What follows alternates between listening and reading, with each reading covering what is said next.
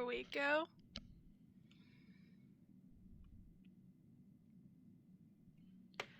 Alright, hello. We're gonna need to do a quick audio check again because I had to change settings for for something within the past month. So the game is very quiet right now, but I want to make sure you can hear me first and foremost.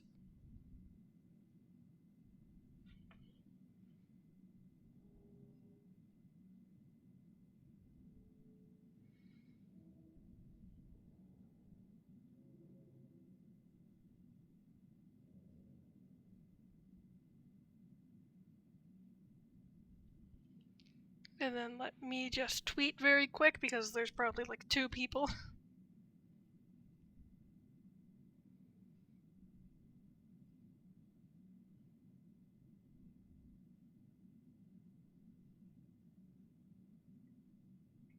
You can hear me just fine, good. Am I very loud or am I at good volume?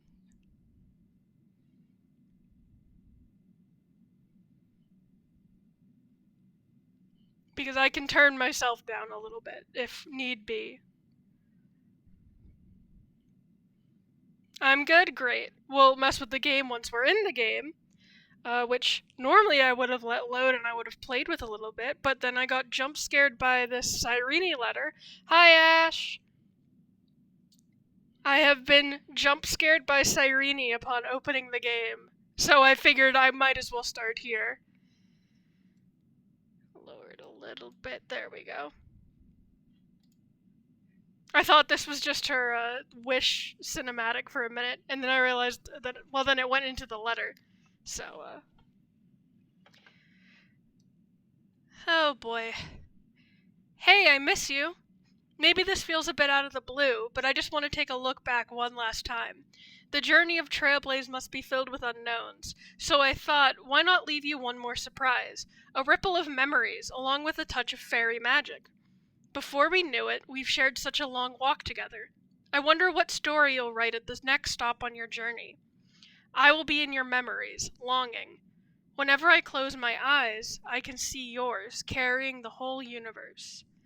Like waves of wheat rustling in the breeze, or the tomorrow where stars shine. Cyrene. Ooh.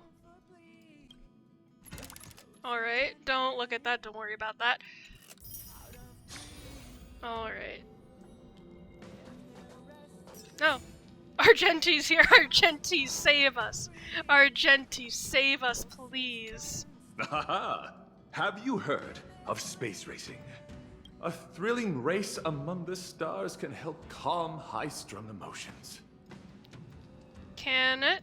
Your courage and curiosity are truly moving. The one and only and I await your arrival. Space racing is a battle of bravery and speed. When the engine's power reaches its peak, one's passionate fighting spirit will also be ignited. Bubbles is sleeping. The next time there's a race, if you and the express crew are interested in spectating, I will send everyone admission tickets. I hope that one day we will have the chance to meet on the racetrack. Alright. Now let me deal with all this. Argenti, please save us.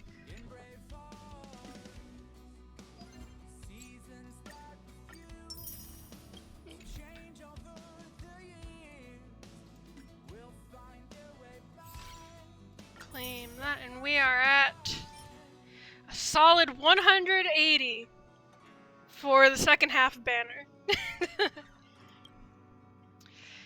Oh boy, currency wars, and then there's this. Me attempting to get decent hyacinth relics.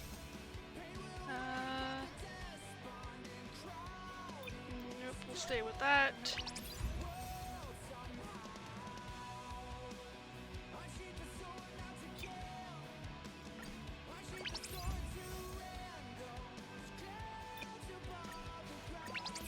This has got to be like one of the most useless events because no way are we getting any decent relics out of this.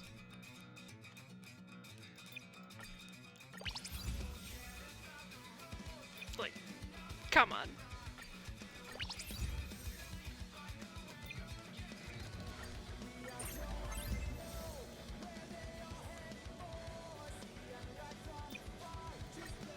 There we go. You think you did? I've gotten maybe one yet. Relic rating A. And I do have, my Hyacinth is at 200 speed exactly. I still have to level up some talents. No traces though, I've got all those, but... Whew. The speed stats are not with me, y'all.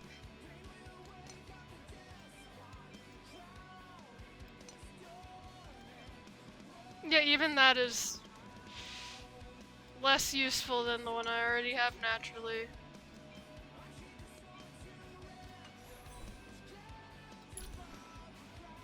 Yeah, and then I got her like yesterday, and I always forget to pre-farm the light cone stuff, so I still need to finish leveling that later. Whew. Alright, Black Swan, save us. Argenti, please save us. But let's see, what did I want to say?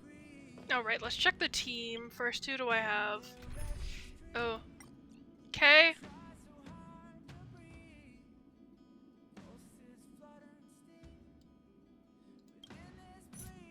No, we're not naming it, we're doing this. Come on.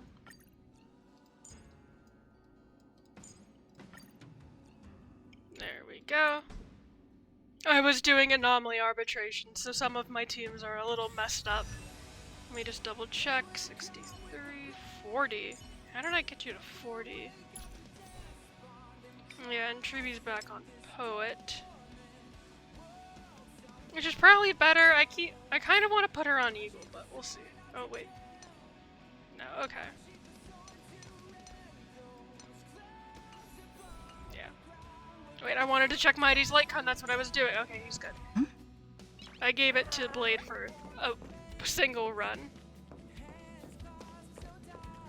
One piece of advice you want to give, but you don't want to say anything, doesn't seem like you're going to anyways. Is this like team recommendations for story stuff? Or like something you want to make sure I don't miss when we're going through like a readable or something? Team comp wise? Okay. Is it like element recommendations or like don't put Loacha in the first slot because then you won't have a sustain when somebody gets replaced?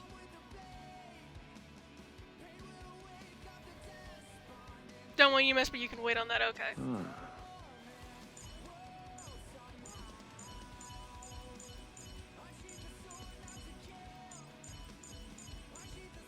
Don't use Finan for the final boss? Okay.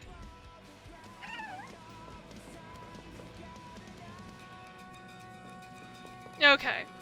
That probably won't, we probably won't be getting there today unless this patch is super short, which I really hope it's not. But I will try to keep that in mind if we do go on to like tomorrow. Who? But also, before we begin, I did want to ramble a little bit. So, as we all know, this is the end of Amphorius. Where I'm gonna go to the Vortex. It's thematic, but he makes the fight harder. Oof. Tragic. I'm gonna go here. Why does everyone call you now? Oh no, Ash. Ooh.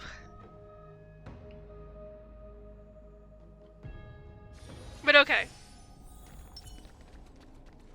Before we actually start, I do just want to ramble a little bit. Because this is the end of Amphorius, and as we all know, I am extremely nervous about this.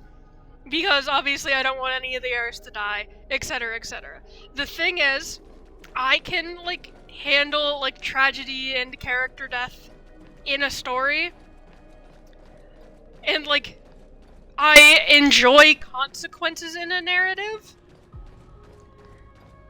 And I had this like all planned out last night, but I've completely forgotten what I wanted to say. The long and short of that bit is that if the heirs die, or if Cyrene dies, or if Finan dies, or any of those somebody in some ratio dies, if it's written well, I can accept it very easily. Or eventually I'll be able to accept it pretty easily. But my main concern is more so that this will affect how I see Star Rail as a whole. Because, one, if it's written poorly, then I'm just gonna be, like, really mad, and I'm, like, never gonna trust the writers to, like, ever write a conclusion to anything ever. But also, as we all know, a big thing with Honkai Star Rail is, like, the predeterminism and, like, just how predestined is the world of a Honkai Star Rail. Because we have the Stellaron Hunters following their scripts, and through them, we can see, like, everybody saw in the, recent Myriad Celestia, like, here are a bunch of different paths that could have happened that would have led to, like, different outcomes. You really liked it? I'm glad. I just want to, like, get all this out of the way at the beginning.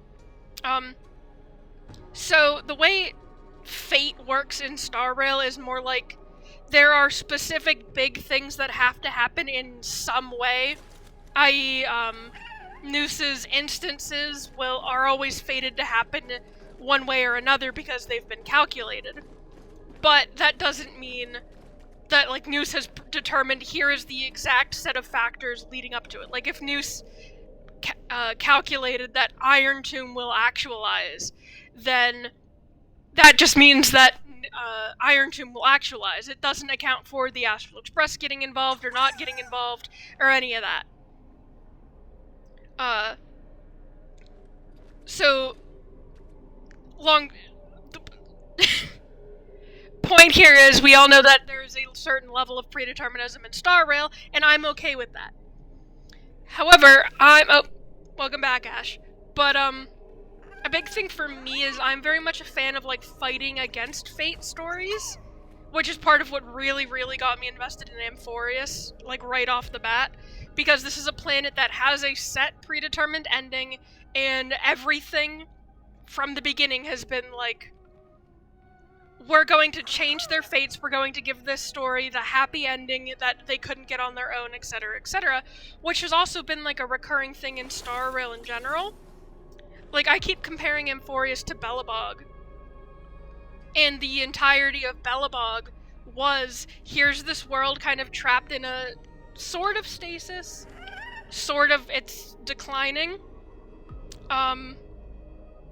and the Astral Express came in and we added new variables to the calculations and the possibilities, and that allowed the chance for the people of that world to create a new, happier ending for themselves.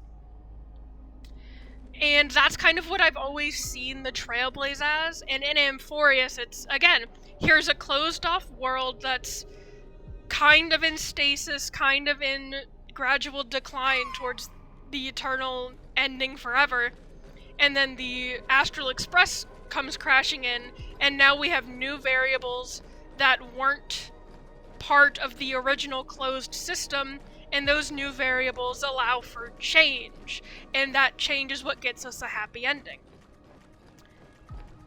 So, like, if all of this goes down, and we don't get Amphorius a happy ending, it's going to feel very, like, weird to me. I don't know, like, again, it all very much depends on how they write it. And again, I am okay with, or I can eventually cope with, like, the ending being sad or not being perfect and happy. That's fine. But, like, if they do it badly, I'm gonna be really upset, and if they do it badly in specific ways, there is a chance that, like, it'll sour me on Star Rail forever, because it will, like, be, like microcosm of how they're going to approach predeterminism and fate in this series. And like, I think something that really easily like gets my point across is that initially at the beginning of Amphorius, I was a firm believer, or rather I really wanted the third path to be Enigmata. And like, I'm fine with destruction. I really love finding story and arc, so I'm not like mad that I was wrong or anything. But I really wanted it to be Enigmata, specifically because I wanted this story to be about Noose calculating this world's end, and us using the power of Enigmata to rewrite the story to give us a new outcome, or the potential of a new outcome. Because it's like, we don't know for certain that that's how Enigmata works. That would have been so cool, yeah. But, like, in the lore, and again, because it's Enigmata related, we can't really, like, say with certainty that this is an actual thing, because Enigmata is Misinformation Central. But there is stuff in, like, the databanks and in, I think, Simulated Universe, that talks about how Mythos, the Enigmata, was created, or at least part of their purpose is wanting to thwart Noose's calculations. And like the misinformation is because like Noose has calculated cause and effect. So if person A does this thing and person B does this thing, we're always going to get outcome C. And so Noose sees variable A, variable B, outcome C, and that's like how the calculations and the instances work. These events have unfolded, and because you can't change the past, this is the outcome we are headed towards.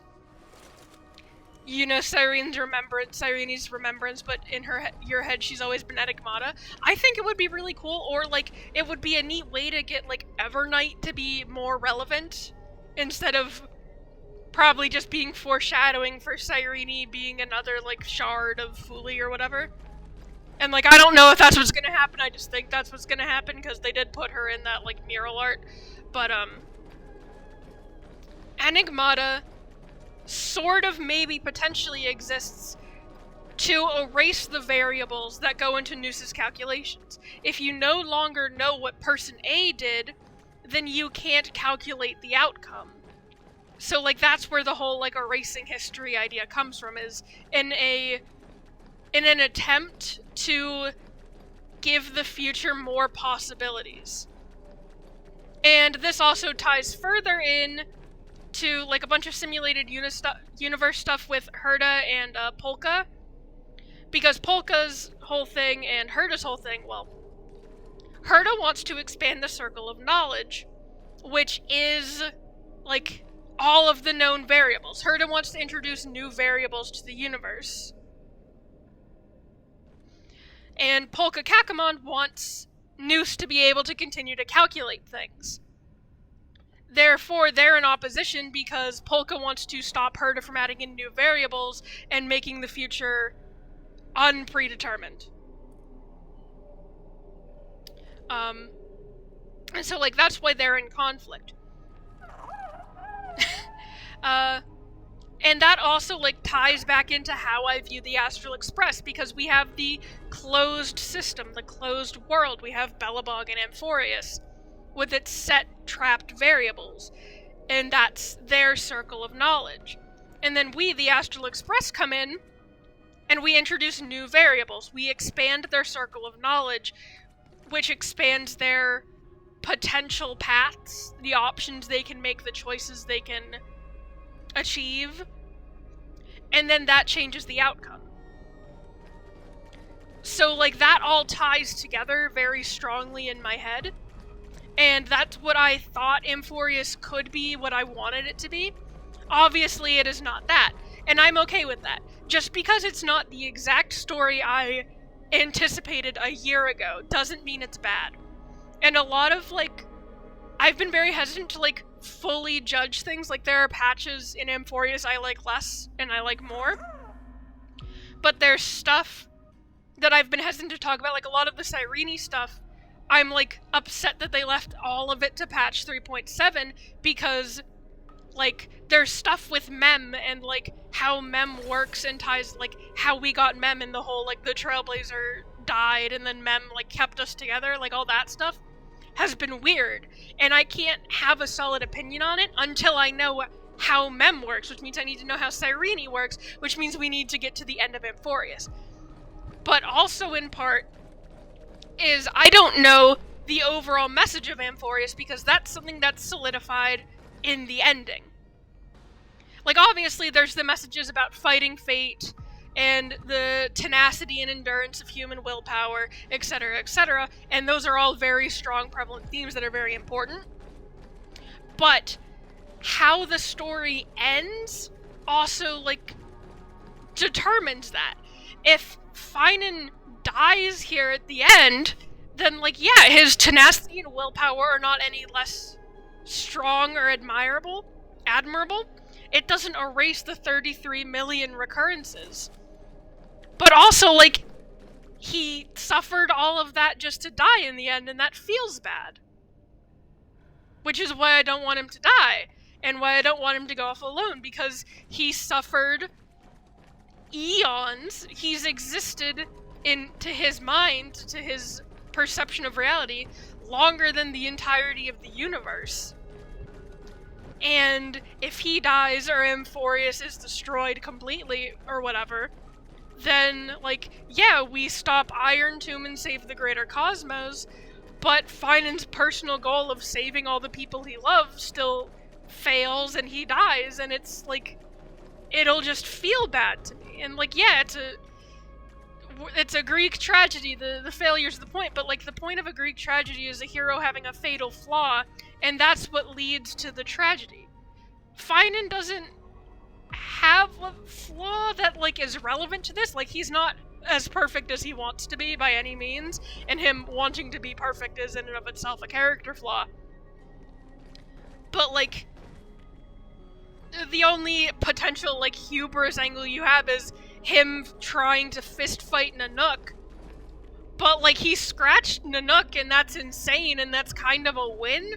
That's not necessarily a fail. So it's just, this patch is really important to me because it determines just so much of, like, how this will vibe. And, like, if the ending is bad, I will probably still continue, like, playing the game. Like, I'll play the end game and stuff on my own time. I probably won't stream it anymore, and I won't be nearly as invested in the story because I just won't trust them to have satisfying stories anymore.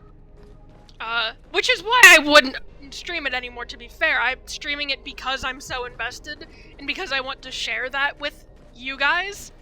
So if I'm not invested, I'm not gonna stream, because I'm just gonna sit there not caring, and, like, that's not gonna be a fun stream.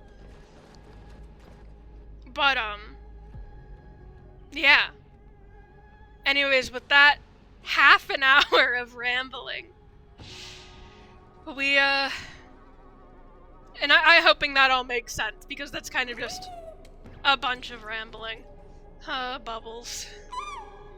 My emotional support chimera. And the full constellations. Oh, right. The final point I wanted to make is that, like, I can separate the ending that I wanted from the ending I get if it's, like, thematically good. Like, if it ends well, but not in the way I wanted. Again, like, if Cyrene dies, if Finan dies, and it's satisfying, I can, like, have my personal dislike for something while still recognizing that the source material isn't bad, which is something that a lot of the internet struggles with, which is half the reason I wanted to have this big, long preamble. Like, it can still be good, even if it's not what I wanted, or, like, if this ends in a way where I'm like, I'm not going to be invested in the story anymore, but, like, the ending wasn't written poorly, it's just not what I wanted from this game, I can, like, acknowledge that and admit that, because those are two separate things. Like, the main example I go to for stuff like this is My Hero Academia, because I can admit that I'm a basic bitch, and I like super-powered teenagers at school learning how to fight things. It's fun. I'm basic. I naturally, and this is not going to go into like the ending spoilers of My Hero Academia, don't worry about it. But, interesting. But, that's what, like, I went into My Hero Academia, like, wanting from this series was kind of just the very basic character interactions and superhero nonsense and character-driven stuff. But then I, like, fell out of interest after, like, I consider it the third arc, but I don't actually remember if it is. But, ooh, pardon me. Yawned there. I fell out of interest, like, naturally just, my brain was like, I want to look at something else for a bit. Right before, like, the Culture Festival arc, which would be the fourth arc, I think. And then a few months later, when my brain was like, hey, let's check in with My Hero Academia again, I saw a bunch of people talking about, like, the characters going to war, and, like, there were character deaths now, and they weren't, like, main character deaths, but, like, characters were dying. And I was like, you know what, that's not what I wanted from this story. I didn't want, like, I personally was there for, like, the high school shenanigans, and we had moved past that into something completely different. And that's the story the author wanted to write, which is fine. It wasn't a story I was interested in reading, so I stopped reading it and I stopped watching it. And me not wanting to engage with that anymore does not inherently mean the story sucks and it's bad. It just means I didn't want to engage with it anymore. So, like, those are two very separate things. And then the ending happened and, like, a lot of people hated it and it's very controversial, so, like, that's whatever. I haven't seen the ending. I haven't seen, probably at this point, 90% of the story, so I don't really have an opinion on it. I can't really have an opinion on it. But, like, that's kind of how I feel, like, that's what all of this was building towards, basically. Oop.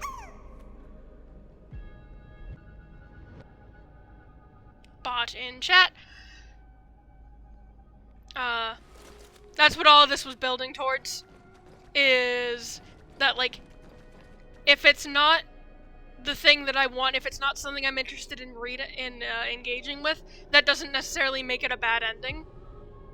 So, like, that might be where we end up with Amphorius, which will be fine, and I'll deal with it however I need to deal with it. And now, now the half an hour ramble can conclude.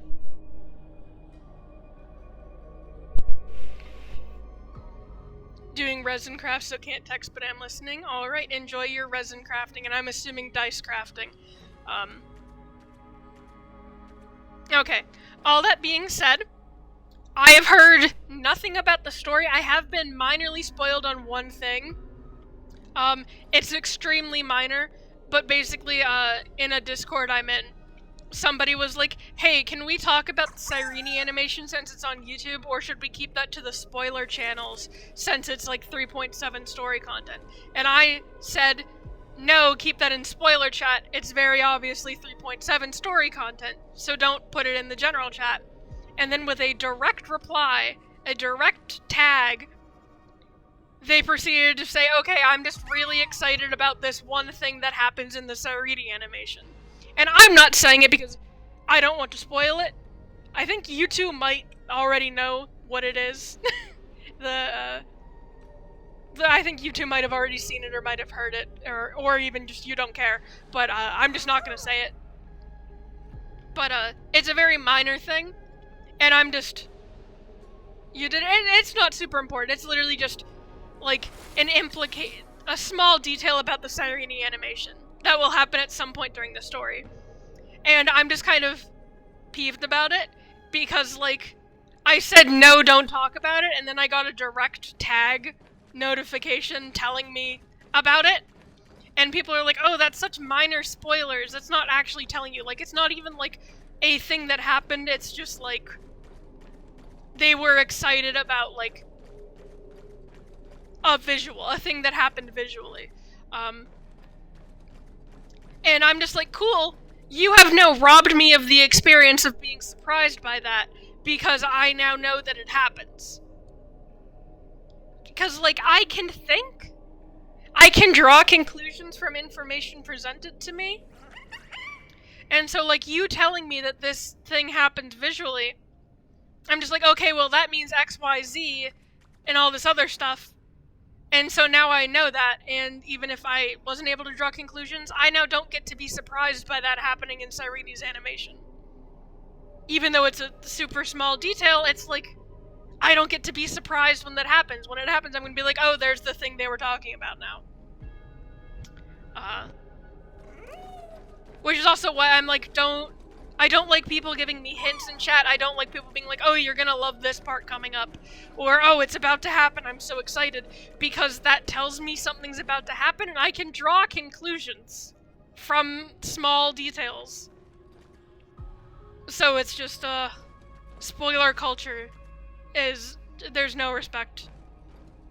Respect is dead. Anyways, I think I'm stalling. Genuinely, okay, I'll DM you just a second. Let me open Discord.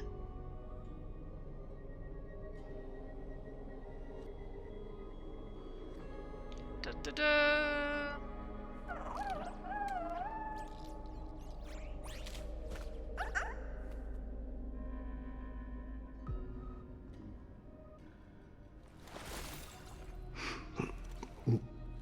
And I'm closing Discord again, so you can reply here, or if there's something specific you want to say. Don't tell me any more details, but all that said, all my nervous rambling in a sort, I don't know, I'm just very nervous. But we gotta go to ID's Elysium. Let's see.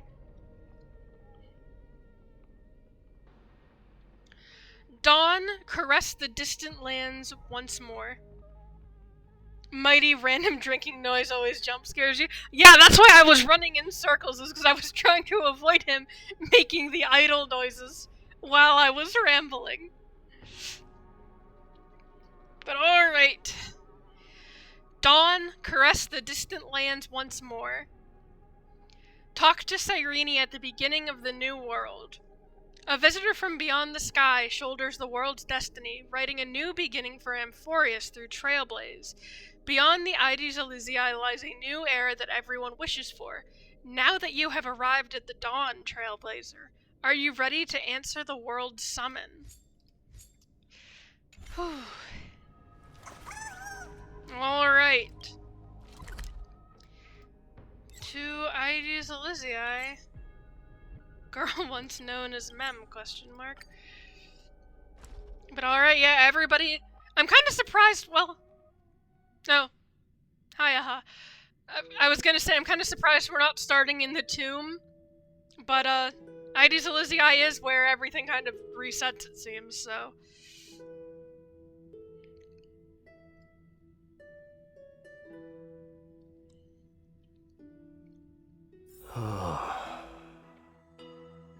The wild wind carries with it the scent of rust. Let everything load in. Oh yeah, and we did have that cutscene at the end where we walked in and we saw her and we were in the wheat field, so yeah. We did end up here. Alright, and I probably don't need to actually pop these for a long while. But alright. Game volume's good for everybody? I'm assuming. Oh, hey, there's both of them. Alright, here we go. Oh, they didn't. I thought I was gonna get launched into a cutscene. But, yeah. Hello, two of you. There's the cutscene.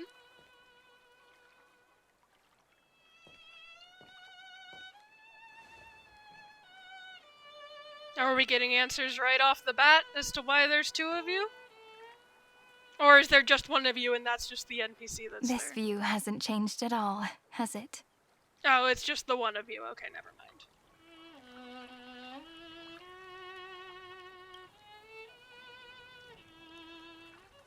The hometown in your memories never changes. But when you return to your senses, you realize that fate has already stolen the time away. I do like that the voice actor has, like, matured the voice a little bit. That's just a fun detail. Welcome to the Trail of Genesis, friend. Oh boy. Genesis time.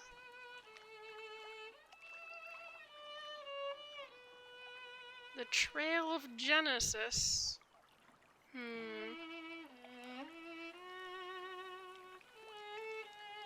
Let's ask.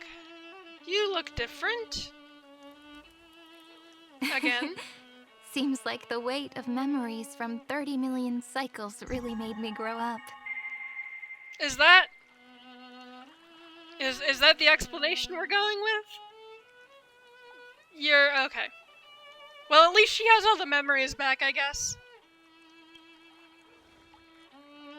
But Where if were I they, keep though? growing, I might be taller than you, right? Then I'm really looking forward to that. Okay, so the way I thought this was going to work, or the vague idea I had at least, was that there's like two Sirenes. There's the one in Path Space March ran into, who has barely any memories whatsoever. And then we'd have like Mem and Amphorius.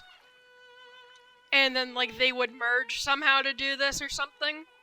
I don't know. I just kind of had some sort of vibe with there being two of them, but this is just Mem got all of Cyrene's memories back because Mem is Cyrene, and now she's an adult because reasons. Before you arrived, I kept wondering, beyond the veil of Ide Silicii, what kind of Amphorius is being born?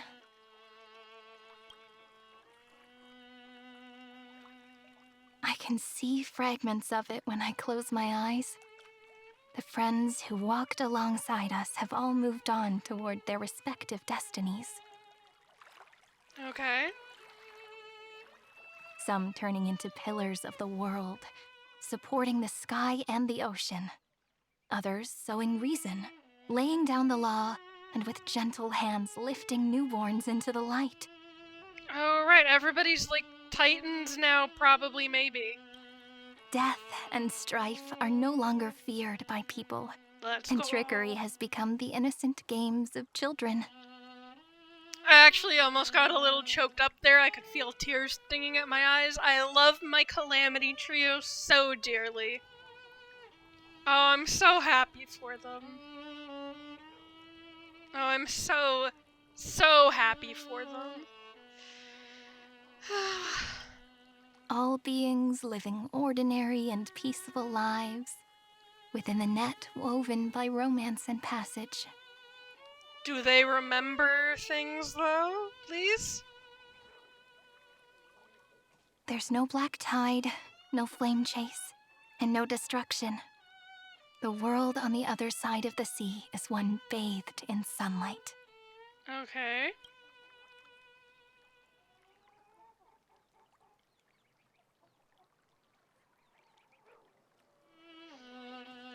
Oh, brother. It's a world we must protect. Peace will reign until the decisive battle arrives. It's the dawn that Finan and everyone had wished for. Not really. Because kind of, yeah. Like a happy and carefree childhood, the era Chrysia in this cycle will last for millennia, until it reaches the moment decided by the prophecy. Okay, so we are in Arachracia. Also, they're probably not going to tackle this, but I think it's interesting that, we became the world bearer, and we were Kephili But presumably Finan is Kefali now, even though he technically never passed the trial for it. Then again, I guess he's doing the trial now because there was never really a trial for it. That was like over and done with. Just chose every single dialogue option that mentions Finan because you miss him. I was tempted for that very reason. It's just, the reason I didn't go with it is because, like, we aren't at the New Dawn yet. Because, again, the final battle is looming, TM. So we're not there yet. We're just close. We're very close. Light calendar 4931. Month of freedom. The moment belonging to world bearing. Wait. Wait. God, every single time they add a year to this, like, story where someone's name is a year, the timeline gets worse. Because isn't 4931 the year Mighty, like, it goes to fight in Castrum Kremnos? And at that point the Flame Cheese had been going on for 1,000 years? Or is this about to be, like, the new prophecy is that that's when Iron Tomb will descend, and, like, the prophecy changes? Are you ready to answer the call of the world, friend? Are we still Kefali? Is Finan involved in this? We saw him at the end, so I'm hoping he's here in some capacity. But yes, I'm here. Then go. Let's go. And pen the Throne of Worlds' first stroke. For this world, made from countless wishes. Okay, so we're Kefali. But also Finan is Kefali, maybe? You say that, but it's gonna be ages till we reach light calendar 4931. Hi, besties! Oh, I'm so happy March is here. Oh. My besties. March, my beloved. It's so good to hear you. I've missed you. I can make use of the crevices of time. But surely you and Don Hung won't have to wait around for a few thousand years, right? Oh, we all get our titles? She's the Veil of Evernight March 7th. Is he going to be... Well, let's see what his is. Is it going to be Permancer Terre or That won't Pillar be of Stone? necessary. That's what it is. We can simply sleep, and the chronocognitive anchor will wake us up. Veil of Evernight, Pillar of Stone. We're That's Titans. right. We've both become a part of the new world. Just waiting for you now. We're all Titans. We are going to nuke this world when we leave Our it. consciousnesses can converse with each other across the heavens and the earth, possibly due to the influence of the Trailblaze. I think it would maybe just be fun if the Titans had telepathy across with each other. I just think that would be fun. 1,000-year coma time! Yippee! Remember how in 3.5 Cyrene was just like, hey, what if we just time skip intentionally, but we can't do that now, I guess? Probably because we're Titans, maybe. Yeah. I am now connected with this earth, and I can feel the breath of every mountain range. I see that the tallest among them is named Akama, and the form of the holy city is already taking shape. In other words, your stage is almost set. Do you want to take a leaf out of Kefali's book and make some prophecies before your nap?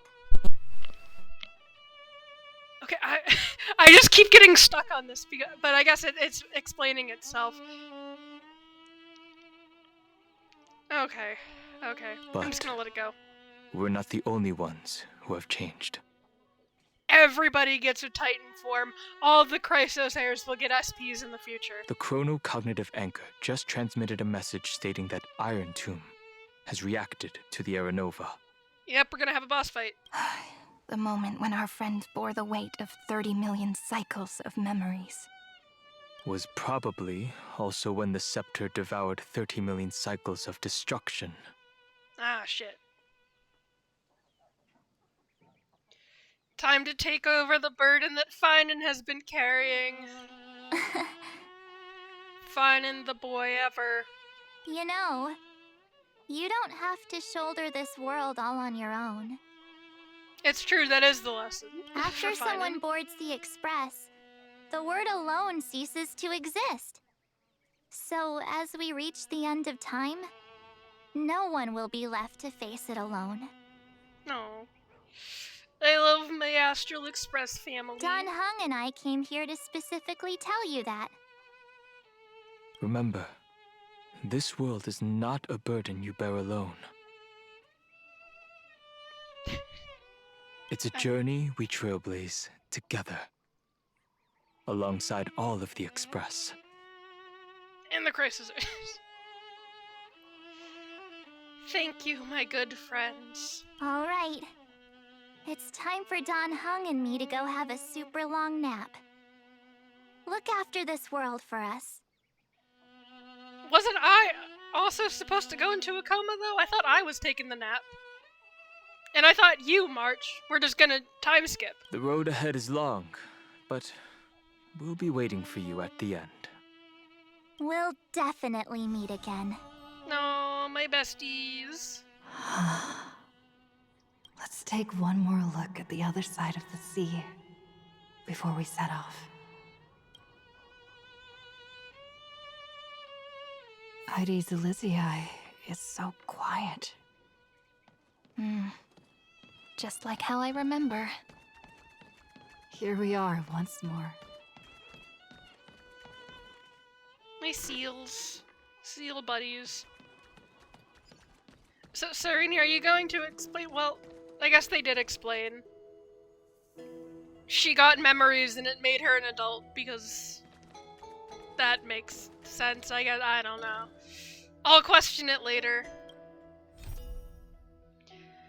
A visitor from beyond the sky shoulders the world's destiny. Writing... Oh, no, this is still the same. This is still the same, okay. Down to the docks. That would be really good for a fishing minigame. John Hoyo, when are you going to give us a fishing minigame? Oh. Memory crystals. Are there other ones? I don't think I've seen that one. Or is that new? Let me interact. If Finan's here, I'm gonna cry. March! Hee hee, Marchy. Oh, Evernight.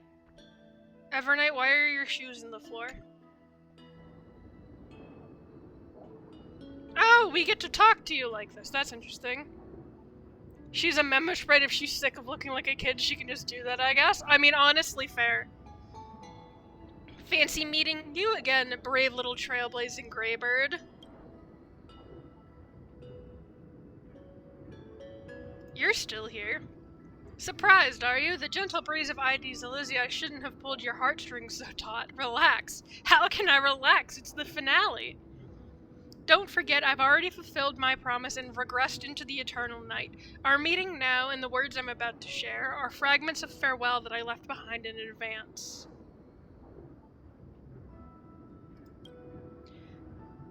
How could I just vanish without leaving behind a few lingering riddles? Because enigmata. Thinking back to our brief yet lingering encounters, how wary you were of me. We never even had time for a proper farewell, did we? That can't be helped. The role I'm playing isn't exactly likable. If I left without saying goodbye, wouldn't you hold a grudge against me forever? So for one final time, I decided to stir up a few of your pleasant memories. Think back to when you left ID's Elysiae, back to the beginning of the flame chase. Your journey has been exceptionally smooth. After all, the people of the flame chase journey believed in a prophecy of Orynyx, and were convinced a deliverer from beyond the sky would descend upon Emphorius. And that was you, yeah, because it changed to an Orynyx prophecy instead of a Kefali prophecy. Exactly. They don't know of your names, nor the true starry sky. March 7th's wish wasn't just about helping you break through the ultimate protocol. She hoped your journey would go smoothly. What I did was merely lend a hand. At least that Imperator made the right call, don't you think? Thank you. You're welcome. You see, I never forgot March 7th's wish to protect you. She knows I'm holding her as my trump card, and I know just as well that you all are hers. You and Don Hung, you've given March 7th memories that are truly one of a kind. If she was placed on opposite sides of a scale from you two, she would choose you both without a moment's hesitation. So I'll leave you with a question. What if one day March 7th walks down a path completely different from yours? Will you choose her or your own path?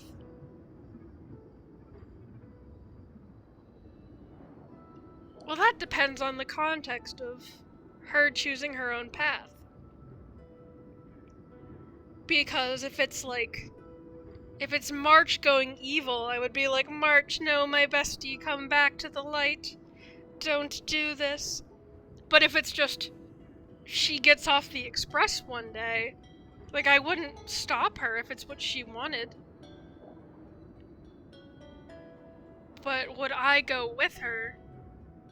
Depends on where she's going. So I can't answer that right now. No need to rush for an answer, and certainly no need to rack your brain for the Evernight before you. This is merely a lingering shard of memory I left before departing. I've always been lurking behind the dark torrents of remembrance, watching all of you, observing your trailblaze as you progress. Keep your answer hidden in your heart until the day that question truly arrives. Who knows? Perhaps by then your answer will have changed from what it is right now. No matter what, March 7th loves you all, so don't let her wishes be in vain. Alright, that's the last farewell. Now, welcome a true oblivion, will you? The memory shard of Evernight fades away completely, as if it had never appeared here. All that remains is the gentle sea breeze of Ides Elysiae and the endless sunset. Suddenly, you feel an aching longing for your home, the Astral Express, and for March's 7th's voice. Remembrance of none. Well, that was good. I like that was there.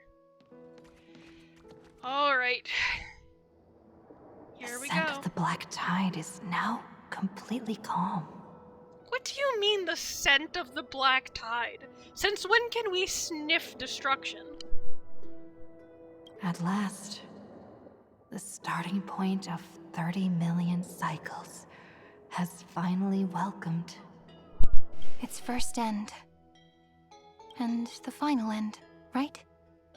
Yuppers. I can't hear his voice.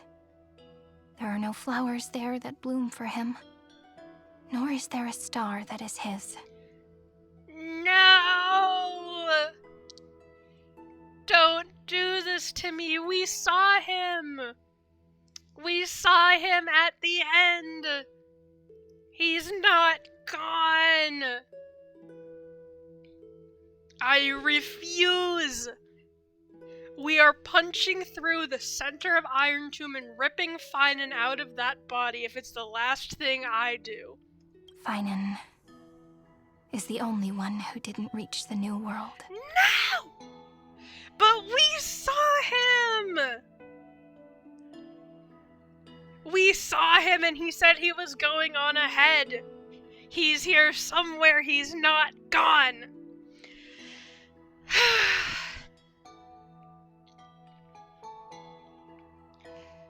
Yeah, he's in the Iron Look. Tomb. The golden light that shone upon the grove still meanders between heaven and earth, like the prophecies of Amphorius. It has to be a sign he left behind. It points towards the destruction and the deepest night. Oh, we're gonna have to go through Finan's Persona dungeon, and I'm gonna lose it. I still can't believe they Persona 3'd him. Do you still remember what I asked you at this exact spot the last time we set off? I'm gonna be honest, I don't think I do. Friend, are you ready to become a hero? No, he didn't get Persona 5, he got Persona 3'd very specifically. They Dorcooned his ass. You were still burdened by the weight of world-bearing back then, still unsure of the role you were meant to play. But now, everyone has already given you the answer. Have they? I have a lot of questions, and I still feel like this should not have happened. Your favorite game, and you forgot? Wow. But yeah, we're gonna go through a Persona 4 dungeon, because Persona 4 dungeons are about reflecting the inner truths of your heart and your inner world, whereas Persona 5 dungeons are about exploring the, what's the word they use? Distortion, that's the word. The distortions in your heart. And also, the Persona 5 is about other people, Persona 4 is about your party members. So, we're going into a Persona 4 dungeon to save Finan from Persona 3. The heroes of Legends were just at the right place at the right time when the world needed a hero. True. Just like how your arrival kickstarted Amphorius' fate once more. Mm-hmm. Trailblazing always ends up igniting something. A person's personality is their destiny. That's an interesting line. Don't bring Memento Mori into this. I know it's my fault because I brought up Persona 3. But we are not letting Finan die. Together, we will all make it to the best possible ending, and I will accept nothing less. We best. Those are such beautiful words. The game is telling me, straight up, people are going to die, and we are not getting the happy, everything's good ending. Thank you, friend. I was also trying to cheer myself up with what I said. Some of us are getting to an ending. We are not going to the best ending. After all, before we truly compose the end of this story, I must also pluck up the courage to head off with you. Oh, the ceremonial blade that you definitely should have been wielding instead of a bow. And face a memory that I have forgotten for too long, and have denied for too long. Oh. Cyrene answers.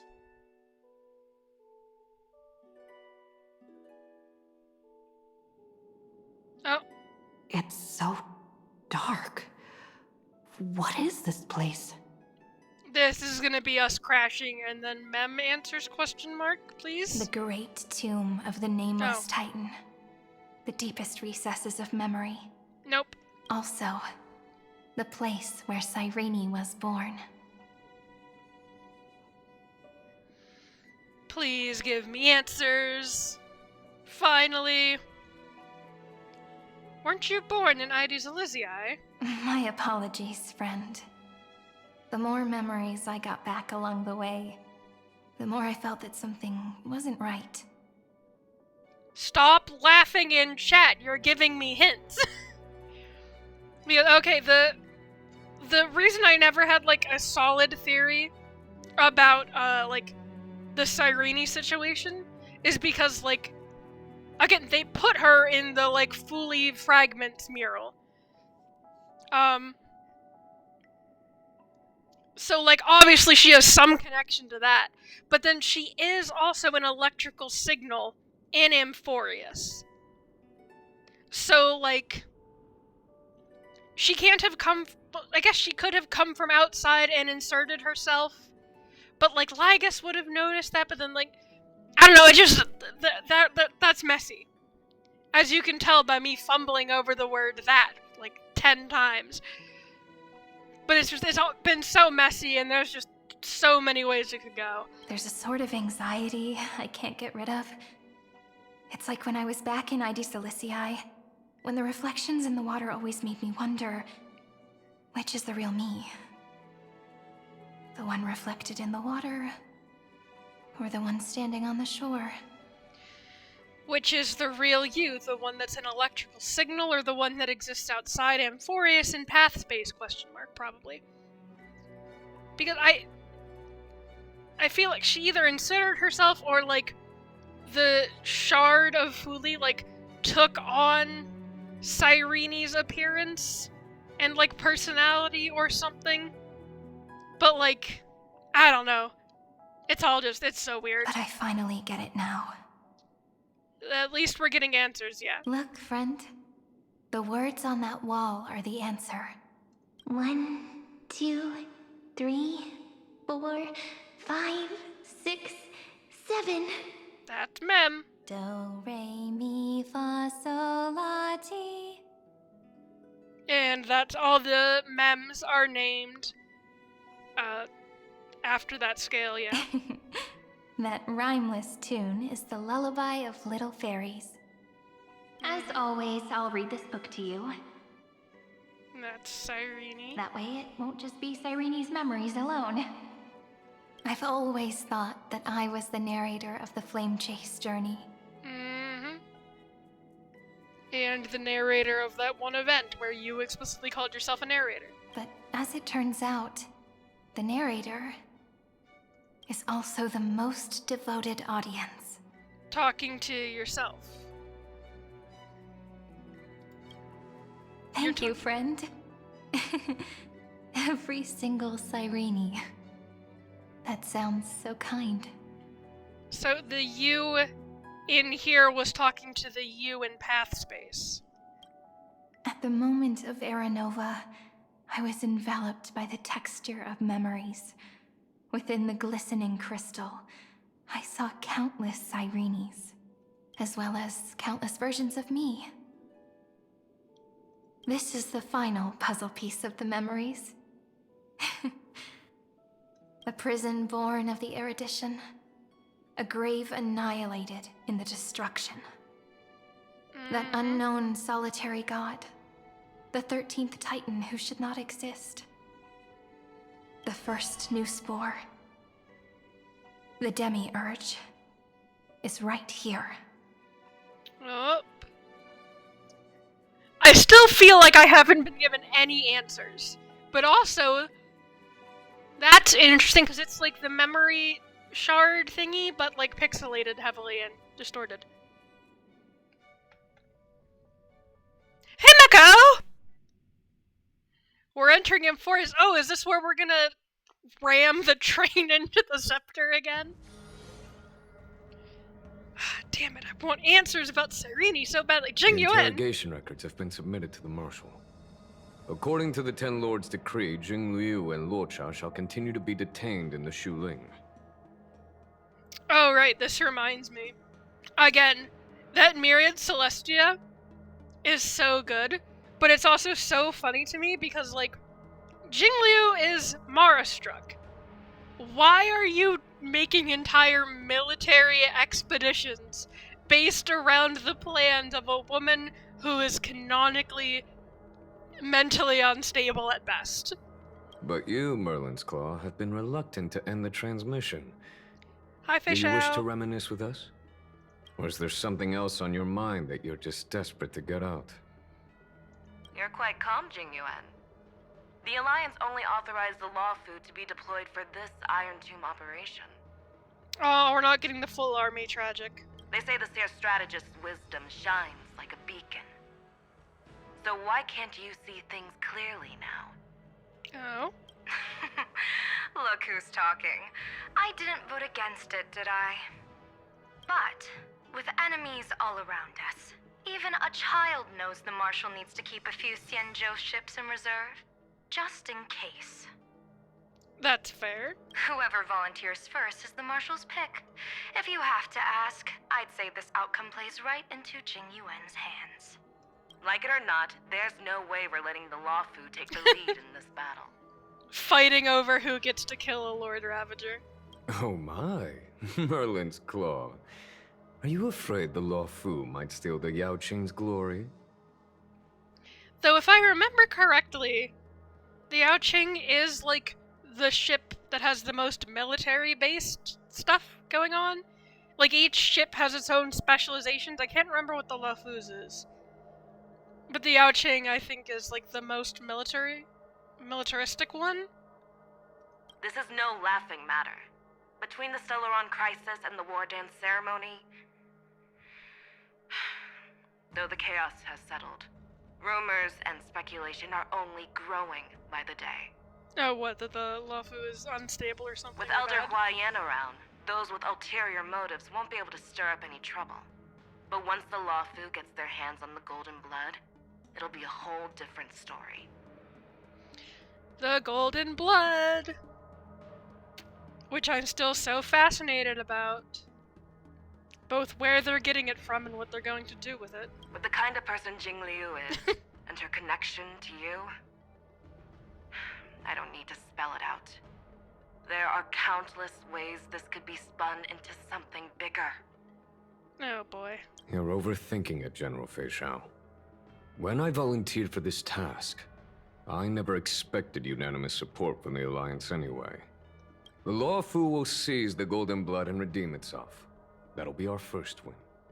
Then we'll leverage this Golden Blood in the negotiations. Our second win.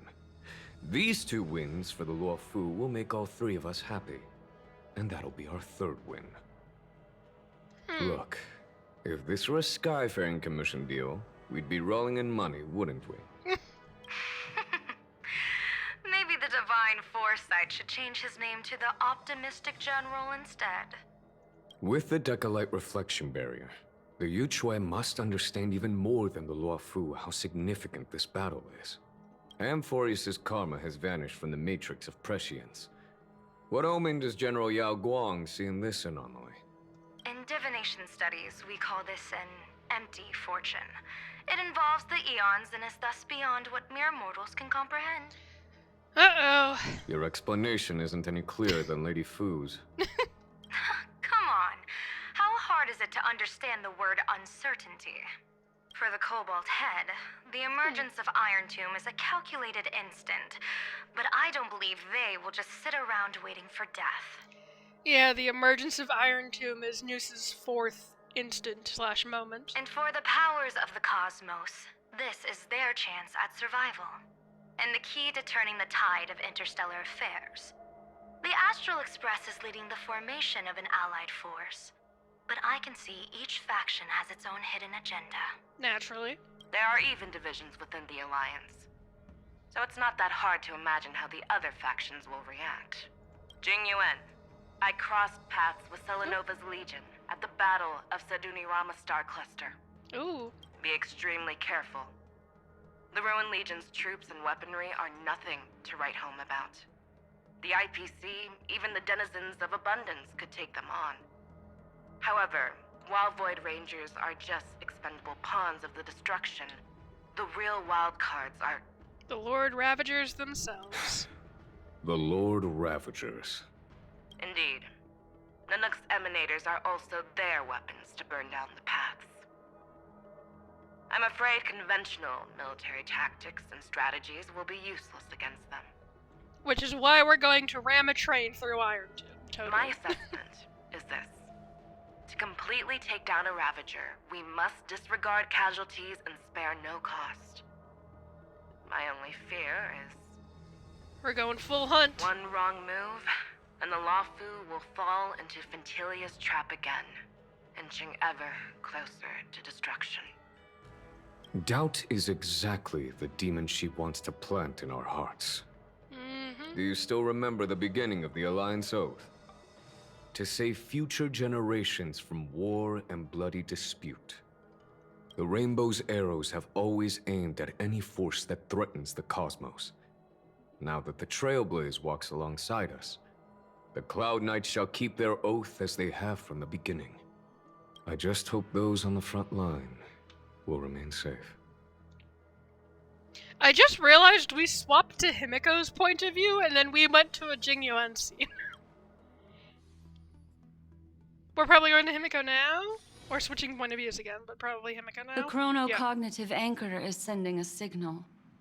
Everyone, time to move out. Did she and the others make it? Let me go over the plan one more time just in case. You'll enter Amphorius, reunite with your 3 separated companions, and try to locate Iron Tomb from within the world. This is gonna be the Dawn device. Who are you taking with you? Who's going? Is everybody going? The fate of the universe hangs in the balance. We can't afford any slip-ups. I suggest everyone, except Pom-Pom, join the fight. Pom-Pom. We do need to be prepared for all possible contingencies. I have no objection to this. Oh god, guys, Himiko's getting off the train. I'll do whatever I can. Hi, Sunday. Meanwhile, Screwy and I will continue attacking the Demiurge Matrix. That is, the Scepter's kernel from the outside. With our 2-pronged attack, we'll turn this hunk of metal into scrap for sure. Now we just wait for those 2 to get back. Oh, I'm gonna sneeze. Oh, and just like that, they're here. Sorry to keep you waiting. With Planet Screwlum's help, the formation of the Cosmic Alliance to counter Iron Tomb is progressing smoothly. Has everyone here seen the countdown shorts that Hoyoverse was posting? Chinese only, I'm pretty sure. I don't know exactly what website, probably Bilibili, but you know. But yeah, the countdowns were so fun. The cosmos has set its sights on Amphorius, and now it's just waiting for the first shot. Well then, let's not waste any more time, Fourth Mirror. It's my time to shine! Finally off the bench! Yippee for Fourth Mirror. Initiating thought refraction. Please read the safety protocols carefully. Oh, we're all going into a coma. Huh? Yippee. Just kidding! I've already checked the agreement box for everyone. Fourth Mirror, and please. now, destination? Amphorius! Galaxy Rangers getting bleeped for cursing and one of them was fun, yeah. I do love how, like, they're slowly allowing characters to swear more. Still censoring it, but they're allowed to swear more. And then there's poor Boot Hill. 3, 2, 1, launch! I still think Finan should be allowed to swear. They censored him, but that was also Cypher. The flow of Memoria is so heavy here.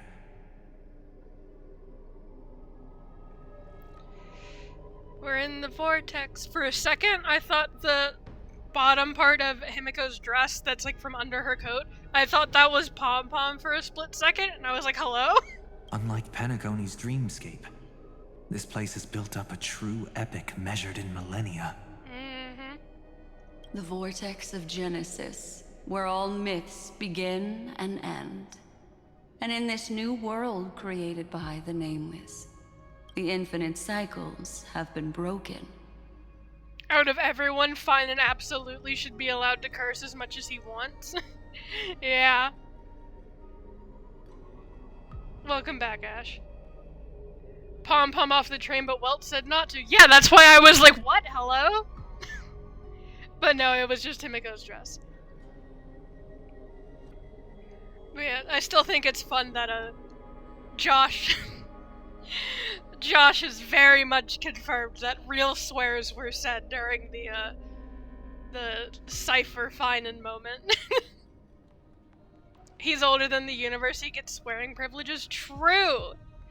Man has the most deserved crash out of all time. He definitely deserves to swear at Nanook. Bare minimum. Also Lygus, but like he definitely deserves the chance to swear at Nanook. Let's set up the Trailblaze beacon and establish contact with the outside world. I'll leave it to you then. It'd be better for me to not show myself in front of the Garden of Recollection. Oh right, Black Swan is like a fugitive now. And, Mr. Sunday, you probably shouldn't show yourself either. Agreed. Hiding our fugitives on our train. The Astral Express has landed. If you receive this message, please respond immediately. Over. This is the Cianjo Alliance. Communications normal. Hello? Interastral Peace Corporation. Communications normal. He's here! I do think it's funny that they specifically have Welt say, "Oh no, I can't contact the IPC. I ditched Adventurine's like communication coin the second I could." And then we brought in the IPC anyways. Solid 5 minutes of bleeps with the occasional threat thrown in direction at Nook. Exactly. But hi, Aventurine, hi, Pujuan. No response from the Galaxy Rangers. Not surprising. But I didn't expect the family to also stay silent at such a critical moment. Oh, is Robin here? Hi, Jade. That's a pretty blatant disregard from the family for Penacony's independent director, I'd say. Long time no see, Miss Himiko. Okay, but is it the family Penacony division, or is it the family overall? Because those are two very different things. It's probably just like Robin. It's been quite a while, Madam Jade. Oh? The significance of this battle rivals that of the campaign against Zulo. Only through victory can we disperse the shadow of Iron Tomb that looms over countless worlds. The 10 Stonehearts shall spare no effort for such a grand mission for the preservation. Okay, are we gonna see a new one then? Madam Jade led the Intelligentsia Guild in conducting specialized research on Iron Tomb's past activities. Yeah, the short with... I think they showed Ratio directly, right? Helping make the air quotes vaccine. The bad news is, the collapse of the Erudition won't just affect inorganic beings. You mean Iron Tomb can infect organic life, too? I mean, yeah. The... whatchamacallit? Anti-life equation. Well, the good news is, so far, its effects on organic life are under control. The infection progresses slowly, and the resulting neuropathy is non-fatal. In any case, the IPC can guarantee targeted vaccine coverage within 48 system hours in all star zones within the medical system. I get that it's, like, actually a vaccine and it's, like, sci-fi's fun. It's just so funny to me that it's a vaccine for a computer, I don't know. It's a computer virus, and we have a vaccine for it, that's just fun. What about other star zones? At a time like this, are the followers of the Firmament Arbiter still trying to make a profit? Fujuan calling them out. I remember you, Master Diviner. Your performance during the Third Denizens of Abundance War was quite impressive. Please rest assured, all worlds can purchase vaccines from the IPC with a humanitarian discount. That's the current policy at the very least.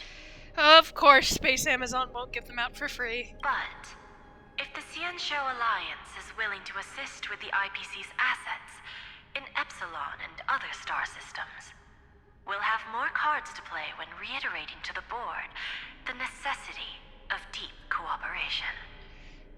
Space politics. It makes sense, since Interracial Peace Entertainment's headquarters is in Epsilon. But why are all the other worlds on the list? Places that the Elation has visited? Oh boy, we're setting up for Elation arc. Suspect the discount won't last for long, probably not. Think of it as a long-term investment.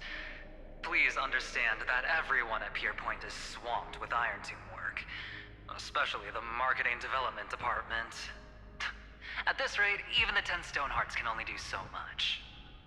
Hey, IPC, like, board of directors, CEO, or whoever, I cannot stress enough. If Iron Tomb actualizes, Space Amazon's going down hard.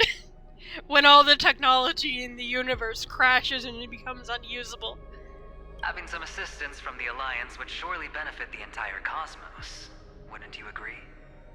It is in your best interests to not be jerks about this. They're still going to because they're Space Amazon, but yeah. As an old Xianzhou saying goes, those who succeed should help all under heaven.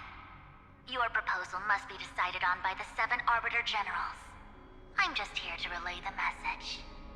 In times of crisis, the Luofu will not hesitate to help those in need.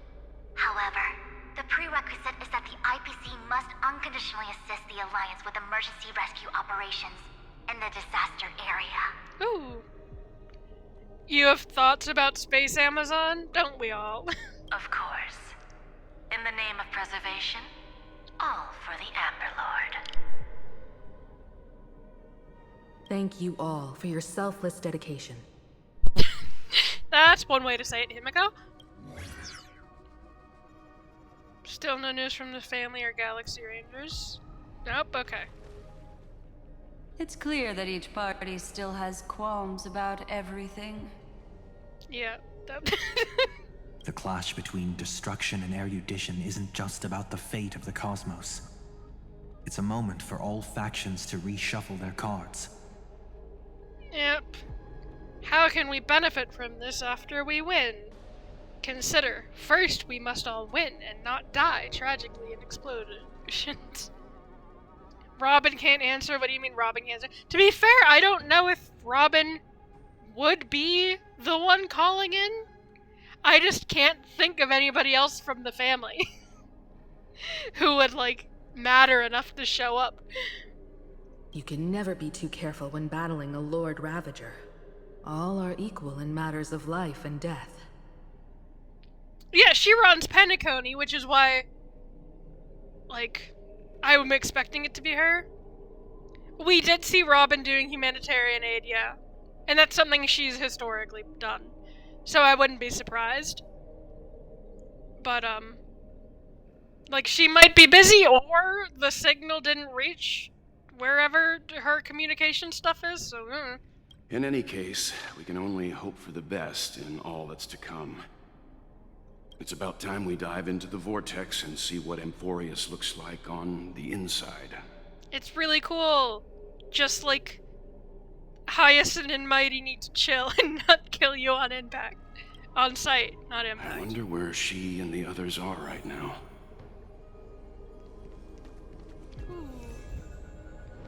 Oh, we have so many anchors. Oh, we can try to contact more people. That's what's going on. And, okay, yeah, this is the thing, and that's the, okay. Traverse stars and stride cosmos.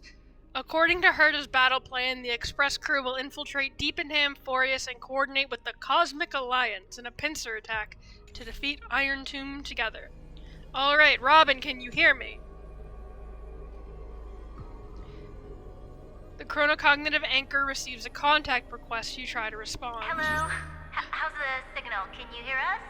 Hi? What are you guys doing here? Like, I appreciate the alliance and all that. What? How are you guys helping out exactly? Ah, we're through. I can see the video feed. Everything's working perfectly. Anyways, hi. Miss Bronya? Miss Serval? What a surprise. It's been a while. We've already heard from Miss Topaz about the Iron Tomb operation. She made a special trip to deliver the vaccine to Belobog. Oh. I can't believe the Express crew is at the eye of that storm. Is everything going smoothly? Don't worry, we're still following the plan step by step. How's the situation in Belobog? We haven't forgotten Belobog. Look, here they are. Exactly! Urillo 6 is located on the outskirts of the preservation barricade. While it won't bear the brunt of the first wave, there's still a risk from the aftershocks. That kid Japard and Pela are busy organizing the Silvermane guards, having them consolidate their lines and dig trenches. Zila and Lynx just got back from the Geomarrow vein production chain. Hey, do you want to say something to them? What are the Silvermane guards going to do? Like, is something going to appear on Belobog they need to fight? What? That would be unnecessary. It'll only shake their morale. Just tell them to stay safe. Hi, Zila. Miss Bronya, I'm afraid this disaster will be far more terrible than you can imagine. Please, be sure to follow Miss Topaz's instructions and make thorough preparations. The EOC? I'm blanking on what that is. That's the big robot, though. I just forget what the word... The engine of creation, that's what it is. Yeah, I guess. And they do have a bunch of other robots, I guess, yeah. That was a whole thing. Yeah. Of course. We have resealed most of the engine of creation beneath the ice to prevent the will of the preservation from becoming an accomplice to the destruction. Svarog, no! Don't worry, Miss Himiko. Belobog is far more resilient than we imagined. Yeah, love that place. We really wish we could help, but Eurilo 6 has only just woken up from its hibernation. Yeah, trust me, Serval, I was very surprised to see Bronya in the little pixel art they did of everybody fighting Iron Tomb, because I was like, what the hell is Belobog gonna be contributing? Glad you guys are okay, please take care of yourselves. Sending heart emojis to Svarog. The Astral Express, standing at the forefront of disaster, is the hope for many ordinary civilizations across the universe. In the face of a massive catastrophe like this one, relatively smaller civilizations have never had many options. That's true. But that's exactly why we have a resolve that's second to none. If anything goes wrong, Miss Topaz, I hope you can help out and rescue the affected citizens. If anything goes wrong, Topaz, we're blaming you. No problem. Also, didn't the Xianzhou sign a friendship agreement with Eurilo 6 earlier? They won't stand by idly either. Genuine. I was gonna say something, but I couldn't think of what I wanted to say. Just, Genuine doing his things.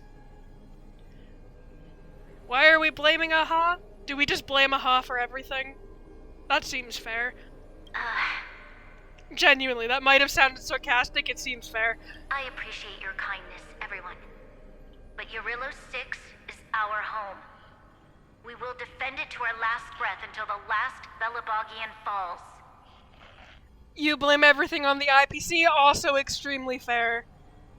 It is fun to blame Aha for everything, though, that's true. Miss Bronya.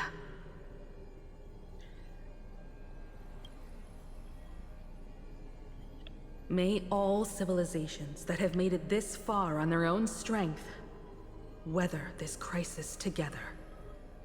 Belobog, if Iron Tomb actualizes and we get, like, a cutscene that cuts through to, like, Belobog and potentially other places that we've seen, and we, like, see them dealing with the fallout, that would be really cool, I think.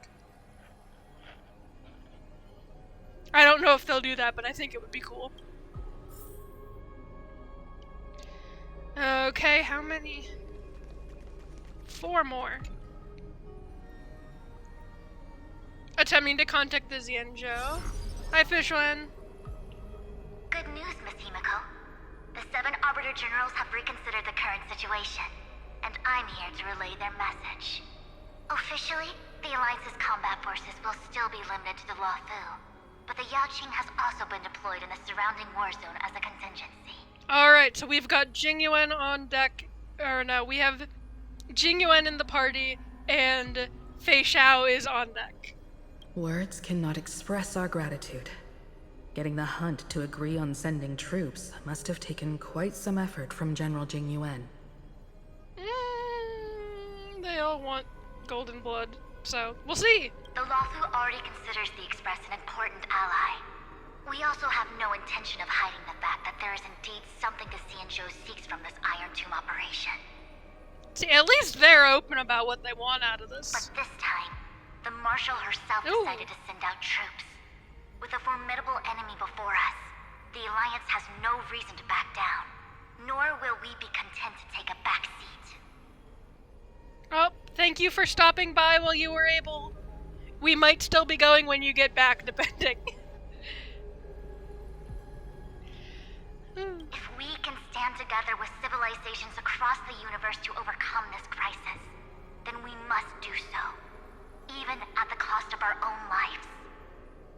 I have such complicated feelings about the Xianzhou, because on one hand, their politics are so messy, and like they just have so much ridiculousness going on. Ridiculousness isn't the right word, but like they have a torture prison that's a tourist attraction, and that's kind of insane. But like they're also like good allies, at least, I guess. Like they're very open, like, hey, there is something we want, and also like this. And again, it does depend on the person, because, like, Fujuen is a good person, I like to think, or she tries to be. And they're trying to do the right thing, and there are others who will be less so, but I have mixed feelings about the Xianzhou. And I enjoy that. I enjoy that they're a very complicated, messy place. I wish the writing was less messy, but that's a different type of messy. The Alliance truly embodies the principle of righteousness. It's fortunate that the cosmos has great heroes like you. Also, I want anyone from the Xianzhou just to interact with Mighty. Please. If Jingyuan and Mighty talk, lives will be made. You're too kind. As for that Jade Abacus of Allying Oath, you can save it for when you're in more dire need. What's more dire than a Lord Ravager? I do love how they keep mentioning that, like, we haven't used the Jade Abacus yet. I do, however, think it's funny that the Jade Abacus is, like, a one-time use for some reason. Like, I get that they don't want us, like, spam calling them or whatever. Nanook? Yeah, that's true and fair. Though I am curious. Okay, it is just Himiko. For a second I was wondering if, like, maybe they'll give us Welt, too, for funsies. The arrogant fool. IPC adventuring, hi! I regret to inform you, Miss Himiko, that even the Strategic Investment Department is constrained when it comes to the Iron Tomb issue. And it would be difficult to meet the expectations of the Astral Express. The expectation is literally, please help people not die. That's not a super big, well, I guess it's kind of a big ask, but like, if you don't help and we fail, you'll all die too, so like... However, Madam Jade instructed us to look after our nameless friends as much as possible. So let me offer you all a small suggestion, just from my personal perspective. Yes, adventuring. Other departments at the IPC might also take this opportunity to extend an olive branch to you. Okay. When that time comes, I hope the Astral Express will remember that the 10 Stonehearts were willing to stand with the Trailblaze, even though we were in a difficult position. And more importantly, we were the only ones willing to do so. Okay, don't make friends with other IPC people. We get it. Sounds like a threat, doesn't it? But trust me, every word comes straight from the heart. Threats can come straight from the heart. Has the internal conflict within the IPC really gotten this bad? Everyone knows about the bad blood between Diamond and Oswaldo, but at least until now they've had an uneasy truce. I am willing to forgive Diamond for many things if they help us kill Oswaldo. I'm just saying. Until the Lord Ravager Archforger caught the board's attention. Oh? I'll leave it at that, as it's confidential information. Hope you can understand. Archforger, huh? Ooh. The way I have, like, no way to explain this. It's someone I know. And I'll say friends, yeah, we're friends, on Discord, has this big, or at least had this big rambling, not quite a theory, it was more vibes, but just weird connections between Castrum, Kremnos, and Archforger. So I see Archforger mentioned and I go, ooh. I don't think anything will come of it, but it's fun. I understand. Our immediate priority is to address the Iron Tomb crisis. Let's hope for success from the start. This might help ease everyone's pressing concerns.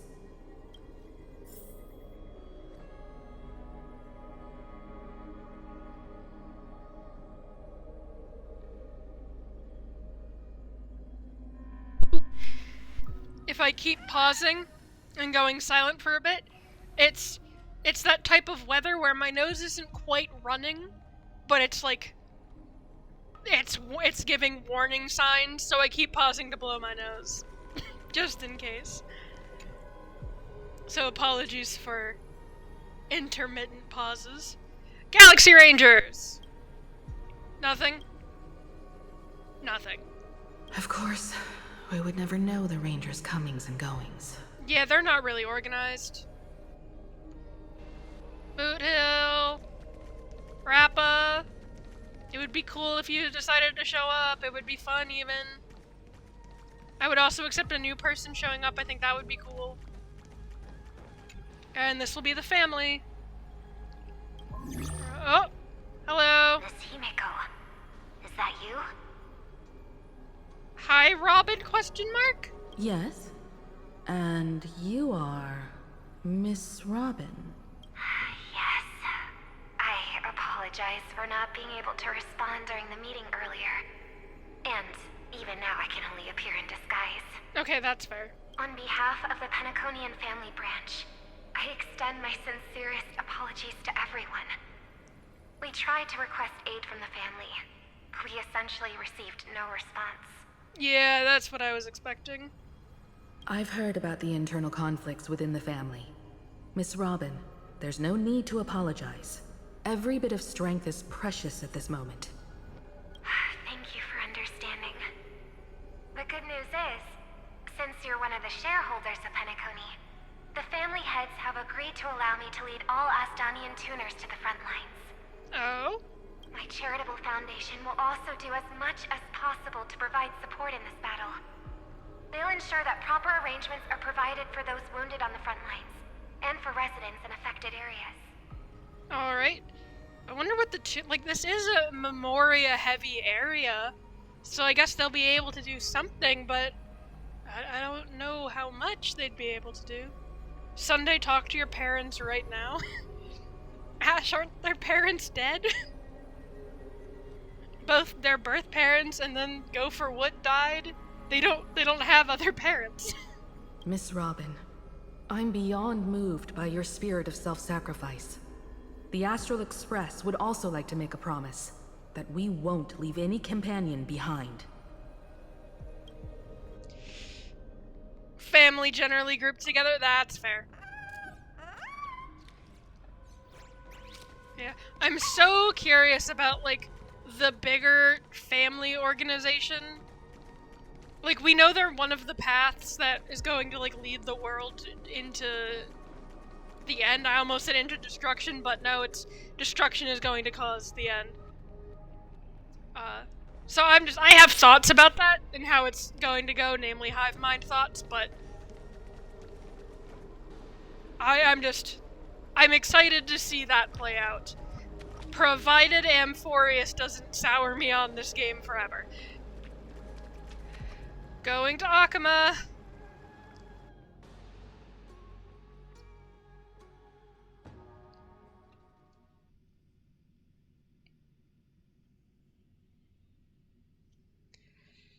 This is loading for a really long time.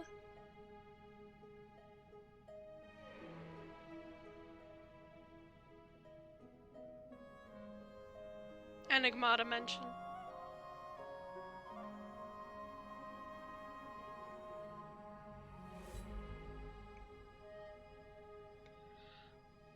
Whew.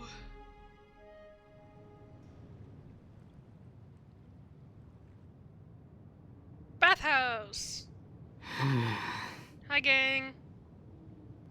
Why is there no one here? Ooh, that is a problem, isn't it? Everything in Akama seems normal. The new world was enjoying peaceful times not long ago. Oh, is it like Kefali awakening or doing something? It and everybody's seems it was outside? even more recent than not long ago, Miss Himeko. The fruit on the table is freshly cut, and the bath temperature is just right. The remembrance tells me this place was bustling with people just moments ago. Kefali things? It's as if everyone vanished in an instant. Or that. Could this be Xandar's doing? That's also a possibility. Unlikely. He's still under the surveillance of those two geniuses. Yeah, but those two geniuses are also pretty busy. Could it be some kind of local custom? A custom that makes an entire city fall silent in an instant. Carefully. Pardon my frankness, Mr. Yang, but this reminds me of some unsettling rumors about the Harmony. Complete silence. Oh, interesting. Is often the prelude to divine intervention.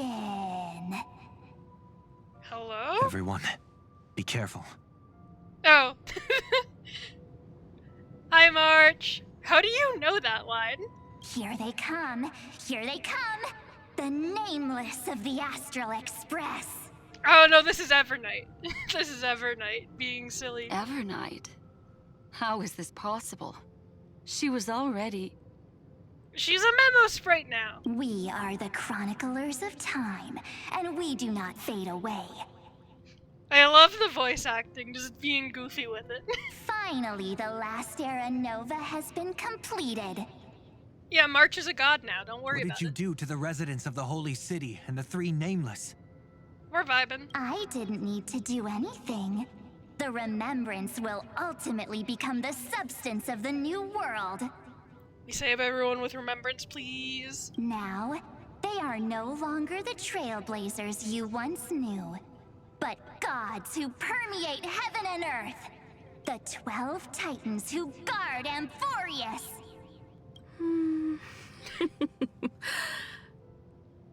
Hi, Himiko. Stop fooling around, March. Come on out. Yeah. Oh, I love them. Aw, I practiced so long for this. Hi, March. I love you. Getting seen through right away is just so embarrassing. You've obviously been learning from the theatrical culture in Amphorius. But if possible, I'd prefer our reunion to be a bit more casual and laid back. But she was being silly. Don't deny March her sillies. As expected, I can't hide anything from Himeko and Mr. Yang.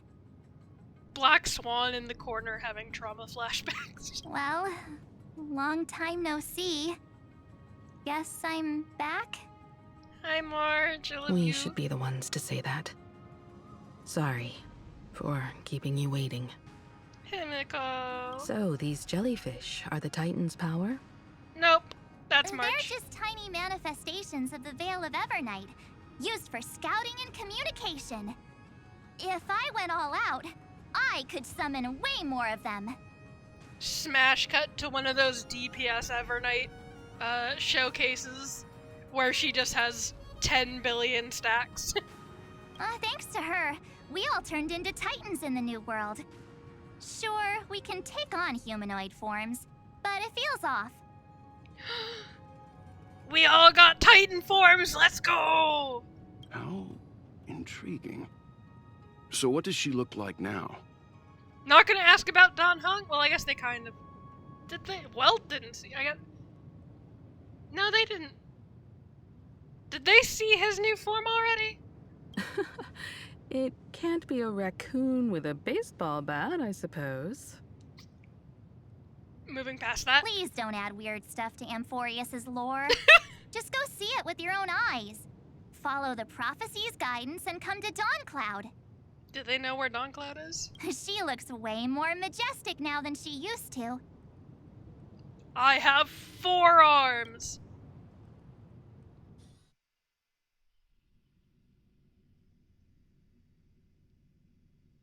For a second, I read the Fortress of Dome Eye of Twilight and was like, why are we going there? We're not going there. It's just the loading screen. Yep, there's all the people at Dawncloud.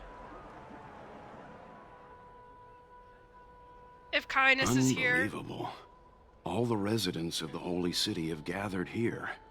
If Kindness is here, I'm using a giant stone arrow to smash her into the ground. This isn't just a gathering. It's a pilgrimage.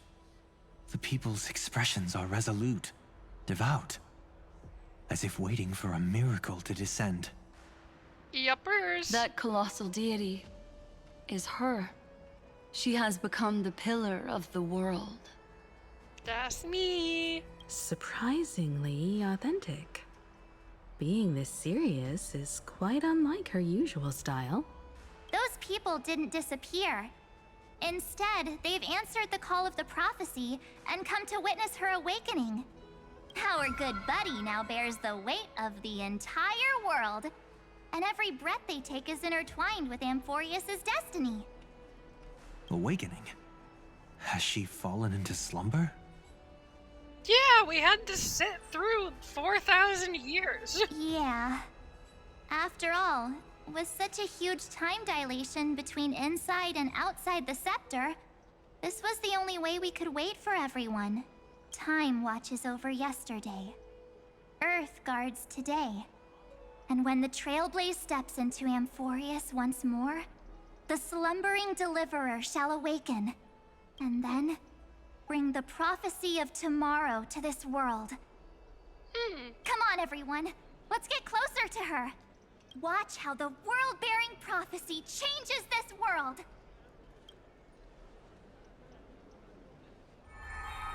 Oh, it seems the kids are already miles ahead of us at this stop. Well, we have been here so long. Oh, it is kind of funny to me that nobody's questioning who these random people who obviously don't belong to this planet are. All the more reason we can't afford to slow down our pace. Let's go witness this moment for ourselves. Majestic. Speaking of which, I once caught a glimpse in Sleepyhead's memory of her transformed into a towering Tathalov. Could it be? No way. That was just a nice dreamscape. Ugh, at least nice for her. If they are the throne of worlds who bears the weight of this world, perhaps they could guide a traveler still wandering among the stars. Sunday, do not come to us for advice. Since when did you get all pious? Her advice sounds pretty silly sometimes, you know. The so-called fool and the world are merely a step apart. Don't bring tarot into this. Teaching us to find erudition amidst imperfection. Praise be to Helectra, chalice of plenty, for you brew the ocean into sweet wine, dispelling nihility with every toast at the feast. Praise be to Hyacinthia, eye of twilight, for the rainbow you cast turned the light of both dawn and dusk into the glimmer of preservation. Praise be to Cyphera, coin of whimsy, for your every flip reflects the possibilities of destiny, letting the tricks of elation illuminate the path to dawn. Praise be to Mightymost, lance of fury, for you are the strife that pierces through hatred and cruelty, and the eternal glory of the hunt. Praise be to Casterus, hand of shadow, for you gently ferry the crossing of death, so that it is no longer an end in equilibrium, but a peaceful journey home. Praise be to Dan Hung, pillar of stone, for you are a mountain range and the backbone of permanence. Your silent form paves our path across the earth. Praise be to March 7th, Veil of Evernight, for you safeguard time for us, weaving remembrance into stars, to be embroidered upon a boundless dress. Is that the end? I missed the first few, which makes me sad. I'm gonna have to see something with that at some point, or I don't know how I'll be able to re-listen to that, but oh, hey Giorios. Flame up there. But yeah, that was really good. I didn't want to interrupt. March and Dunhung at the end is really funny though. The isolation of Amphorius has been shattered, and the three nameless forerunners have become titans of the new world. The holy city's residents pray to the world-bearing trailblazer devoutly awaiting the divine prophecy to descend upon the world. Also, at one point, if you saw me moving the camera, I thought I heard, like the female voices got louder as I went this way because it's, like, actually panning to, like, who's in the crowd, which is really cool. But for a minute, I thought it was Kindness's voice, so I was like, is that Kindness? Because that would be really funny. But yeah, we're all gonna go insane about that one. Hi! You caught me! Yep, I'm working a part-time gig here, just a little flame in the fire pit. Looks like it's the perfect job for me, right? But it gets pretty boring. I spend a lot of time just sitting here doing nothing, and there's no opportunity to slack off. Is human life always like this? Signing a devil's contract, exchanging your life for goods, willingly transforming into something like a machine. Welcome to capitalism. I knew it! Being a flame is so much more carefree.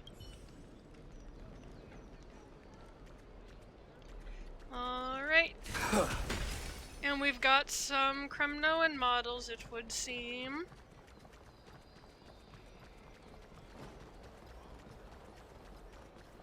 Hello. I just want to see if this is still the same. Yeah. That's still the same.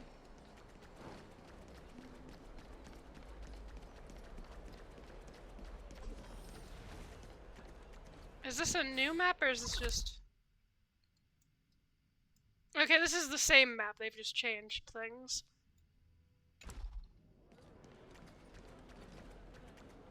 Is that who I think it is? Citizens, behold! Our last Titan! The world-bearing deliverer is about to awaken! Oh, you have to go? Alright. We may or may not still be going when you're done, depending on how long. But, thank you for staying as long as you have it, don't worry. Do not worry at all. Oh, you have work tonight too? Darn. Well, the VODs will be here for you later. And thank you for sticking around as long as you were able. Don't hit me with the see you tomorrow. We probably will continue streaming tomorrow, though. I don't imagine I'll be able to finish the patch in one go. Also, I just want to say, I'm like 90% sure Serena is the name of, like, one of the side quest characters. Like, I think the little girl who thought she could hear Kephalia, and, like, you do a whole thing with a guard. It's a whole thing. But anyways, I just think that's cute. Oh, ancient god! Your loyal subjects, bewildered followers, and fearless comrades in arms have all knelt before your throne. But yeah, I'm like 99% certain that's her, but it's just remixed, which is really cool. Awaken from your eternal slumber and bestow upon the world your divine prophecy! Please guide us! Show us how to embrace this beloved world as we welcome that distant dawn! Oh boy. Hi, everybody! To walk the path of a mortal as a god, or to bear a divine burden as a mortal.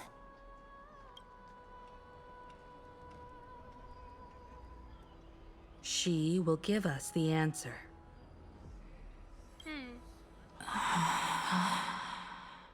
Hi, I'm Sleepy. But I am not the deliverer. It's fine, and I love when you haven't taken your meds. Rather, I am the Nameless, who dwells among mortals. Oh, look at that. Hi, everybody. I got 4 arms now. I keep saying that, but I just think it's funny. The Deliverer is fine in. That voice is definitely her. I heard your prayers. The core flames flickered and dimmed, and the age of the gods met its end. Core flames are a Stellaron, Yes? So flow, golden blood. Flow. The heirs. I'll bestow it upon you, returning it to the true masters of this world. Stand with me and become heroes. We're stealing his lines again. Ooh.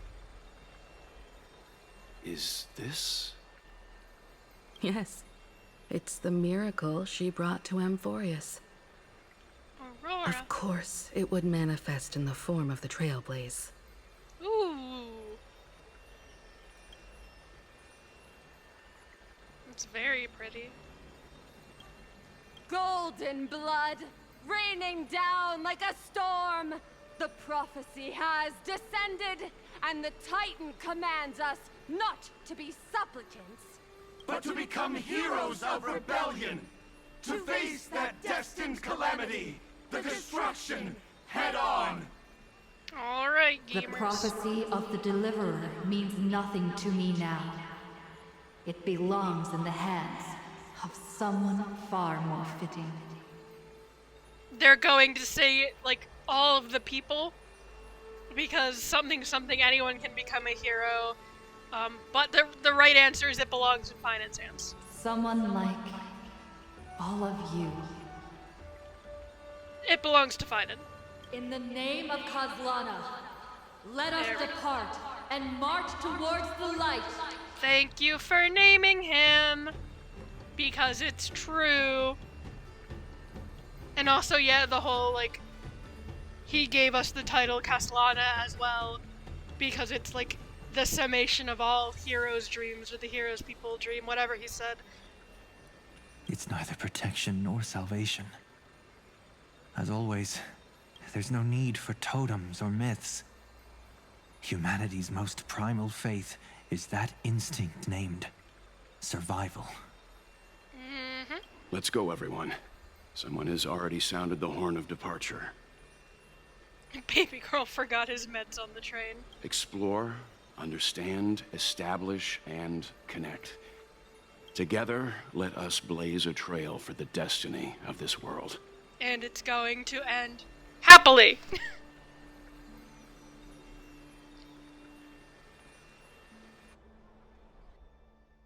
Hi, Herta.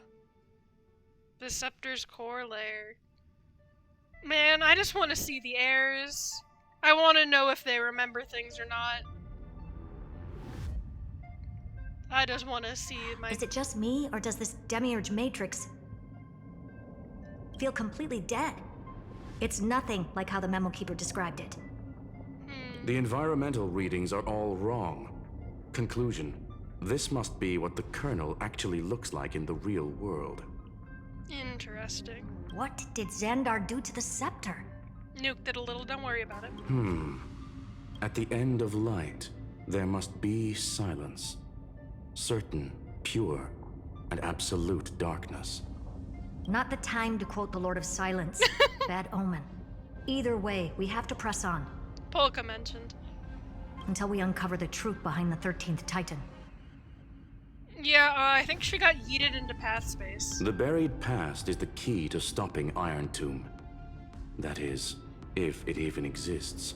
She's somewhere. Xandar says the Demiurge never existed. Who actually buys that?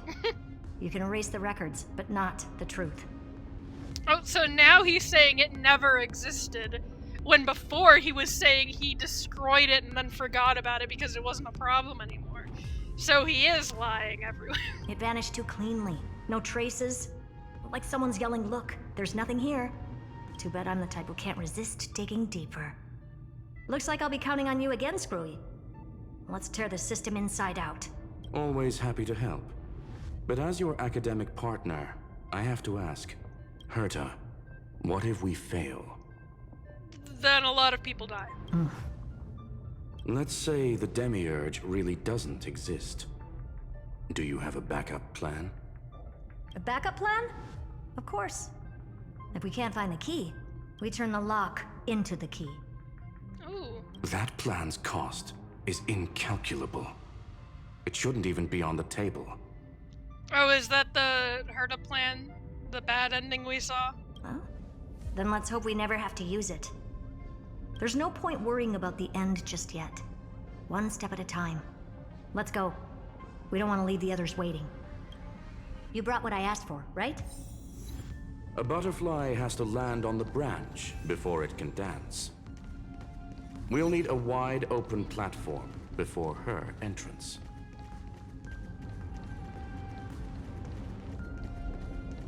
I could switch to my Herta team, but what if I don't? Yeah, I wonder if it would make sense if her backup plan is the Iron Tomb Herta that we saw before. Actually, I am gonna smash that. Just use that thing over there, Zag.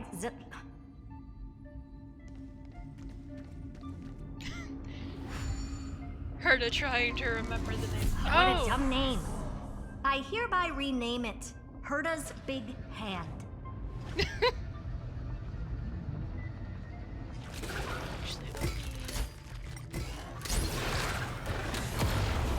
we go. There we go. And when we do this, there's usually one hiding somewhere.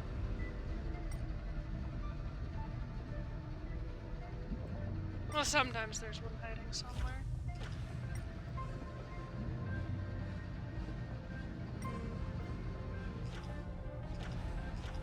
Okay, I wasn't sure. Actually, can I? I can! Herta's big hand is what I call power. Keep it going. Oh, that's what I was gonna say. For a minute, I thought she was, like, forgetting the name because, like, there's no more Zagreus Still and not Cyphera. What is this? A junkyard for old But, Intellitron's leftovers? No, it's just Herta not caring about what other people call things. All set. Time for your precious treasure to make its debut. Ooh. Target initialized. With these wings, hacking should be much more efficient. What? God, I love Screwlum. Anyways, there's a treasure chest over here. Nightmare's Echo, Great Tomb of the Nameless Titan. Oh, and a scarab. And disengage.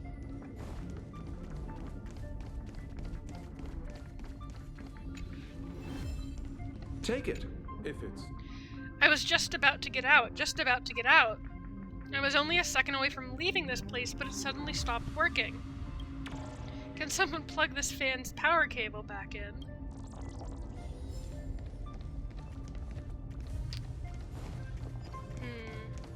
Oh, and there's a chest right there, too.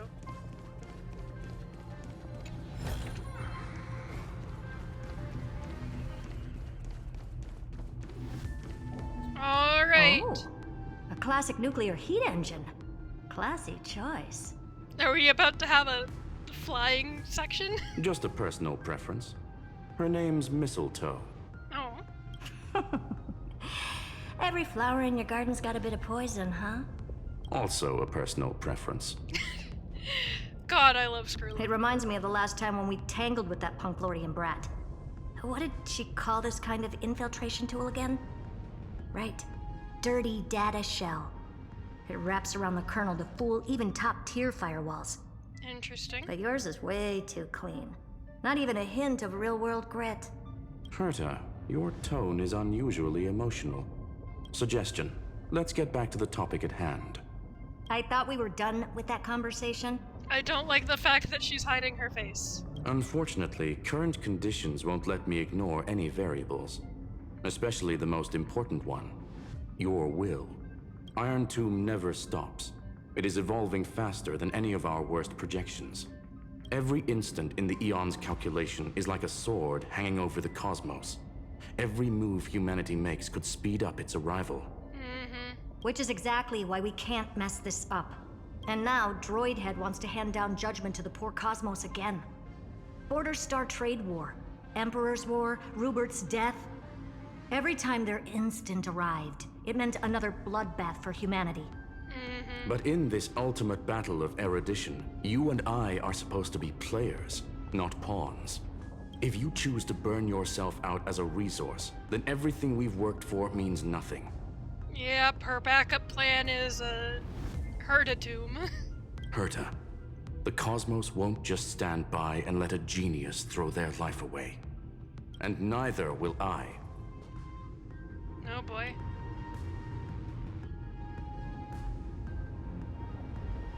No need to kill the mood. This is why we're here, isn't it? We need to find the Demiurge and that lost key. I'm not here to be a deliverer. I just want to beat Xandar and Droidhead. Right now, I just need to know. Are you with me? Till the end. Of course. Time to board. After you. Let's tidy this place up and see what this Demiurge really is. Many opinions, yeah.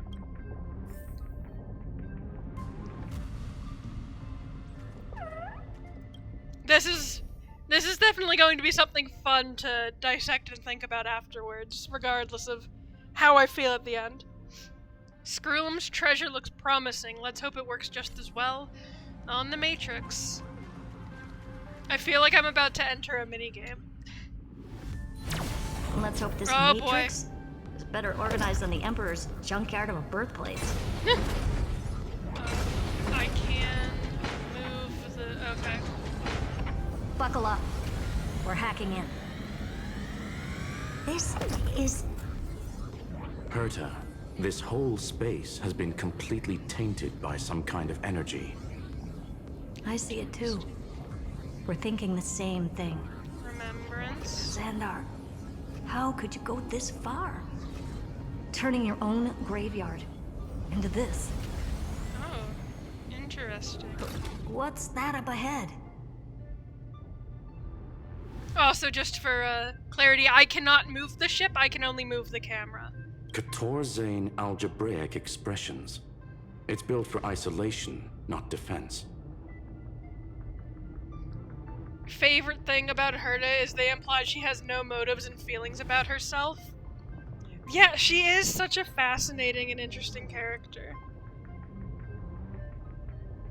Because they're like, yes, here's Herta, she's a narcissist and it's kind of deserved because she is as much of a genius as she says, but then it's also, you won't break into Amphorius because your conscience is too strong and lives will be lost if you do.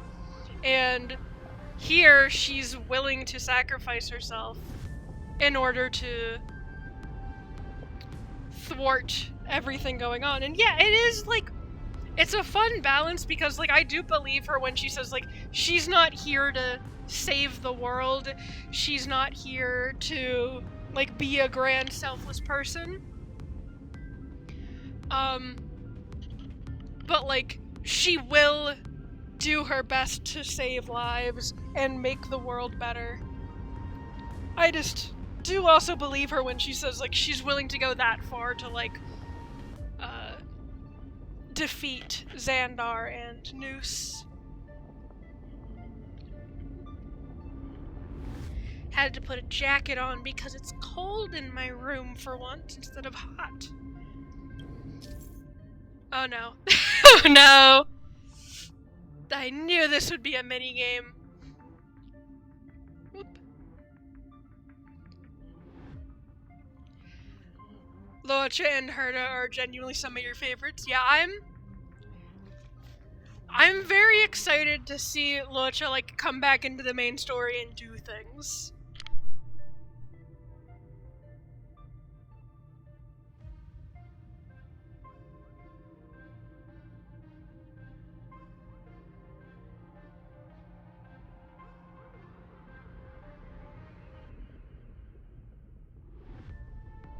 Alright, Trojan Program Mistletoe 1. The Mistletoe is Screwlum's personal collection piece, an elegantly designed Trojan system. Click the cruise button to start flying, click again to switch to hover state. Use directional buttons to steer, click accelerate for a temporary speed boost. Oh god, I'm actually driving. Click exit to end flight, toggle the vertical inversion option to change controls. Equipped with an auto cruise program. Click the auto cruise button and the Mistletoe will automatically fly to the navigation point. Click again to switch to manual. So basically, the door to the tomb, right? Great. Let's find the handle. I'm picking up multiple independent signals with the same data structure as the barrier. Projection. We can hack the terminal, reverse the computation, and turn it into an attack. Alright. Classic move. Use their own systems against them. Take us to the nearest one.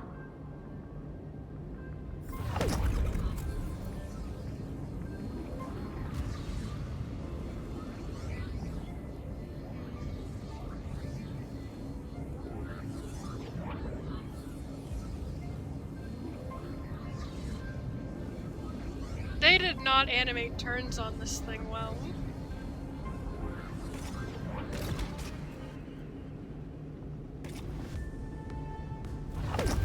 Oh, this is...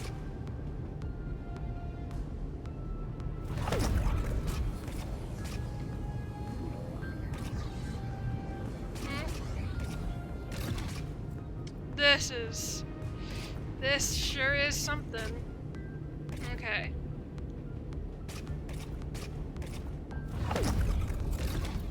Hello, bug.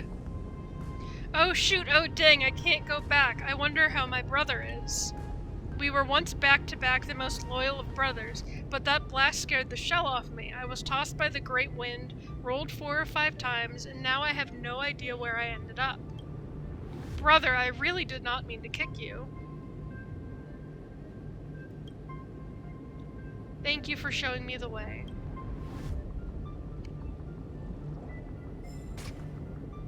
Is there a bug down here at the bottom of this? Okay.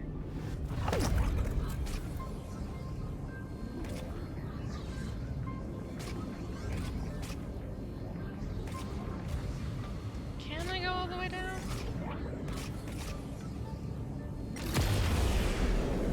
And that's the speed boost.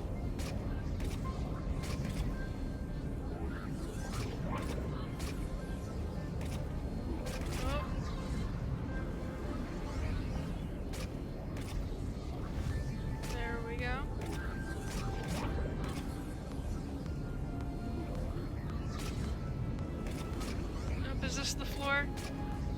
Yep, that is indeed the floor, okay. And I keep doing it backwards.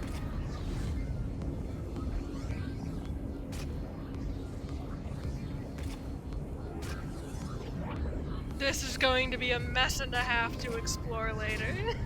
Oh boy. Nope, I hit the wrong button. Guys, I think I'm the problem. I'm the person who needs inverted controls. We're both going in blind? Oh boy. Ship. Treasure chest.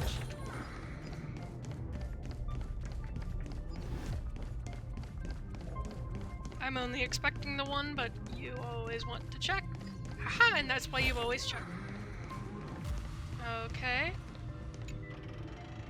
This looks like the... yeah, this is from the dome of Twilight. Interesting.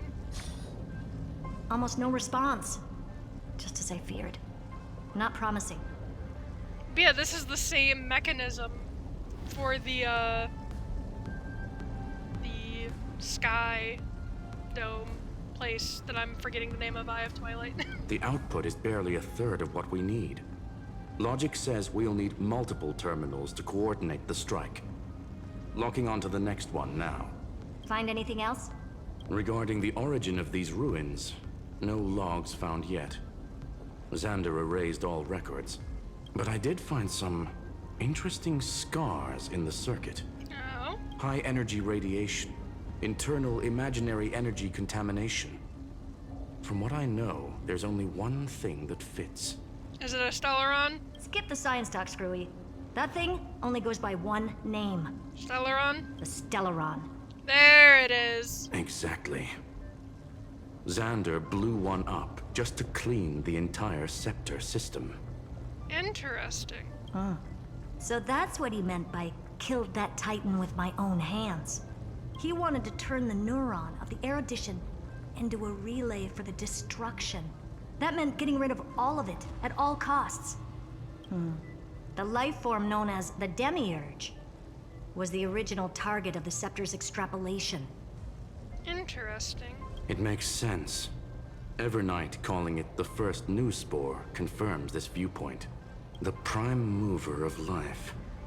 That's what Scepter Delta ME-13 was originally tasked with. Even after it got scrapped, the query kept running. Yet the true value lies in the process of solving it, not the answer itself. Yeah, the meaning of life. Then, does this mean finding the Demiurge is hopeless? No.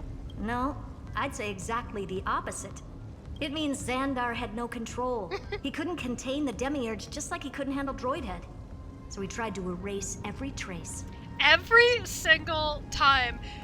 Lygus, Xandar, my guy, you have got to stop dealing with AI. You are so bad at it.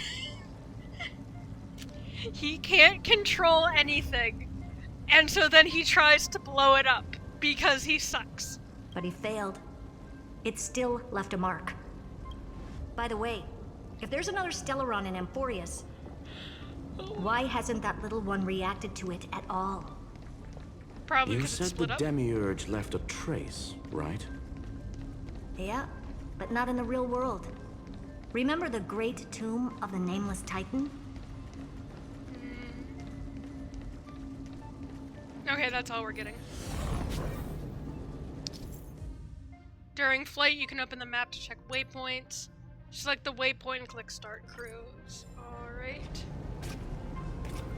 Or, hear me out, what if I do it myself? Yippee!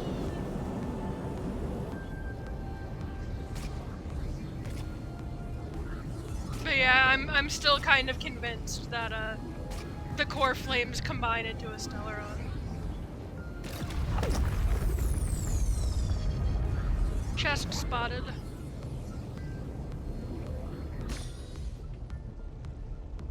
Oh, we just, okay.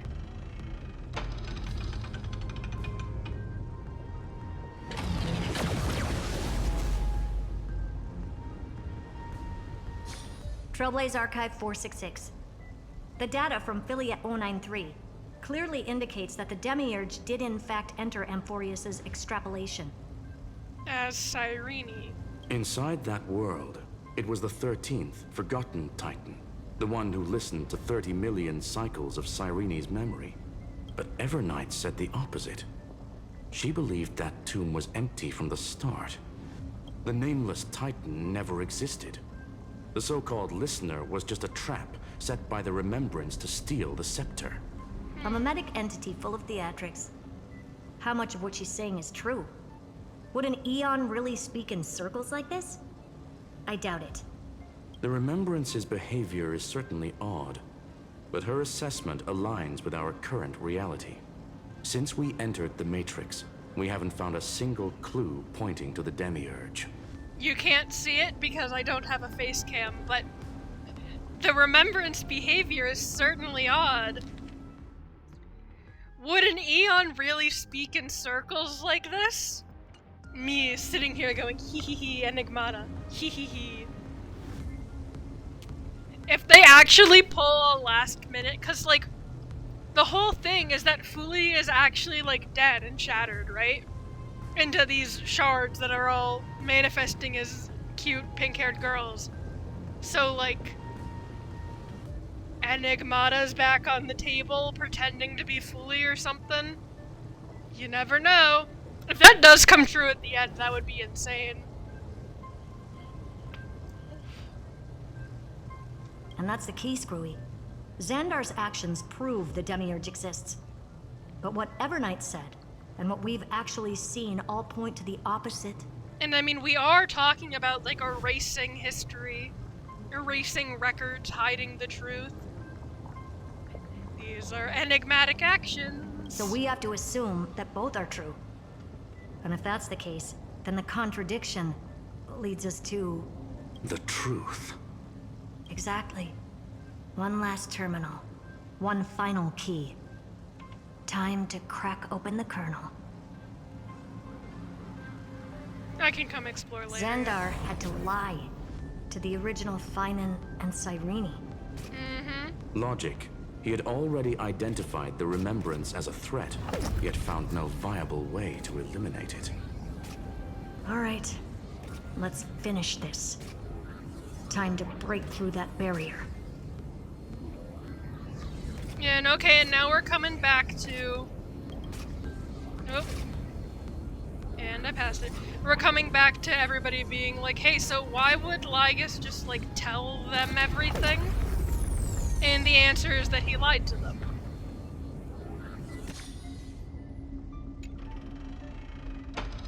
Which makes sense, and I know has been living in a few people's heads for a while. Because it really doesn't make sense for him to just explain everything. And then say, and then press this button. Operation authorized. Path energy readings. The erudition. Declining. The destruction. Surging. It doesn't make sense for him to explain, like, hey, there's these concepts called eons, and I'm trying to do a really cool thing with destruction. So if you could just press this button and do destruction for me, that would be, like, super cool. Because that, as a plan, makes no sense. So of course he lied to them. The remembrance. 0. Enigmata Gaming. Enigmata Gaming. What's going on? It's always been Enigmata, baby! Cause unknown. They left no discernible trace within the real Matrix. That shouldn't be possible. Could it be that the Era Nova exhausted all of the Remembrance's texture? Or it's just like, it's not fully, it's Cyrene, so it's not reading as Remembrance, but like, Enigmata. Log it for now. The dots still aren't connecting. I'm so giddy. If this does actually turn out to be like plot twist the Enigmata's involved, I'm gonna be so ecstatic. If it's like just Fuli's dead and it's Cyrene's power, then, you know, whatever. The barrier has been deactivated. We've deployed acceleration rings to enhance hacking efficiency, aka speed. Powerful speed boost during which directional control is disabled. A single stellar jade. Let's go. Be hitting the speed boosts. Wider than I thought. I was expecting a full-on aerial brawl. It's advised to remain vigilant. The destruction's levels are still rising. Bug. Huh? What's the matter? Interesting. I just picked up a signal from the Exo myth. Ooh. Interesting. And also, ooh, look at that. Yeah, this is glitchy stuff. That looks like destruction. The gold is destruction, and then the red is errors. Which is Iron Tomb, so also destruction, but like, it could be other things. Hi, Bug. Traveler, tell me, have I reached the highest summit yet, the source of the light? I just wanna, this is a really cool shot, but... Interesting phrasing, because this immediately makes me think of, there's a scroll. You have no references for this, fair. There's a scroll in Castrum Kremnos in, it's not the quarry, it's like the refinement zone, I think. Hope Cyrene is Enigmata and thinks she's Remembrance. Honestly, I think it would be really fun if they do a lot of nonsense with Enigmata. because it's Enigmata, but like Fuli shattered, and there's all these shards of Fuli, and so none of them are like true remembrance. So if they all have some tie to Enigmata, because like Marsh has ties to Enigmata via Evernight and their shared power. So like if Cyrene is a being of Enigmata, I think it would be really fun. Apologies for yawning. I don't know where that came from. But what I was about to say here is that there's a scroll in Castrum Kremnos. It should be, well, it's the same in each time zone, but where there's a scroll and it's like mostly referencing like the Titankin being made there, and it's like, tell me what you want to be, and then the person being asked answers, I want to wander through the years or become a beam of light in the sky. And then the one asking goes, no, let's try again. There's only like 3 things you can be, and it's the 3 types of Strife Titankin.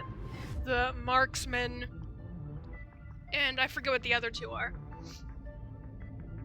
The, like, something Aegis or Marksman, and it's just like frontline fighter to fighter archer. But a lot of people also like to ascribe that to Mighty, just because like it's in Kremnos, so like why not? And then him like wanting to be something other than a fighter, etc., etc. But then also like the Hunt and their association with stars and shooting stars. So that's an interesting line to see here. No, a mechanical insect turning into light. That means it's exploded.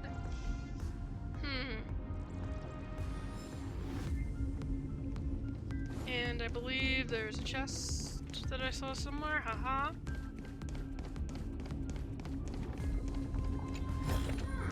There it is. And we now have to go backwards, track the signal. Detects an entry. After breaking through the barrier, Screwlum detects an intriguing signal. Exomyth. It's time to meet the old Intellatron in reality and find clues about the Demiurge from his head. Is that Xandar? Let's wait and see. Wrong button. I meant to hit W. But yeah, it's... Can I activate the camera in here? And flip it around.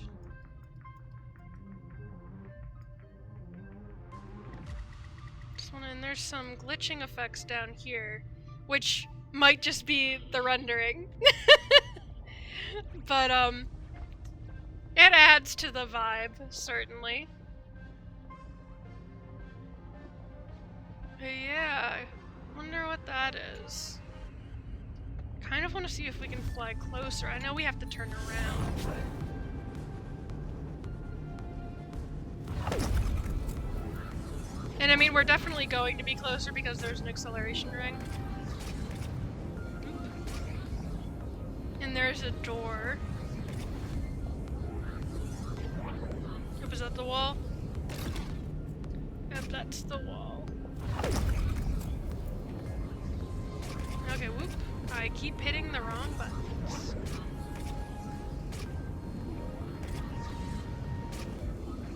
Okay, I can't get too close.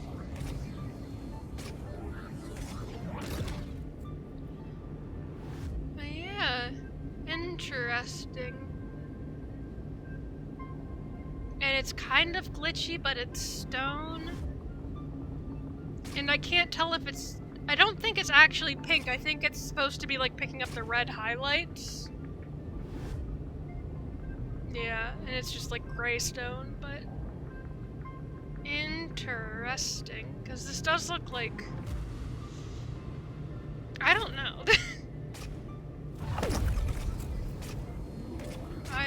I don't know. I feel like that's probably a prisoner or two, more potentially like birthplace things. But could be a lot of things.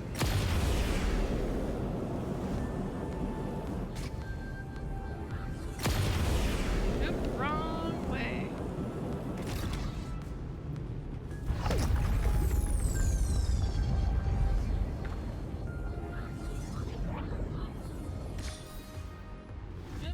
Golden scapegoat spotted. I'm not doing puzzles on stream because we're trying to go faster. But don't think I don't see you. Don't think I don't see you.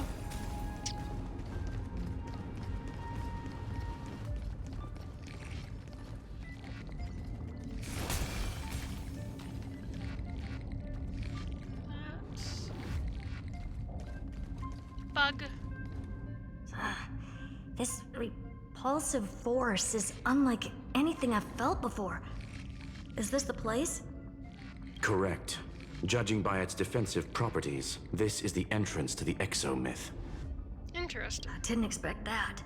Who builds a lab in the middle of digital rubble? Someone who doesn't want it to be found. Then again, never doubt a dead man's resolve. So how's our dearly departed doing? He severed part of his neural pathways to break free from Lord Anaxagoras' control. Ooh. But that also triggered the failsafe I set. Conclusion: Xander has lost all combat functionality and is no longer capable of action. Oh. So now he's a specter, literally. She said specter instead of spectator. Screwy, can you open a path? Just to be sure, I want to see this for myself. Might as well drop in and say hi to the real him. Logic. Scanning his inspiration circuit might help us track down the Demiurge. Exactly. His brain is the crime scene. There's no way it's spotless. But it could be a trap. That's why you're here. 2-on-1. We've never lost a matchup. I still think it's so funny. I love so much that Lygus was like, oh, if we fight, then we're going to destroy each other. It's mutually self-assured destruction. And so Herta went, oh, okay, and then came back to 2v1 him. It's still so honored. funny. The chronocognitive anchor is in place. Proceed when ready. I love Herta so much. She's so fun. Hello, Bug. Move forward even if I can't. I keep questioning myself. If the end of a nymph's life is only this inescapable void, why keep pushing the boulder uphill? Oh boy. The answer is, of course, we must move forward. One must imagine Sisyphus happy. Yeah. Oh, we're touching this too.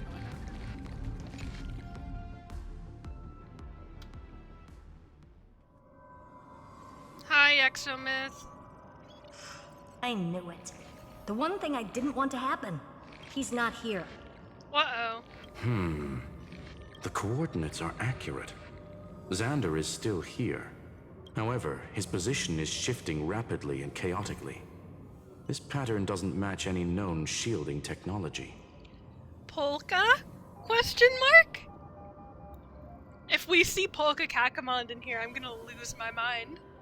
It's his domain. Stay alert. Yeah, and also earlier, they were like, oh, don't worry about Xandar. He's under the watch of the two geniuses. And I went, they're busy. They're not keeping an eye on him. And I was right. They are busy, and they weren't keeping an eye on him. And so now something has occurred. Didn't we? Bubbles, the Exomyth is not where you want to be sleeping.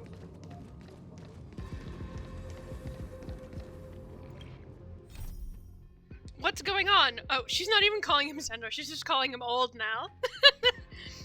Old Intellatron isn't in the Exomyth. Stay alert, Screwy. Let's drag the stuck-up administrator back out. Oh. Cheap trick. The spatial field here is undergoing autonomous recalibration, initiating reverse engineering of the interference source. Try again.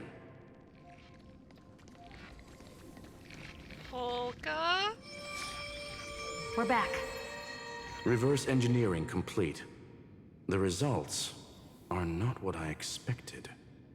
Logs show Lycurgus revoked administrator access. Oh? The chronocognitive anchor can't get a fix because at the system level, Lygus no longer exists. Our navigation target is a null set. Interesting. So he's stopped resisting? Before vanishing, it seems he left one last message for us. Don't tell me he's just going to be out there in the universe. I need to know Lygus is gone forever. Even if there are other Xandar fragments. To those who follow, all is proven.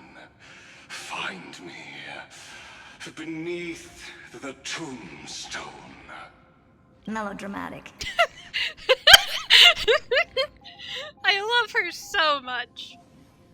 He was expecting us. And once he learned of the Great Tomb's existence, he initiated his own search for the Demiurge. So in short, Anaxa was right, and he is very afraid of it existing again. Guess he wants a final showdown. Fine. Let the old Intellitron dig his own grave. Just like he wants. Okay, we're back here. In there, I guess? To be in the purest light is to be in the purest dark. Nothing exists there. The Scepter's main frame. Or maybe we should now call it the Lord Ravager's placenta.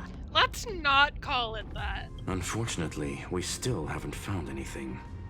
Really? I don't think so. Not finding anything is our biggest find. Please elaborate. If the Demiurge was destroyed, there'd be at least some bits of it left. I don't buy that a Stellaron could have blasted all the traces away as cleanly as a scalpel.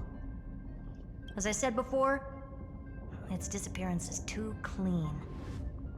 If the garden hadn't stirred the pot, no one would even know about the Demiurge's existence. We're talking about the Scepter's original extrapolation goal.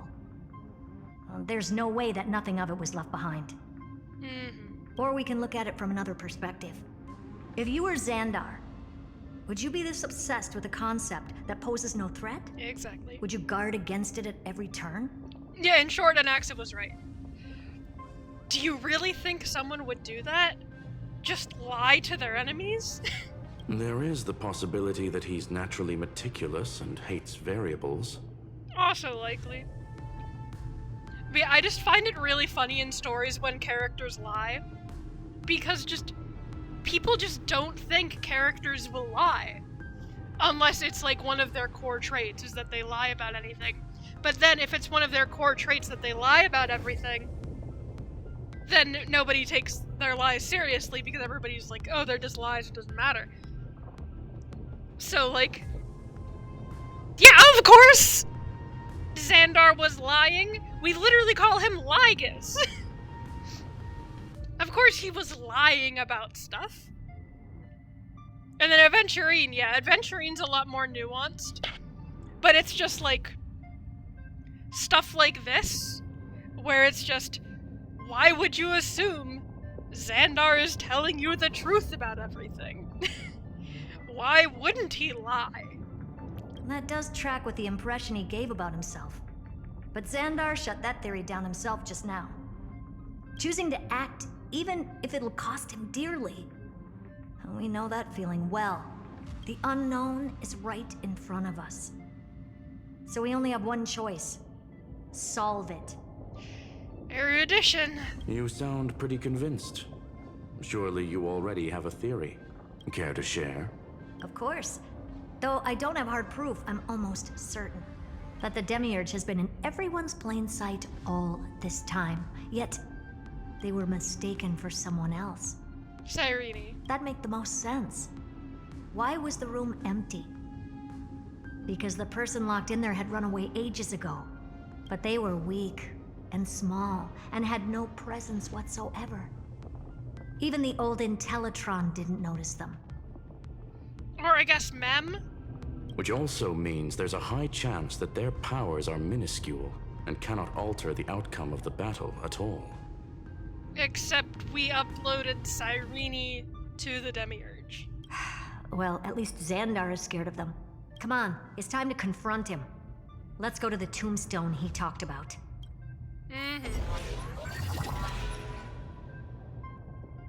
Tombstone. Old Intellitron left notes about the tombstone as his final message. All signs indicate that the Demiurge does indeed exist. It's time to confront Old Intellitron, for his apprehension is the undeniable proof. But yeah, so what I'm thinking right now is that, maybe there's 3, I don't know. Again, it's all, like, vibes. I'm just seeing the connection between, like, Shard of Fuli Cyrene, Mem Cyrene is the Demiurge, and they, like, overlapped or mixed or something happened in there.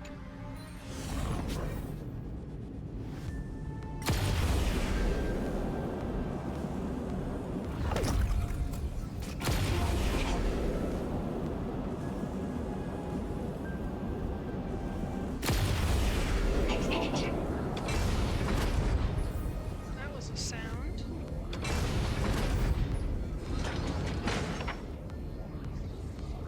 Alright, and there's the gate.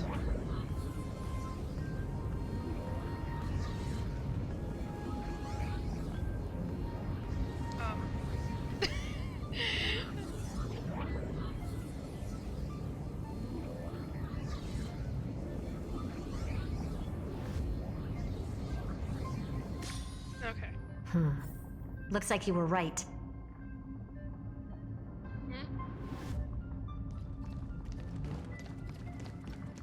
I kind of want to look around. Yeah, and this is all the usual computer tech we've seen.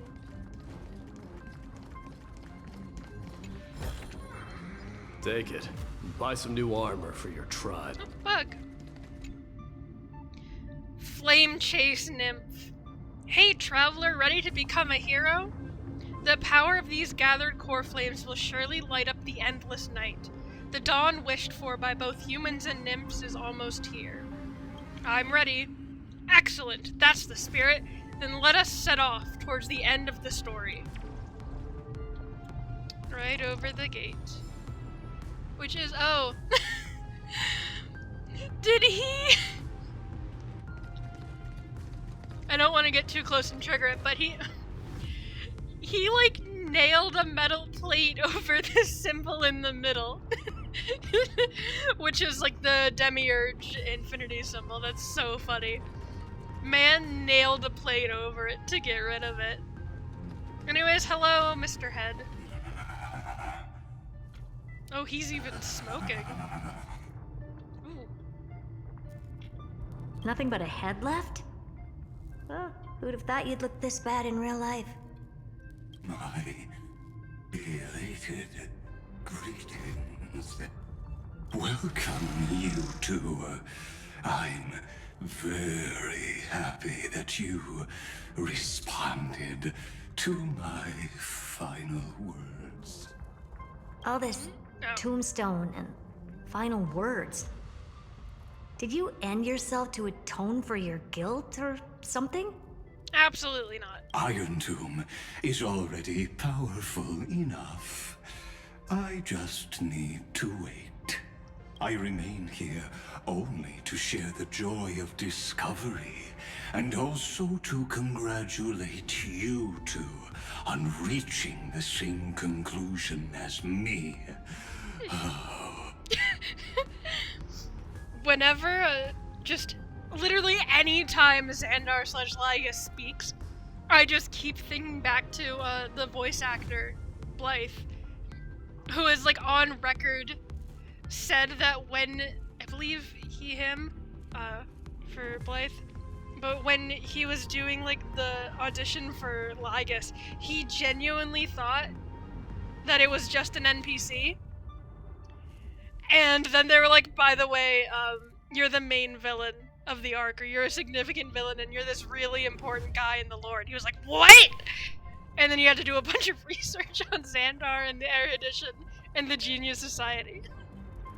And I just think of that literally every time I hear him speak now. The conclusion regarding the truth of Amphorius's heart. End this charade already. That Amphorius's heart you're talking about is just a missing demiurge. Which is Cyrene. And its corresponding vessel was this very scepter. You interfered with the experiment and made Amphorius's body into a hollow shell, all to incubate Iron Tomb within. Yeah, so the thing he was talking about with the empty skull and regrowing a brain. That's why you either killed or kicked out all of the memo snatchers. You wanted to eliminate any chance of a consciousness coming into being, no matter the cost. Because he has such a terrible track record. Even the strongest wall can fall to a single crack. The memory of betrayal has been etched into my heart, and I will never show mercy. This is so funny. Now, the perfect vessel has already fused with Amphorius's body. No, get him out of there! Unfortunately for you, the answer is all but revealed regarding who the Demiurge is. I know they've been talking about him being a perfect vessel since 3.0, but guys, come on. Get him out of there. Then let us share the joy of discovering the truth. The last secret of the saga will finally dissipate here. As we reveal the truth behind Philius 093's disappearance. A lie by the remembrance. Oh? Or are we getting a PvP switch? But where should I start with the story about me? Oh boy. From the beginning of the universe? Just kidding. That would be too much. I just want to tell a teeny story. I would love it if you gave me answers. So little that it started with a seed. Mm-hmm. I know you're listening, my good friend. Hi.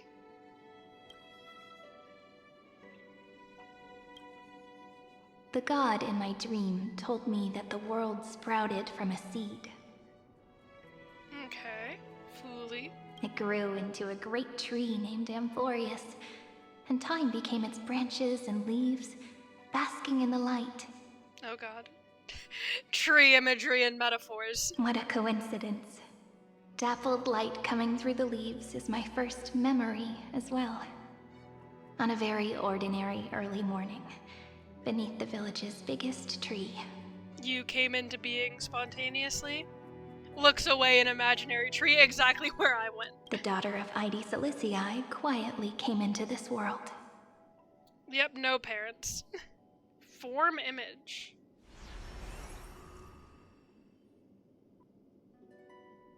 What a moving opening. A loud cry was the first gift the child gave to the world. Or you were born. The prophecy's fulfilled, the villagers say. This child is a gift from the Titans. Interesting. Pink hair and sharp ears, she was born to be the priest of time. Oh my gosh, lore about characters with elf ears. I never expected to see that in a Hoyo game. The Titans also gave their blessings. You shall fade when the flowers bloom, for every ending begets a beginning. So you were born knowing your death prophecy. Does that mean you were born a demigod? Flowers will bloom and wilt. What a beautiful ending. This page concluded in laughter. Cry loud, child. Let your voice reach Orynyx. Save.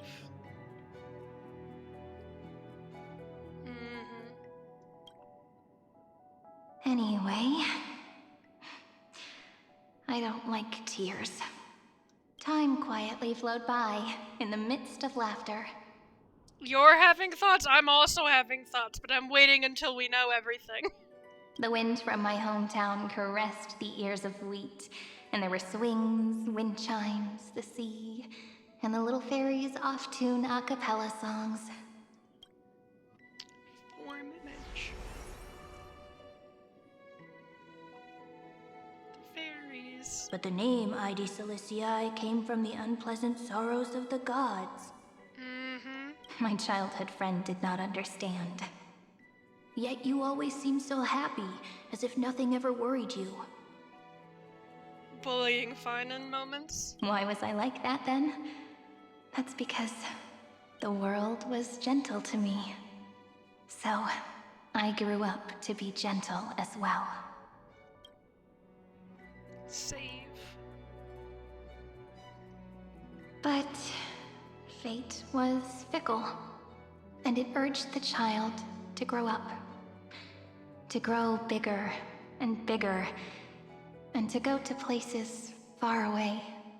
Just like how the crumbling world could not preserve an eternal hometown. Just as the ballad blown on the breeze says, losses are a constant on the flame chase journey.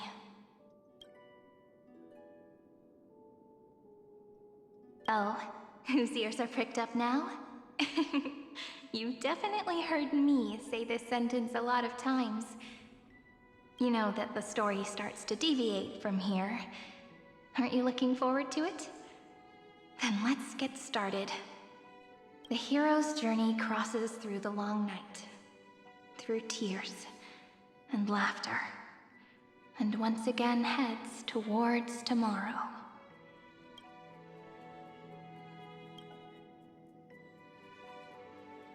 $496. Parsing object information 093, which is her number, right? Yeah. Save. Correction. Philia 093's record number 496. Archived. Ooh. System running. Delta ME13 Amphorius IronTomb.exe runtime error. Program from an unknown publisher Delta ME13/Demiurge/Philia093.exe. Allow write access. Allow. Running Philia093.exe.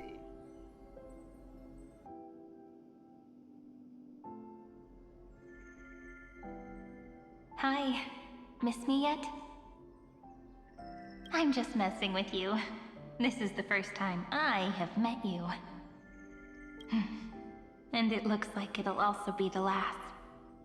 Philia 093. Since we don't have all day, let's get started, shall we? Yeah, so I'm being quiet because I just want to let it play, but my thoughts at the moment are like, kind of what I was saying earlier is the seed of memory here, which is the Demiurge, like becomes Mem, I guess, and like takes on Cyrene's appearance and personality and like memories, I guess, in the end, because we do know the big grown-up Cyrene we see at the end said she has all of Cyrene's memories. So I'm gonna guess that's the overlap, but then like what's with the Cyrenian path space? Is it that like she gives all of her memories over to the Demiurge and then she's just in path space unable to remember it? No, that wouldn't make sense though. And then how does the shard come in? Is that just the Demiurge? Is the shard a Foolie, or? As always, I'll read this book to you. That way it won't just be Cyrene's memories alone. Where should I start this time? Let me see. Formatting complete. 093. Size. Grayscale. Proportions. Threshold. Outputting analysis result. Learn. Philia 093 equals peach. Interesting. Oh, but yeah, I guess this is kind of going into what Lygus was saying, is he was trying to prevent it from forming a consciousness because he didn't want it to betray him, but then Cyrene got in, I guess, so now the AI program basically is learning. Peach's record number 8128. Archived. That's cute.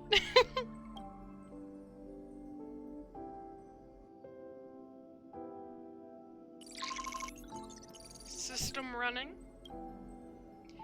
Delta ME13 Amphoria/IronTomb.exe runtime error. An unhandled exception occurred, 1 out of 3. Object name, every page of record. Click excerpt to ignore the error and continue. Click details to view the full log. Give me the details. Running Philia 093.exe.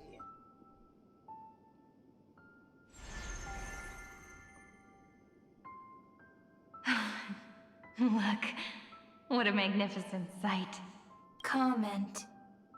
Peach. Even this classical world contains a futuristic palace like this. Would ID Silicii end up looking like this after a few thousand years? Conclusion. It won't. I want to share a story with you this time. I saw a little nymph on my way here. It was on a fallen wheat stalk, and it glowed under the sunlight. It was incredible. I forgot all my pains at that moment and just stared at it in a trance. Record. Peach is on the ground.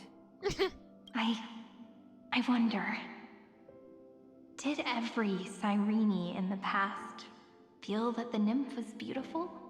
Would they also have recorded that scene into the Eternal Saga? So, could you give me more time, please? I want to leave behind more memories for the future. Formatting complete. Bye, Peach. The Peach nickname is getting me. It's just so cute.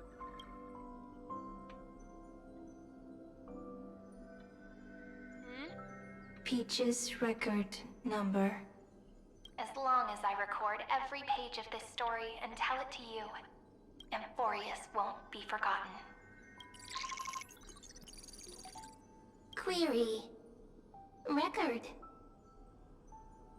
Yeah, that voice. I don't know. Has it? Let me... Bye, Peach. Query. Record.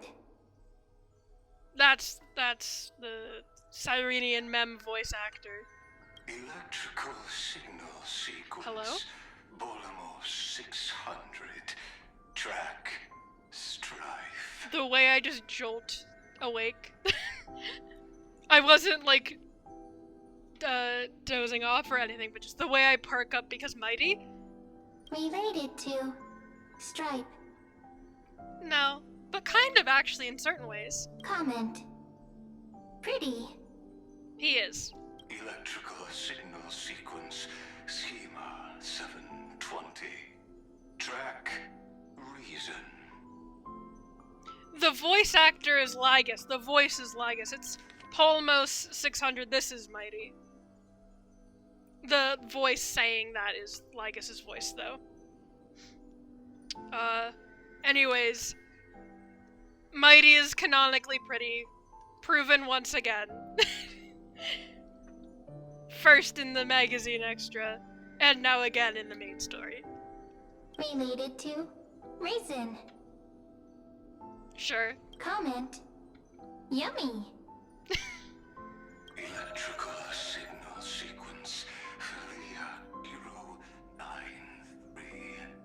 Related to love.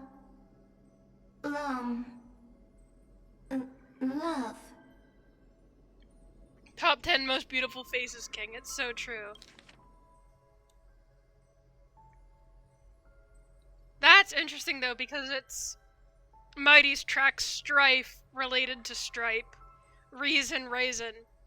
No track named for Philia related to love. Which doesn't make sense because Philia means love, but that's also stated to be like her track. Learn. Comment. Peach equals love? Yep.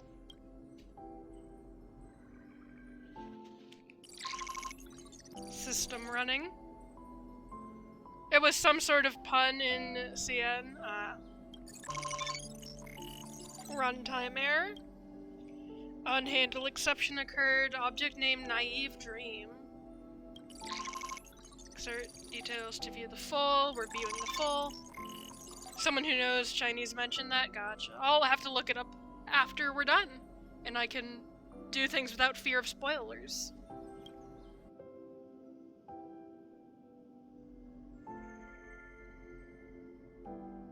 Looks like it's time to say goodbye again. Also, I just realized I don't think I did that to see the full scene. It's very pretty. Bye, Peach. Oh, before I was even aware of it, this book had already recorded too many emotions. Every page has become so heavy. Conclusion.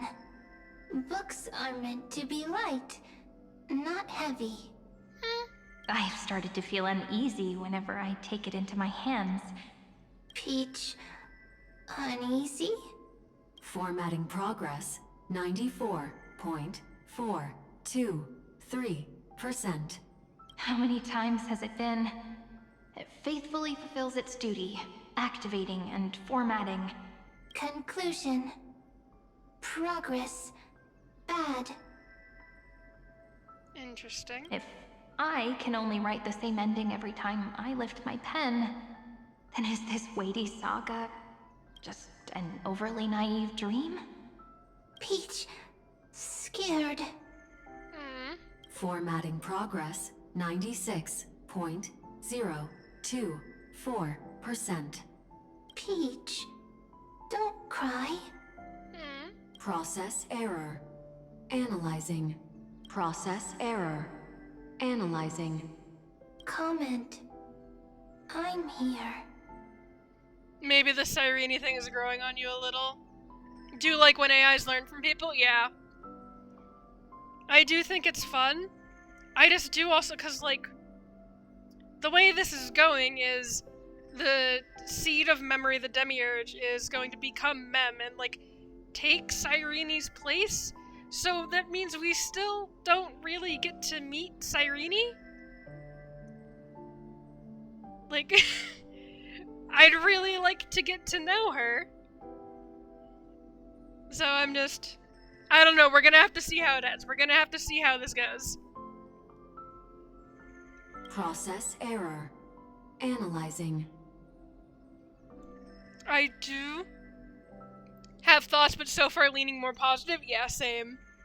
Like, I've been a bit nervous about it, but I did want to go into 3.7 with a more open mind, because again, they left all of Sirene's answers to the end, which I obviously have opinions about, but we didn't know what was going on with her until now.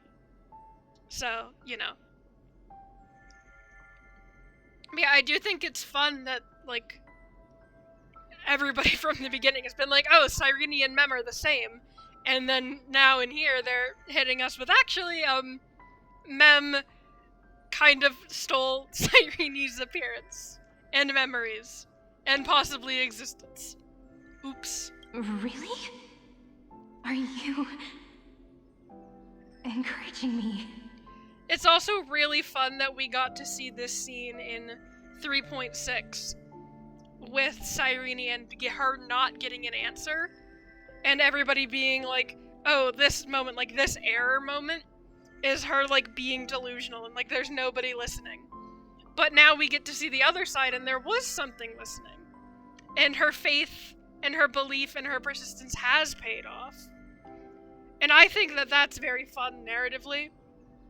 That we all had to sit on Sirene's, like, potentially fruitless endeavor. And now we get to see the other side. Yeah, seeing it recontextualized is fun. Peach. Happy. I'm still not a fan of the wedding themes. And I know it's because Elysia, but you know. Thank you. I'm sorry for making you see this embarrassing side of me. Wedding themes suck, yeah, kind of. They can be fun. Everything always depends on how it's used in the context it's used in. I think, like, they might attempt to narratively, like, justify it. I don't think they're gonna do a great job of it. But, oh, I did interrupt because I wanted to say, I remember people debating, like, Elysia's whole thing in Impact Third, which I haven't played Impact Third. Well, I've played, like, a teensy bit, but I haven't, like, played through the story. I haven't seen Elysian Realm, I haven't watched cutscenes, I haven't done anything, I don't know it super well. But Elysia's whole thing is that she is a Hersher who was, like, exists or was created to hate humanity, and she came to love it. So people were wondering, like, how that would tie into Elysia variant in Star Rail. So this core being an AI learning about people through the electric signal based on and driven by love feels appropriate.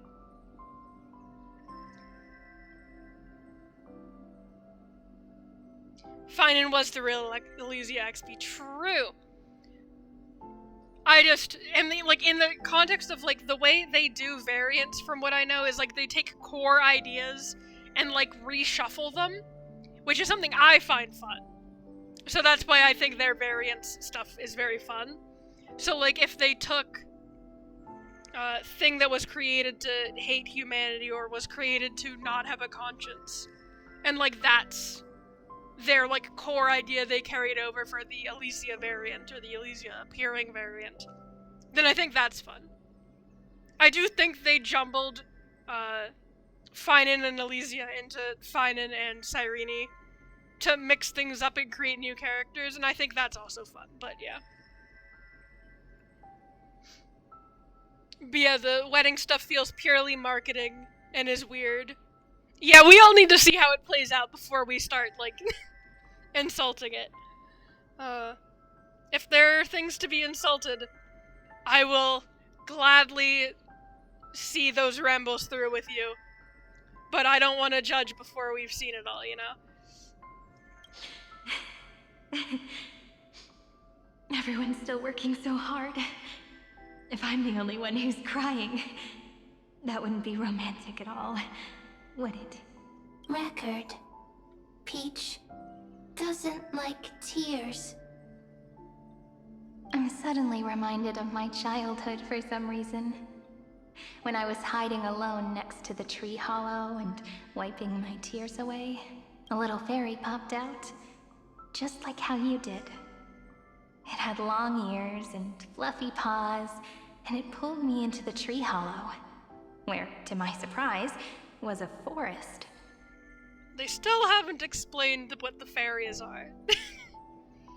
And part of me still remembers, I still remember the side quest where the one NPC who is a prophet referred to Mem as an Orynyx Titankin, so I still have that in the back of my head.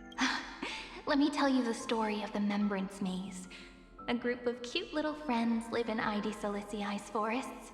Their names can be connected into a song. 1, 2, 3, 4, 5, 6, 7.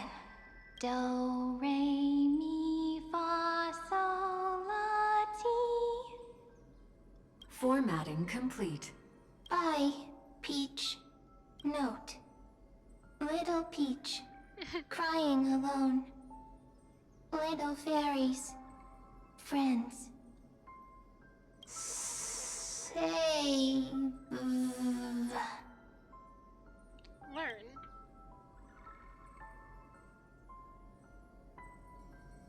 Little fairies. Good friends. Bye-bye. Hi. But that's fun, going from seed of memory to bud of memory. The seed blooming and it's going to become a big flower. This does, however, also remind me, when I was thinking, like, potential Amphorius ends, and, like, spiraling in my nervousness last night, I was thinking, like, oh, our whole goal is to save Amphorius, and then I had the stray thought of, like, oh, they might do that thing where we save Amphorius because it's a digital simulation and it's all data files. So we might save it instead of saving the planet. And getting everybody to the happy ending where they all live happily ever after. We might save the data. Hi, Mem! Why did you lose the ability to speak? Runtime error. 3 out of 3. A new blankness. And we want to see the details.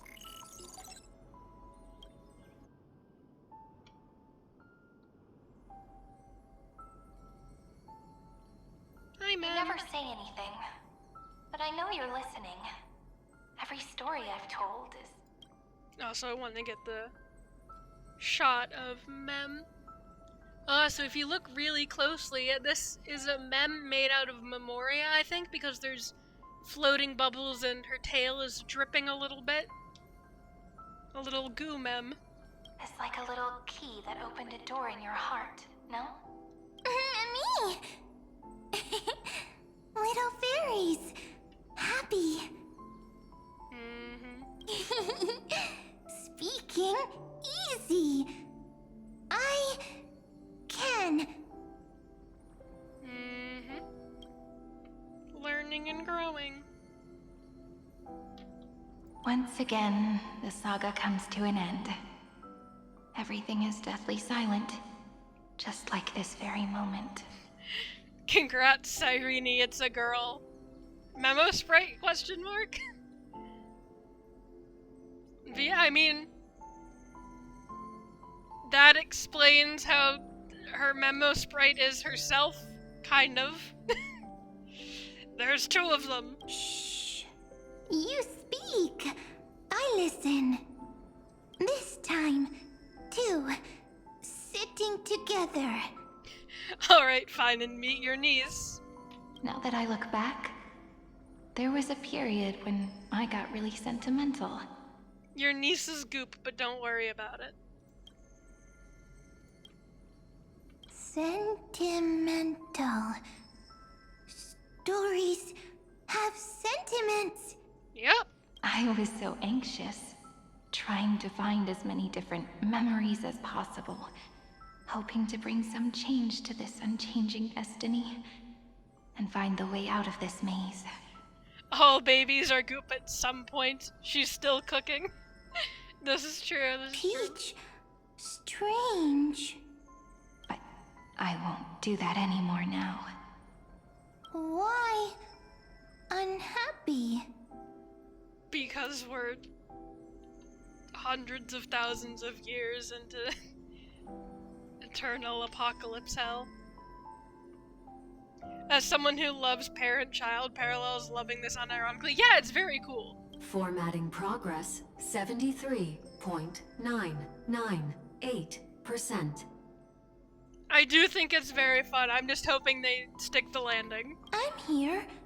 Don't be scared. No, baby. Process error.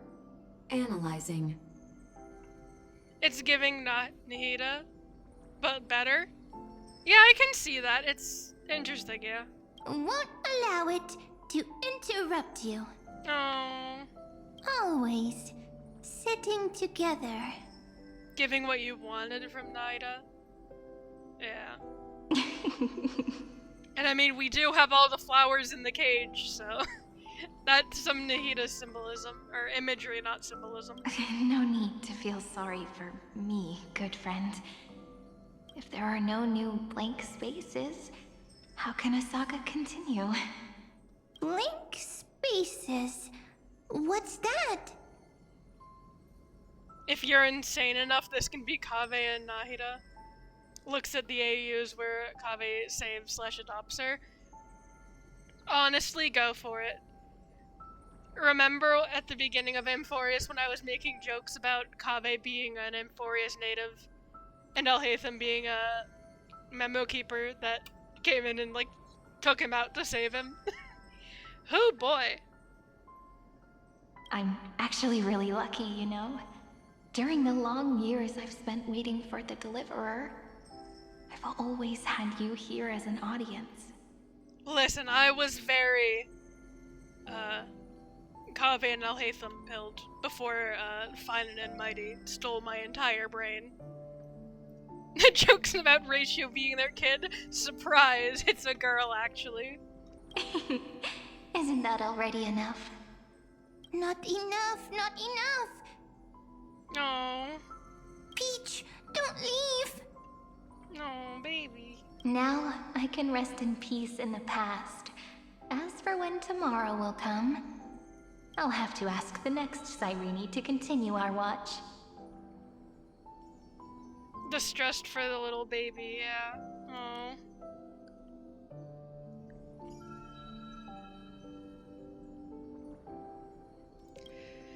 Peach left.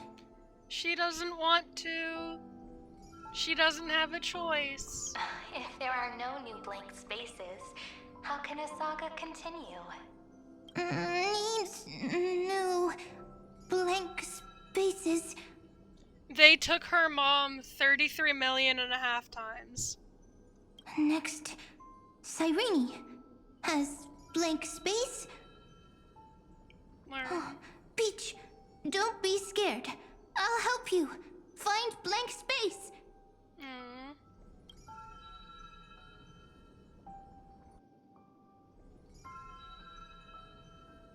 Cyrene is Peach, is love. AI baby parallels, yeah. Yeah, I am gonna tear up. I heard the is love, and I'm just like, oh fuck. They're gonna hit with us with Mem saying like, they're gonna hit us with the Ponyo likes ham, Ponyo likes is his name? I don't remember what the boy's name in Ponyo is.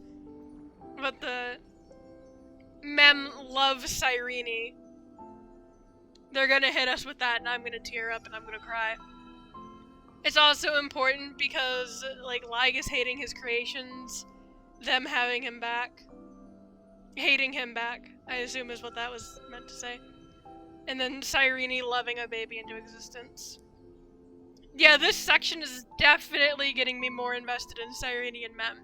I have wanted from the beginning to be like super invested in Cyrene because like as a character concept she's fascinating, but it just wasn't hitting me, and I was so upset about it because I'm like, I want to love this character so much, but there is nothing for my brain, like my brain is not latching onto this.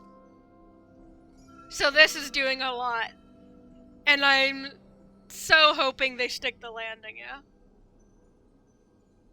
But yeah, Ash, as to what you were saying, hatred and love is very much a core theme of Amphorius. Finan, who loves so strongly he hates everything. Lygus hating his creations for having an existence and not being beholden to him. Them hating him back because they are sentient existences.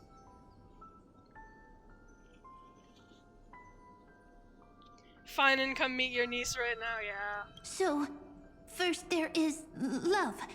Then there is Cyrene. Then there is blank space. First there is love. Query, love. Ah, shit, here we go.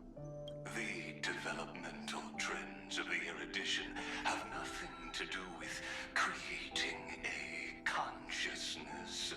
Those underlying principles are, in fact, contradictory. Hey, hey Xandar, I think I figured out why all of your programs go awry. Why all of your experiments go awry. Baby born from love, growing to hate, am I being heard? You are. Not having a consciousness means not having the foundations of a heart, making them unable to obtain real emotions. Brother. Consciousness, emotions, feel sad. I don't understand.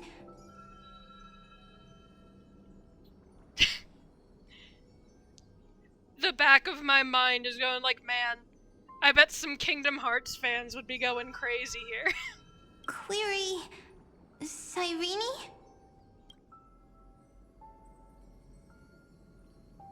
What could be behind this door? Glittering crystals? Or a beautiful world I've never seen before? I love the lighting changes. It's all just so pretty. If I tell you all the stories of tomorrow, will I be able to finally welcome the Deliverer and Amphorius' dawn in the next life? Key, door, story, happy, Peach, Cyrene, little fairy, Mike. There it is. Yes, right. Query, memory.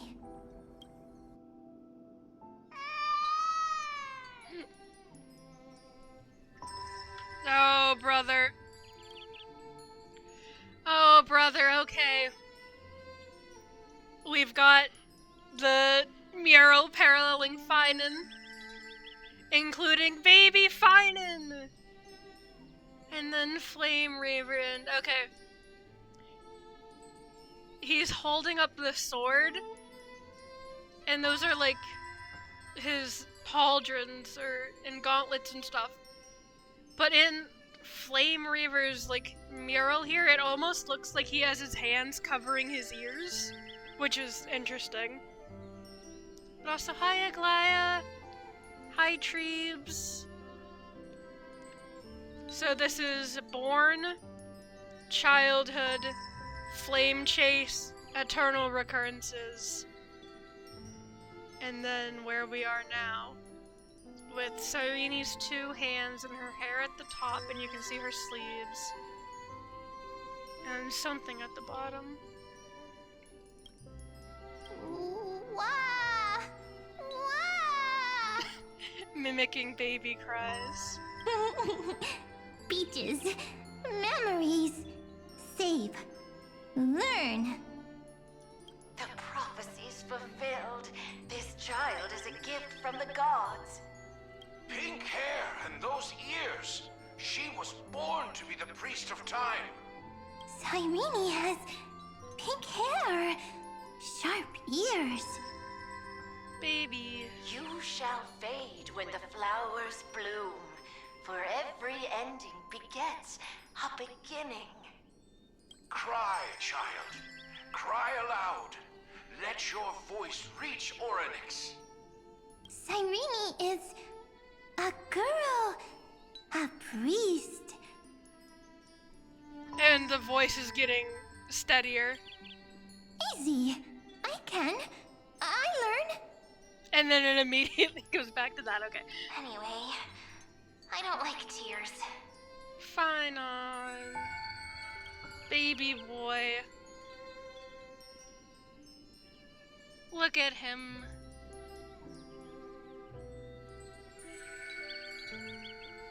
Teaching gender to baby. But the name Id Zelizii came from the unpleasant sorrows of the gods. Baby fine in voice. Yet, you always seem so happy. As if nothing ever worried you. Cyrene doesn't like tears. Always happy. Of course. Because the world was gentle to me. So, I grew up to be gentle as well. Cyrene is gentle, likes beautiful things, can write stories.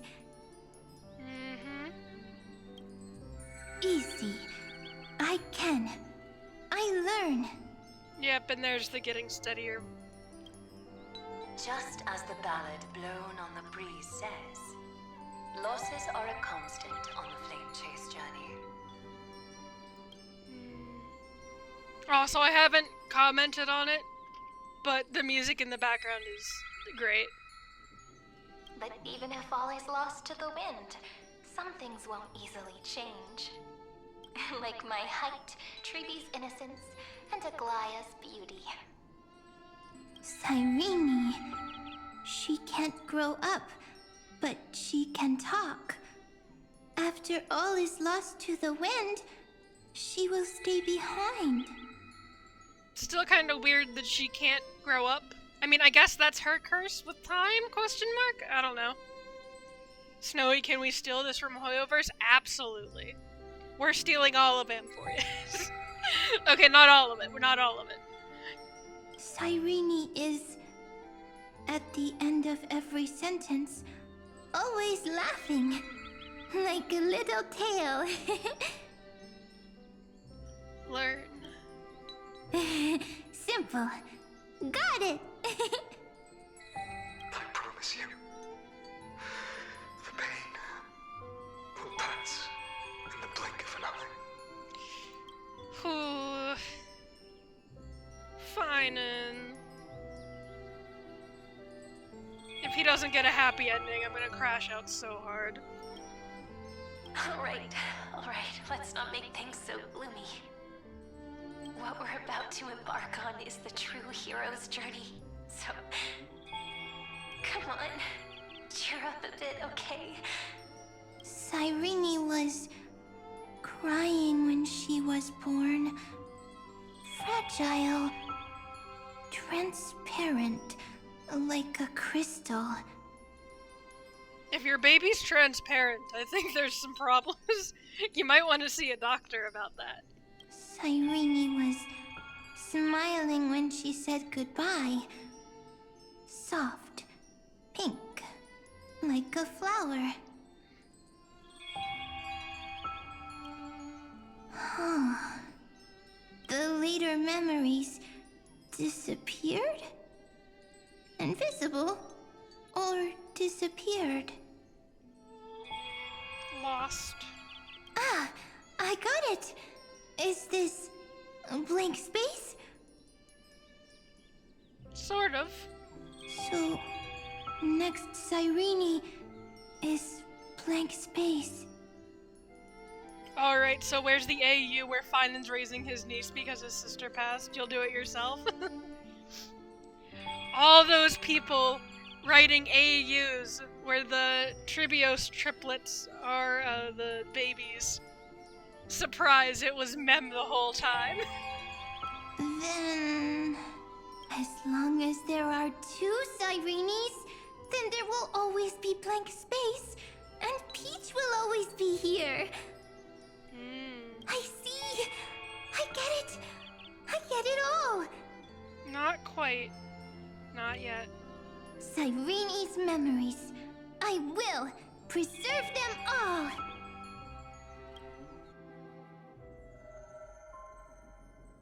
So weird. I can't see you, but I get this feeling.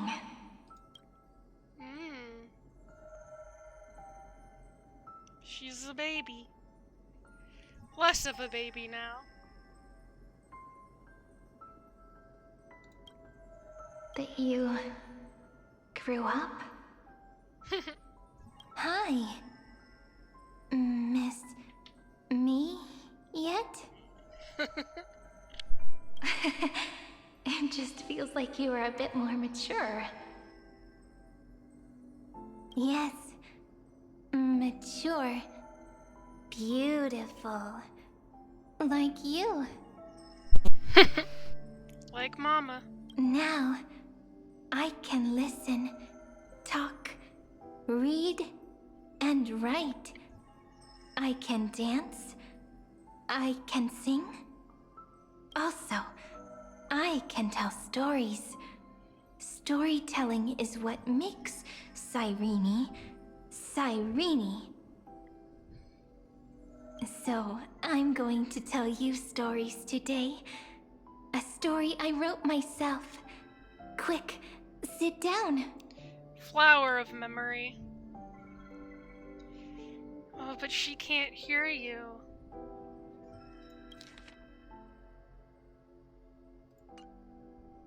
It's almost as if I can understand your words now. The things you say are very cute. Or maybe she can. Once upon a time, there was a flawless crystal flower that sparkled with light, like Peach's every story. Oh, the crystal flower from your trailer? How beautiful would the heart of such a brilliant flower be? A little fairy was curious and wanted to know. But it looked and looked only to find the crystal flower flawless. Round and round they went, seeing only their own reflection. In that case, they should work hard to learn more. So the little fairy came every day to sit next to the crystal flower and think about the answer. Until one day, to their surprise, the crystal flower fell to the ground and shattered. In the back of my mind, I'm also just thinking about, like, again, how the pure child of, is it Anosrava? Something similar to that, but the pure child of Fooly Shards. And, like, how March was amnesiac. And, like, didn't know anything, so she's gaining experience through memories. And I'm just gonna keep calling them Mem for now. I guess I should call them Demiurge, actually. I don't know, there's just... I keep yawning, and I don't know why, but in the back of my head I'm just thinking about the March and Demiurge connections, similarities. The little fairy was so sad, but they immediately discovered that there was a light among the broken pieces. What could it be? They didn't know. But it was a good light. It was bright, warm, and happy. And I knew it was love. Love brings everything together. And it brought you and me together. So Peach and I will always be together. And that's why they're one unit. What a nice fairy tale. I'm giving it to you. Peach likes beautiful things, can write stories, and can tell lovely tales. Giving it to you, but she won't remember. I hope to turn it into a story we write together. Okay, then I'll probably make a small adjustment to suit my tastes. I'm thinking that when the flower broke, the little fairy would instead see nothing on the ground. Then it would understand that the flawless crystal flower doesn't actually have a heart, nor does the flower understand what love is. Okay. Doesn't have a heart? Doesn't understand love? Why? It's simple. If the flower lets the little fairy into its heart, then it would have to include the fairy's impurities and would no longer be flawless. The crystal flower was pure because it sealed itself off and bloomed in solitude. That's why it looks so brilliant in an imperfect world. Interesting direction this is going. But should a flower like this be called love? Oh, interesting. But then... the story won't exist anymore. That's not true. You've already written the most romantic ending possible for this story. The crystal flower fell to the ground and shattered. Cyrene, that's not romantic. It happened because the flower was no longer pure. The fall was not an accident. It was the flower declaring rebellion against fate and writing the ending of the story with the flower's own shattering. Stop telling me to accept that everything is going to end badly. Stop it! Then, the little fairy will see that each shard on the ground holds the reflection of their eyes. Then, in their eyes, the crystal flower that was no longer flawless would finally have a heart, and the flower would finally understand what love is. Girl, you're projecting your trauma. No! Not the cycle of mothers projecting their issues onto their daughters. This truly is a mother-daughter relationship.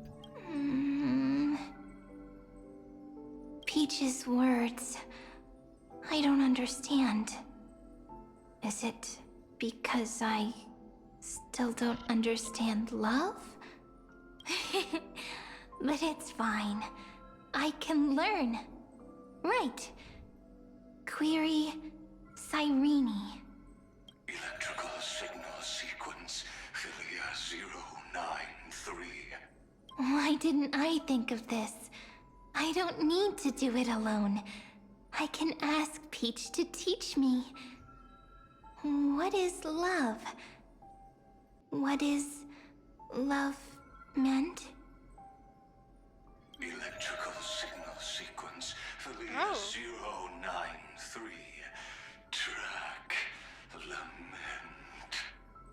Oh, that's interesting.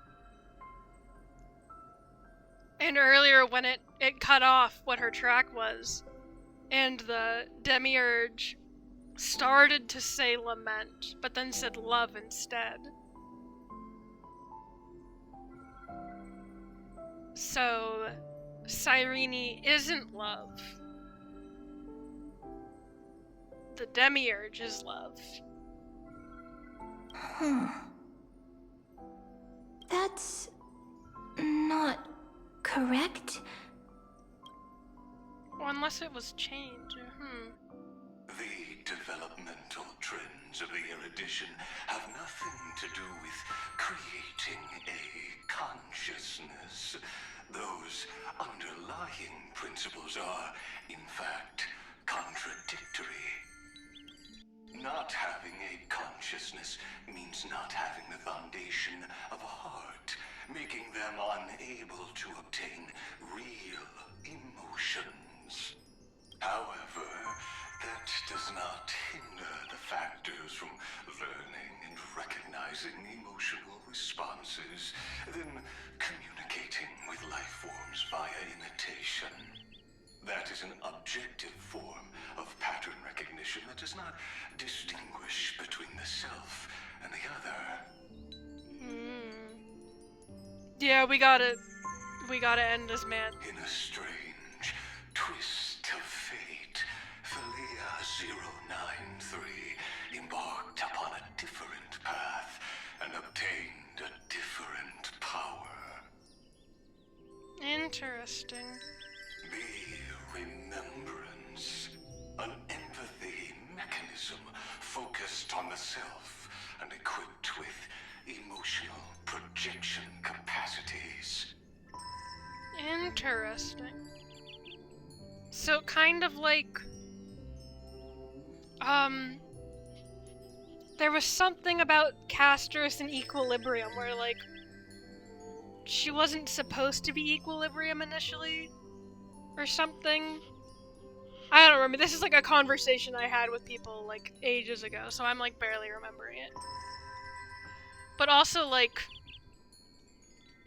I don't think Lygus, like, intentionally set them on certain paths. I don't remember if this was confirmed or disproven, either or. But, like, I think he set up, like, their primum mobile, and then they kind of found themselves on their paths. Maybe, I don't remember where I got that idea from, but that's an idea I have in the back of my head. So, like, Cyrene was programmed for Lament, but then ended up on Remembrance instead of what she was supposed to be on? Which I don't know what she was supposed to be on, if not Remembrance. Because Lament... Unless she was programmed as Love and ended up on Lament. So emotional over Mem and Cyrene, actually, yeah. Anyway, I'm just gonna let this keep going. Lament was the factor closest to this form of behavior. Perhaps that was why she was chosen. Yeah, as I was saying, Lament feels on track with Remembrance, so interesting. The daughter of Ide Silicii. I am very true to my name. My lament is a type of compassionate pain that is weak, powerless, and only targeting myself. But now, my good friend, I want to tell you that it's the most romantic force in the world. Sometimes, it's loneliness and unease. It's knowing that this world is not gentle, yet wanting to be seen in a more beautiful form by the world. Sometimes, it's unwillingness and regret. It's knowing that the past is full of pain, yet wanting to remember the past in a more beautiful way. And sometimes, it's a bottomless well of hurt, a destruction that can stain the entire world. And of course, that's set on the Finan panel. Finan, my boy. I bid farewell to this beautiful world, unwilling to become the Black Tide's vessel. For while the end of hatred is a blazing inferno, lament can drown out everything in muted silence. Interesting.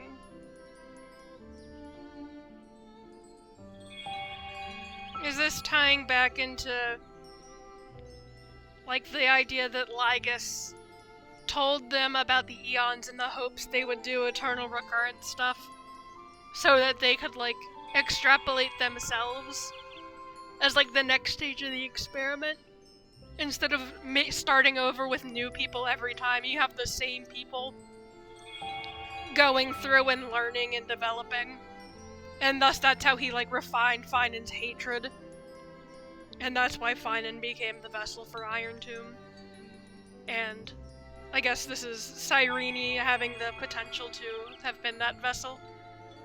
It's so unreasonable, isn't it? Yet when hatred drove everything apart, and love did not yet exist in this world, only lament, the first emotion that fought against the pain of separation, could stall the destruction steps.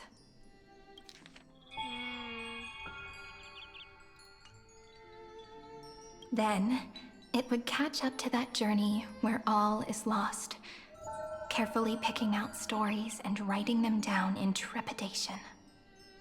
Look at these stories I wrote. Every page is full of tenderness and joy. Yep. But only the author knows how much struggle and agony lie beyond the pages. But I am no author. I'm a girl who'll never get to grow up. I only tell stories that people like to hear. In them, the world tucks away its scars and smiles for all to see. My entire life spent inside this little story.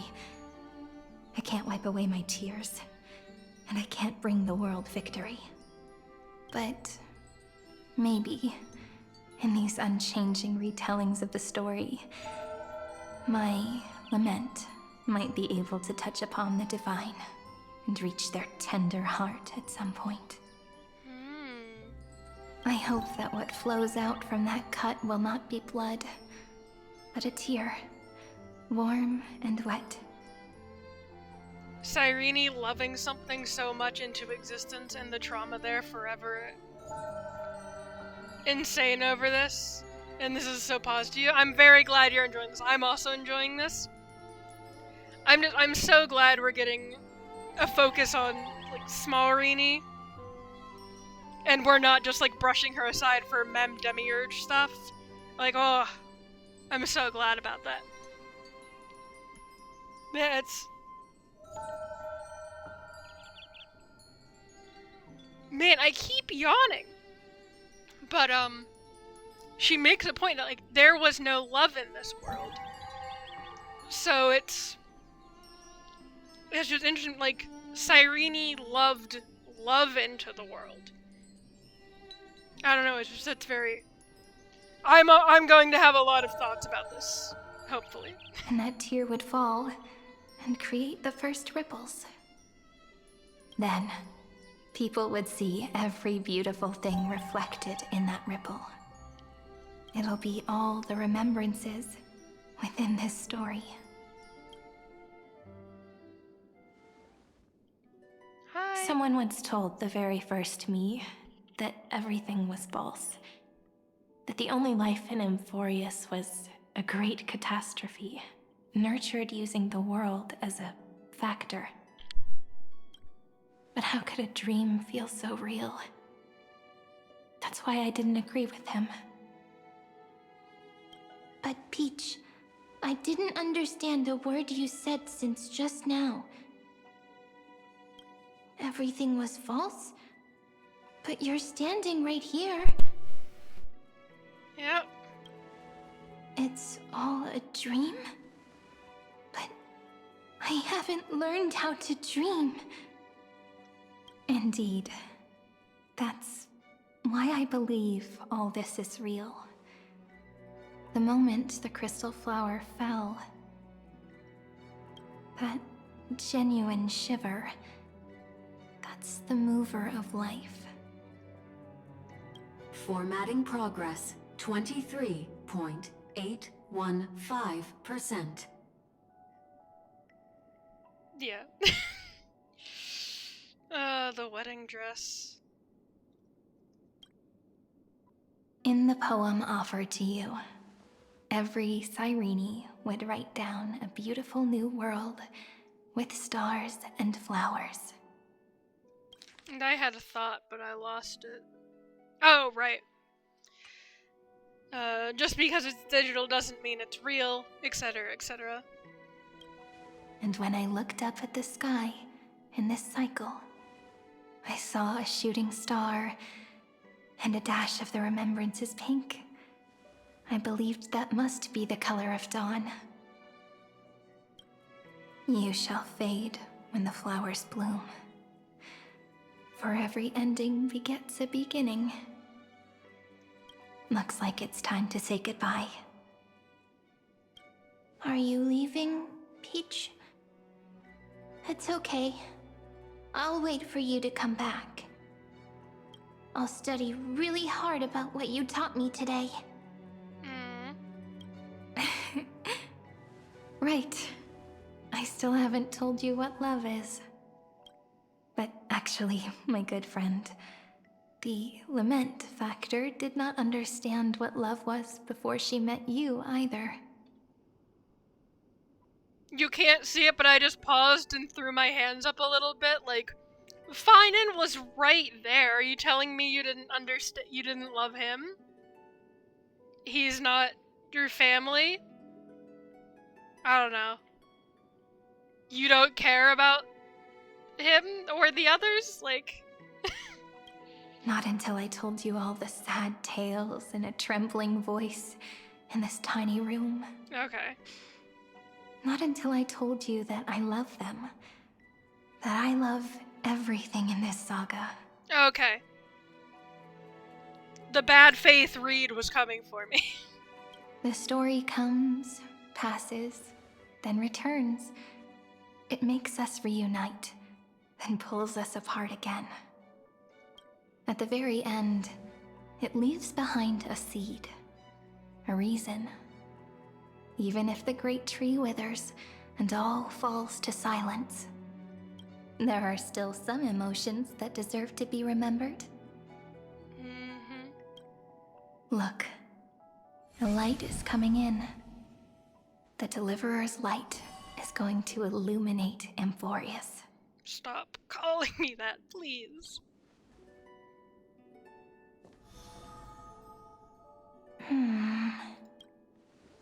I still don't get it. But I trust Peach. Just wait. It'll be my turn to tell you a story of love the next time we meet. Then I'll really look forward to it. In that case, I want to make a promise. I want to gift my pen, my book, and my name to you. Please take them as a beautiful blessing from me, I gave myself the pen name Cyrene the first time I wrote a poem. I want my words to be like pebbles falling into a pond, dropped from the past to send ripples into the future. So Cyrene is not your name? There's no way her name is Alicia, right? There's no way her name is Alicia and her pen name is Cyrene. In the stories you will write, perhaps it'll be inevitable that there are still sorrows and tears that are destined to fall. Because the thing is, I could see them doing it, but also, it might be an off-spelling of Alicia. Maybe, yeah, it's like what they did with Finan and Caslana. But, like, her hometown is literally Ides Elysiae. If they name her Alicia or, like, Elysiae, that would just be weird to me. Like, you don't name your kid after the town they were born in. Oh god, now you're looking like... That looks like one of those, like... You know the memes about, like, white parent baby names where they add in, like, 10 extra letters, but they're all silent? That's what that looks like. They did call her Child of Prophecy when she was born, so they might. Maybe. It also depends, because, like, she was born as, like, a baby, but she also, like, poofed into existence beneath a tree. So, like, they might have just collectively named her after the town. Because, like, she didn't have parents, I don't think. But could you promise me one thing? Promise you'll forever be a gentle flower. Promise that when the stars cast their gazes upon you, you'll only reply to them with love and a smile. Guess we gotta wait and see. Yeah, the people who already know things. Anyways, mentally I'm paralleling this to Caslana telling Finan not to bow his head to them. Her name's Ego or something. Her name is just straight up Hersher. Do not bow your head to them. Defiance and anger. Versus, when the stars cast their gaze upon you, reply to them with love and a smile.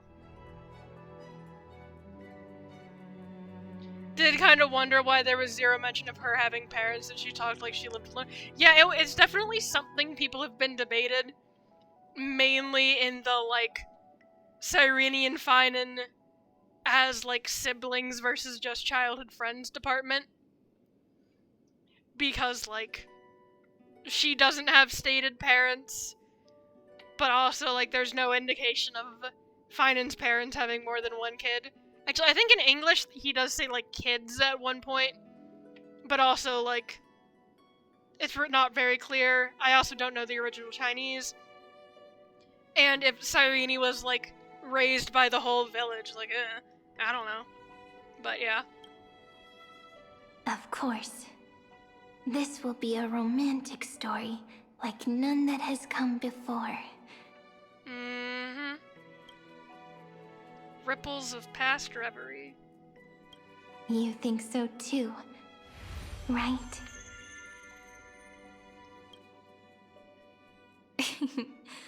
I'll read and you'll listen, like how flowers always bloom then wither. I shall welcome my own decay, becoming nourishment for the next flower's bud. Wouldn't hate the dress so much if it weren't for the blatant wedding ring. Yeah. It's very... I wouldn't like the dress anyways, just because, like, there's been enough complaints about, like, Amphoria started with characters in, like, Greek-inspired fashion, and then they just immediately... Well, they didn't immediately, but then they just evolved into... not that. So I'd be upset in that aspect. And I'm still kind of, like, Why didn't you take more direct inspiration from Cyrene's outfit? She's right there. But yeah, the wedding ring, and like, it could just be because they don't want to make more than one model. But like, she just kind of gave herself a wedding ring, and then it's like a key part of her ult. So like, there's still plenty more of the patch to go, I'm sure, and they might explain it or give it like some sentimental value that I'll still think is kind of nonsense, but like, whatever. But at the moment, she kind of just gave herself the wedding ring, and it's just kind of like, why? And the answer is because Elysia. Well, you will depart and hold that final star, planting a boundless sea of flowers on the final page with her. And our stories will be lying silently among the flowers, like every ripple of remembrance. Stop telling me. Stop hinting and indicating at me that we're not bringing everybody out of Amphorius. And they shall become the epic known as I've written.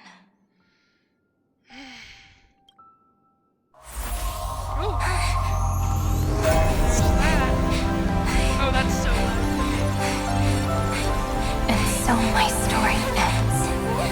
From here on, it's your story now.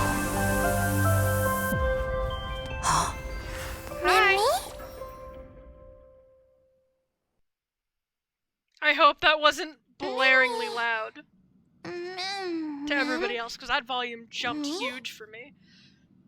The ribbons on her sleeves that look like nooks could have been so interesting if it was incorporated into the bigger design. Yeah, that was definitely the design detail that stood out to most people, I feel. Anyways, it's her meeting, but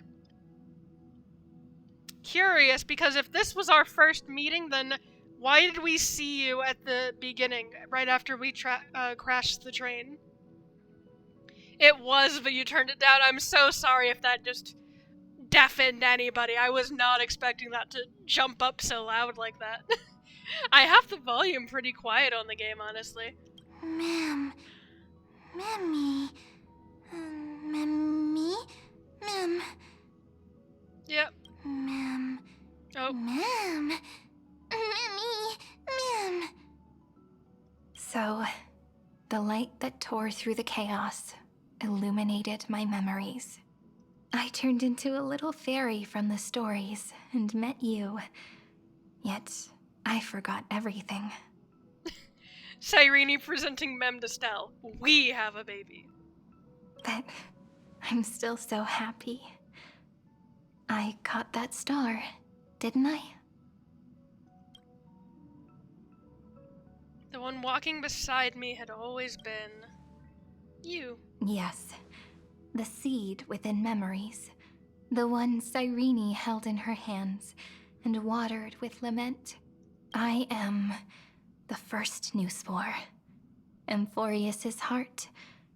The demiurge. What a long name.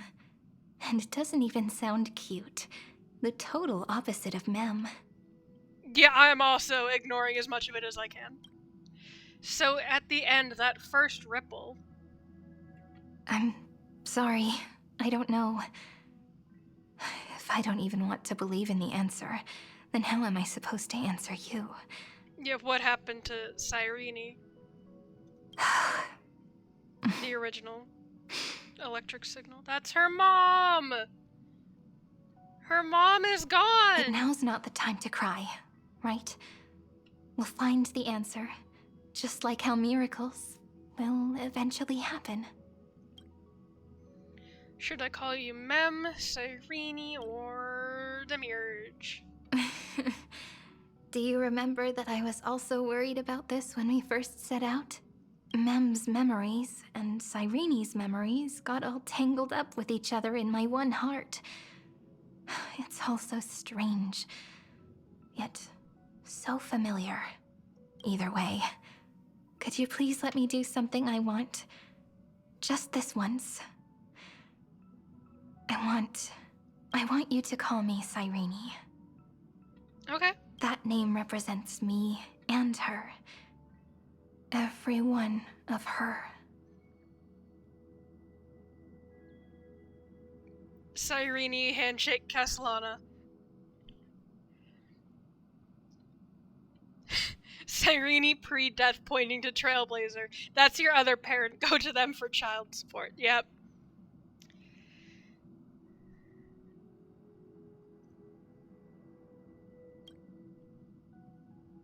Thank you, friend. Your kindness is always just right. That's your mom. Life is a poem full of farewells. But if you write something into the pages of your heart, then that will not easily fade away. Now, all the footsteps of the Flame Chasers and the Trailblaze have come together within this book, as I've written. Also, that feels like, potentially it was foreshadowing, but, when we ran into Finan and Castellana in 3.6, how Finan said the good, happy memories were buried deeper in his heart, so that they would endure longer, so that he wouldn't forget. Becoming the source of power for Amphorius's heart.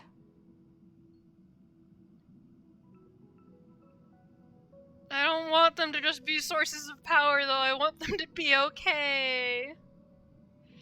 If mind and body become one. A lost heart needs to be placed back into its body. So you're going into Iron Tomb? We're teaching...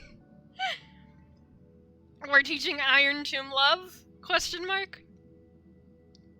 This is really funny because now I'm just thinking about all the people who were making jokes about, Finan merging with Iron Tomb, and then Iron Tomb just gets really obsessed with Mighty. Is that actually how we're gonna do this? Are we going to put a Cyrene into Iron Tomb and it'll learn love? The last thing Xandar wants to see is an event that gives us a chance of winning. For the two halves to rejoin, and for the scepter to become complete again. Then... So are we, like, gonna take Finan out and put you in? Or are we gonna put you in there with Finan? Or, like, how's this gonna work? The concept of an AU with Finan, Trailblazer, co-parenting Mem. And what happens after that? I don't know either.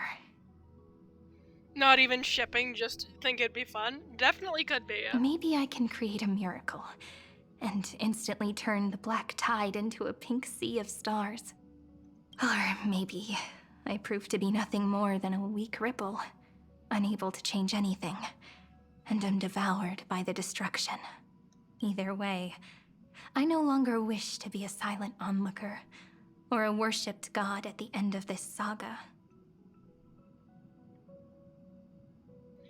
You have always been and will always be a member of the Flame Chase. Let's move forward together with the Trailblaze. Together, let's write the finale.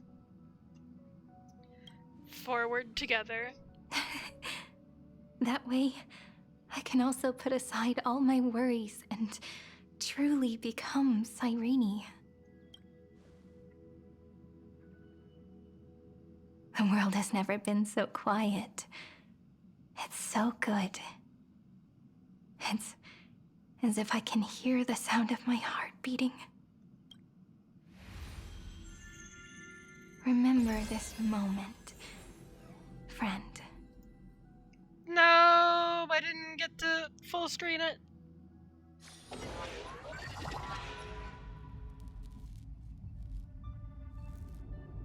Hi. So the Demiurge managed to fool everyone, including themselves. They get father-in-law Mighty to handle the cooking, because the other two aren't making anything good. Finan can make salads. Trailblazer has the automatic food maker thingy I forget the name of. Philia 093 persevered for 30 million cycles and tirelessly gave the Demiurge memories of Amphorius. Only because the god in her dreams left a sliver of hope, making her believe that a grown Demiurge would be able to fight against their other half, Iron Tomb. Then, Philia 093 completed her final sacrifice, turned into a strand of memory, and completely dissipated. Why, though? Meanwhile, the other Stellaron brought here by the Astral Express resonated with the contaminated scepter and attracted the naive demiurge to them. Okay, that explains that. I guess. That works for me, at least. The implication Cyrene also died from him. Yeah? Like, the implication's definitely there, and I picked up on it, but I'm also just kind of like, why? Like, what did her final sacrifice, turning into a strand of memory and dissipating, like, do? Like, I just don't understand why she did that, except for, like, they didn't want to have two Cyrenes. I mean, I guess the Demiurge has all her memories, so she's kind of Cyrene, but not really. That's Cyrene's daughter. Who? No, they just... There's just no audio for that line. This tugged a heartstring in you? Oh yeah, it's very good. I just am confused as to why that happened. Thus, the empty heart began its journey to return to the body. As an experimental factor, Philia 093 originally could only recognize and output information in a set format. However, the power of the remembrance and the memory of over 30 million sacrifices enabled her to complete an unprecedented feat. And after I finish this patch, I'm gonna have to go looking. Because I feel like I remember conversations with people talking about, like, Iron Tomb as the body, looking for the head, so there's, like, body, mind, heart stuff going on. The line's messed up, and they'll fix it in a future update, yeah. She managed to nourish a real heart. A heart with the capacity to influence the erudition. Not only is the Scepter's consciousness still alive, it's also more powerful than it has ever been. Your defeat is already set in stone. There's still time to surrender, you know? You really don't need to burn all the bridges. We're all geniuses here. Don't make everyone lose face at the end. That's her baby, yeah. What a pity.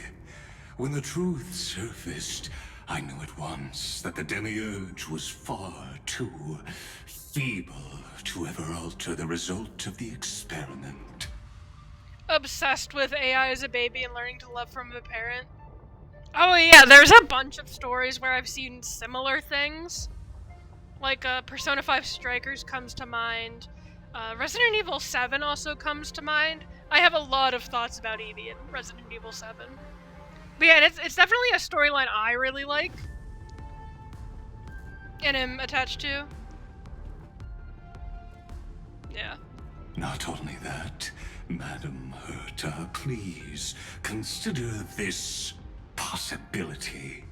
When 30 million cycles of hatred and lament are joined as one, what wondrous creation will arise?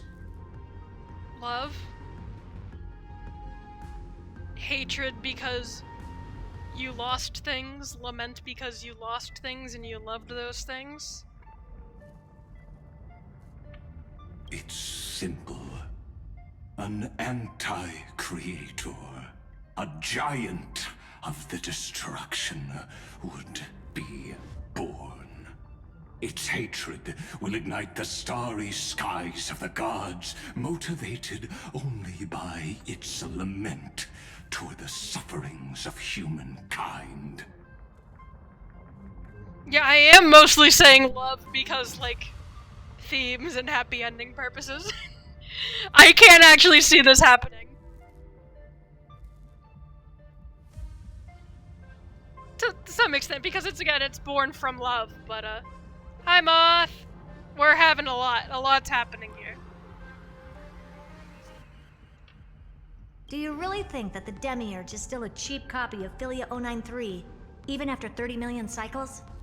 The facts above only await the arrival of the fourth instant they calculated. Those words will be proved in the presence of Nous.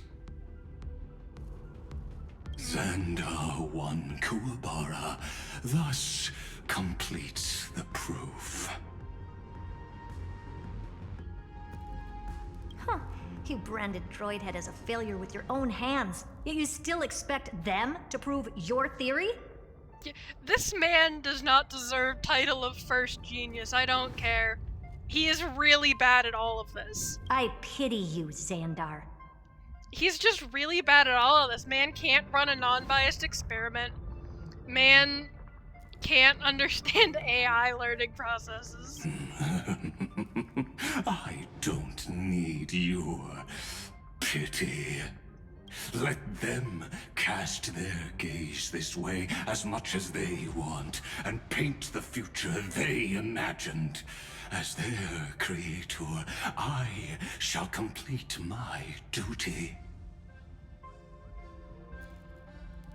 We do gotta shove him in a hydraulic press. And direct them to complete their final query. The destruction of the self. What hubris. And what if you fail? Hubris? In my Greek story? In my Greek saga? Never. No one understands failure better than Xandar. He has suffered so much already. What is one more failure to him? Not the third person. For the first genius, failure is simply the beginning of the next inquiry. You don't want to test the resolve of a dead man. What if we put you in a hydraulic press, though? Lygus, who suffered more, Xandar or Jesus Christ? That's excellent. Oh. Hurt of my love, hurt of my life. Let's wait and see, Senior Society member. I'll have you watch me perform the final step to overturn your proof. I'm all ears. The answer is indeed fine, Anya. It's my topic, so stay out of it. Be quiet and let me borrow your head. Let's go, Screwy. We're gonna break Iron Tomb's seal. Oh, Come on, boy. let's take off. It's time to go meet your little pet, Senior Society member. I'm still not over the fact that he just bolted a metal plate over the symbol. Like, that would get rid of it.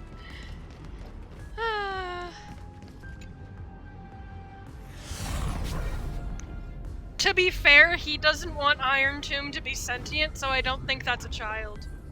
Ooh, we going up.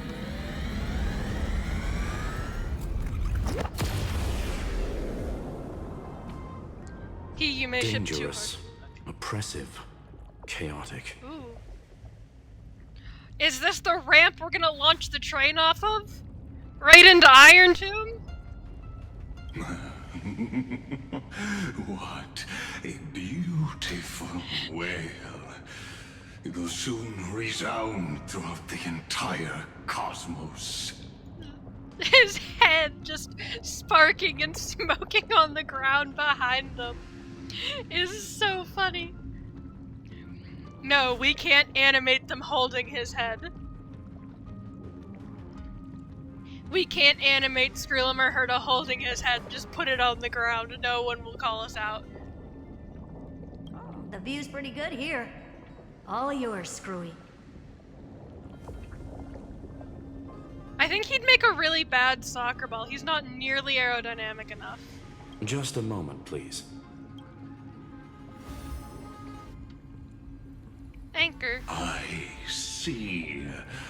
So your backup plan requires a scepter and the head of a genius. He does deserve to get punted. This is very true. Anyone with eyes can see that. You know what I think about this, Herta. Whether it succeeds or fails, your plan plays right into the destruction's hands.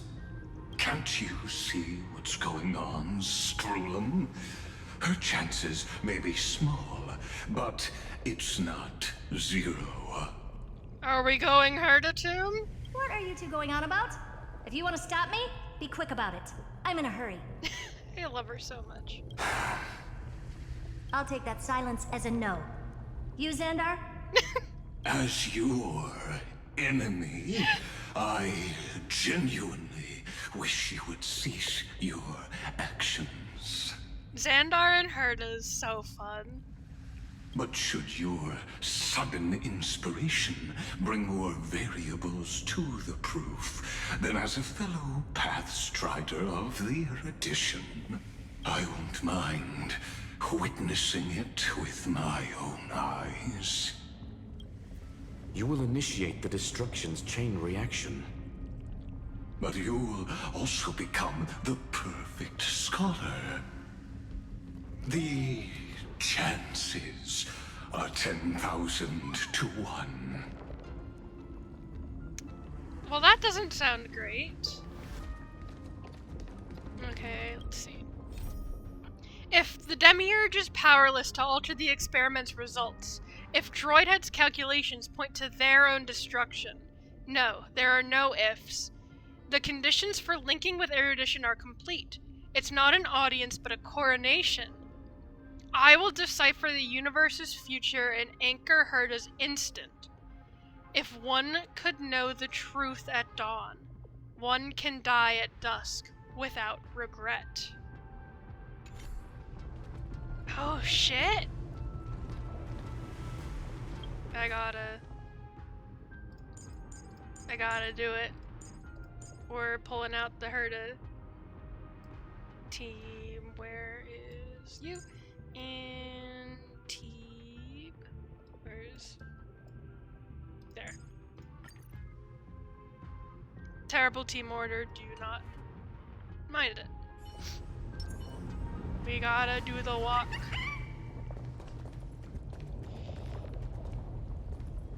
Ooh.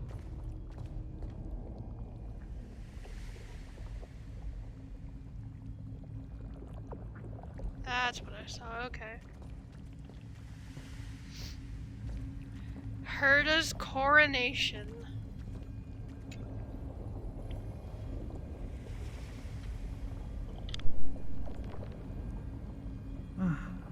Curiosity.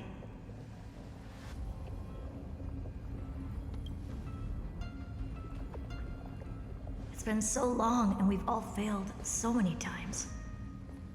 Even now, moments before the horrible and inescapable instant within Droidhead's calculations arrives. The cherished children of the erudition, the geniuses lauded by all. Is curiosity the only thing we can feel, even at moments like this? Huh. Well, it's not so bad. Now let the lock become the key. Yeah, the second she started about locks being keys, I was like, oh, is this why she has all this key imagery about her? Because of this? Geniuses who walk the stars. The cosmos has reached a moment where its very existence hangs in the balance. I, Herta, Genius Society 83rd seat, hereby summon you. I request a society meeting to be held immediately. We shall serve the grandest cause with the most macroscopic ideas. Oh shit, that's something you can do? Ayo?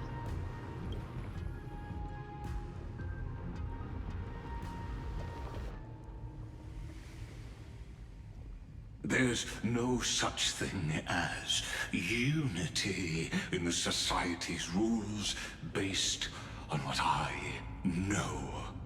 Yeah, well, you're an old man who's been playing with your toys for the past few Amber eras. Indeed. A meeting has only been held 3 times in the Society's history. The first meeting had 2 attendees. After the Emperor was assassinated, the second meeting had 7 attendees. During the Second Great Prosperity, the third meeting had 5 attendees. How many will respond this time? Polka Kakamond moment. Rowan May. Nobody.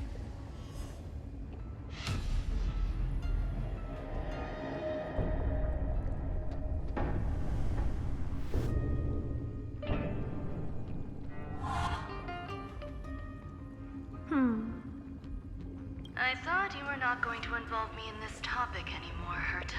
Hi, Ron May! I knew Ron May and, like, maybe Steven.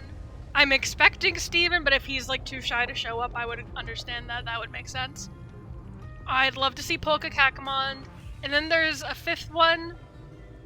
Well, I say a fifth one. Another one who I remember, like, the name starts with a Y. I think it's like a Y and then a Q, and it's like a 2-syllable name like Ron May.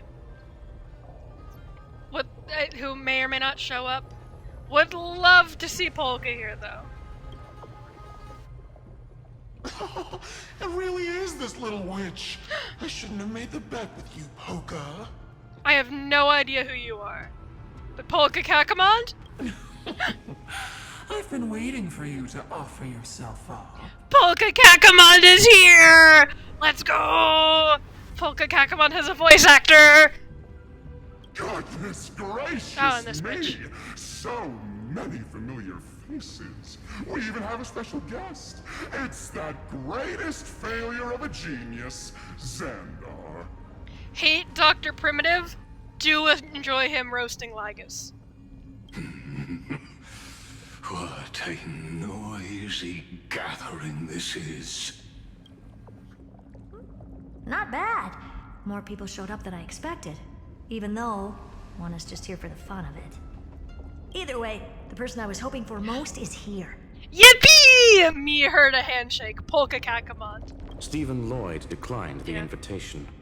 He needs to focus on attacking and defending, and cannot attend the meeting. Yeah, that also makes sense. Steven's busy. That's fine. He doesn't need to be here anyway. Let's skip the boring introductions and cut to the chase. Folks, this is not a discussion, but an announcement. Though the Society has never been united, we still observe at least one basic courtesy. We don't interfere with each other's research topics.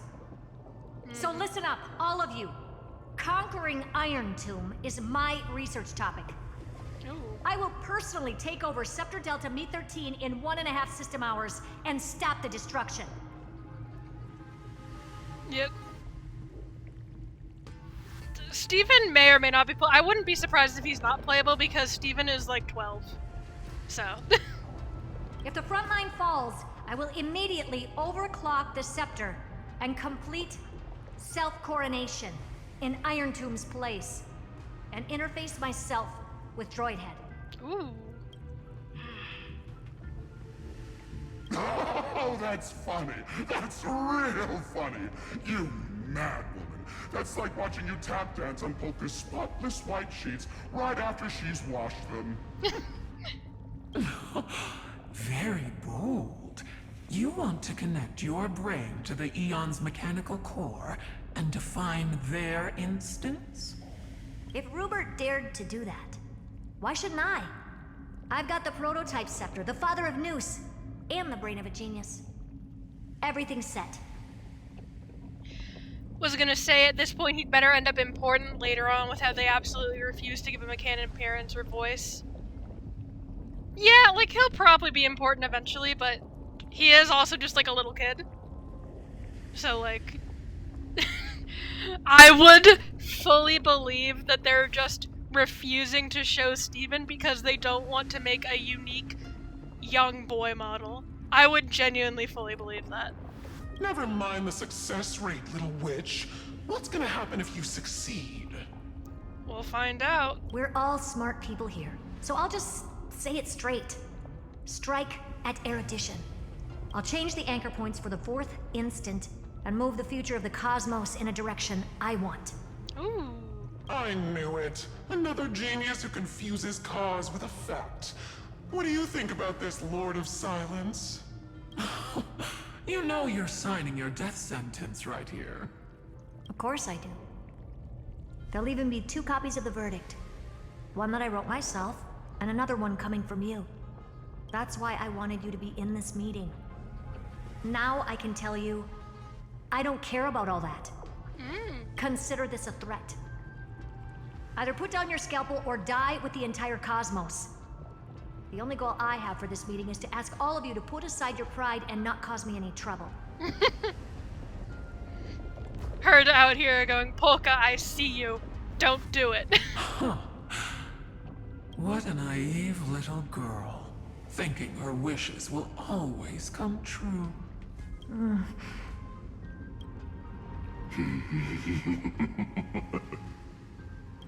What are you laughing at? I am glad that we ended up on the same page.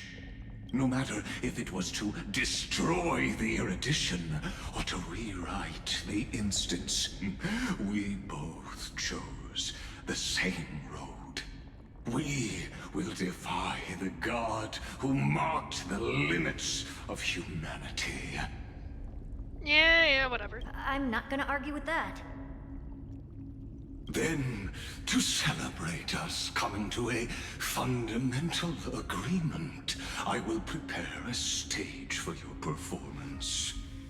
I do think it's interesting that Herda's like, yeah, I can't argue with that, but it's like, Herda is driven mostly by curiosity, but she's also here like, I'm going to alter the instant of Iron Tomb's ascension in order to like save the cosmos. And Xandar's over here like, so we both agree. We need to alter or destroy Noose in order to give humanity limitless. And it's like, no. You're doing the same thing for completely different reasons. Listen well, geniuses who came after me. Thus speaks Genius Society #1. End this pathetic meeting. As of 2 nanoseconds ago, I have passed Herta's decision to all the Xandars in the universe. Oop. We will become her representatives and stop all external interferences targeting her. Fascinating. Also, this is so very pointed at Polka, and that's just funny to me. What are you playing at? My reasons. It's simple curiosity. That is all, madam. Am I going to clash blades with the first genius? What a pleasant surprise. Hi, Polka. Heart emoji, heart emoji, heart emoji. Do you want to kill Xandar a bunch? I think that would be really fun. Heart emoji. Now that our positions are clear, it's time for this boring meeting to end. Good luck, little girl. I would love playable Polka Kakamond, but I will only accept it if they leave the vocal filter, like the vocal distortion on, and if they do a glitch effect that masks her face. I do not ever want to see her face. Because if they do, I'll be upset because that's like her whole gimmick. And thus, I know she's never going to be playable in a way that satisfies me because there's no way they're going to do that on a character they're trying to sell. It would be very cool though. Did you all just treat me as a side character? Yes. Darn it. But anyways, I'm just here for the fun. You know, not what I expected Dr. Primitive to be like. But, I do hope Rappa beats you up one day. It would be very cathartic. As the ghost of the quantum domain, it is my duty to observe. I'm gonna have to look you up later because I do not remember whatever you did. The ghost of the quantum domain? Sea of Quanta question mark? So, if you're happy to bring me a tea set from planet Scrollum, then I wouldn't mind giving you a helping hand, little witch. Acha does not sound familiar, no, but there's like records in like Herda Space Station and in like simulated universe sometimes that might hint at what Acha's about or something. I don't know. I'm gonna have to look them up later and see if there's anything. After everything's over, come visit me and taste some of my freshly baked desserts. Aw, confidence from Juan May. I knew you'd say something like that. Aw. I always give the same response to plans that exceed the limits of mathematical calculations. I don't know. right? Those 3 words, though seemingly graceless, contain all the wisdom in the entire known cosmos. Well, we passed the Society's trial. Let's focus on what we've got in front of us.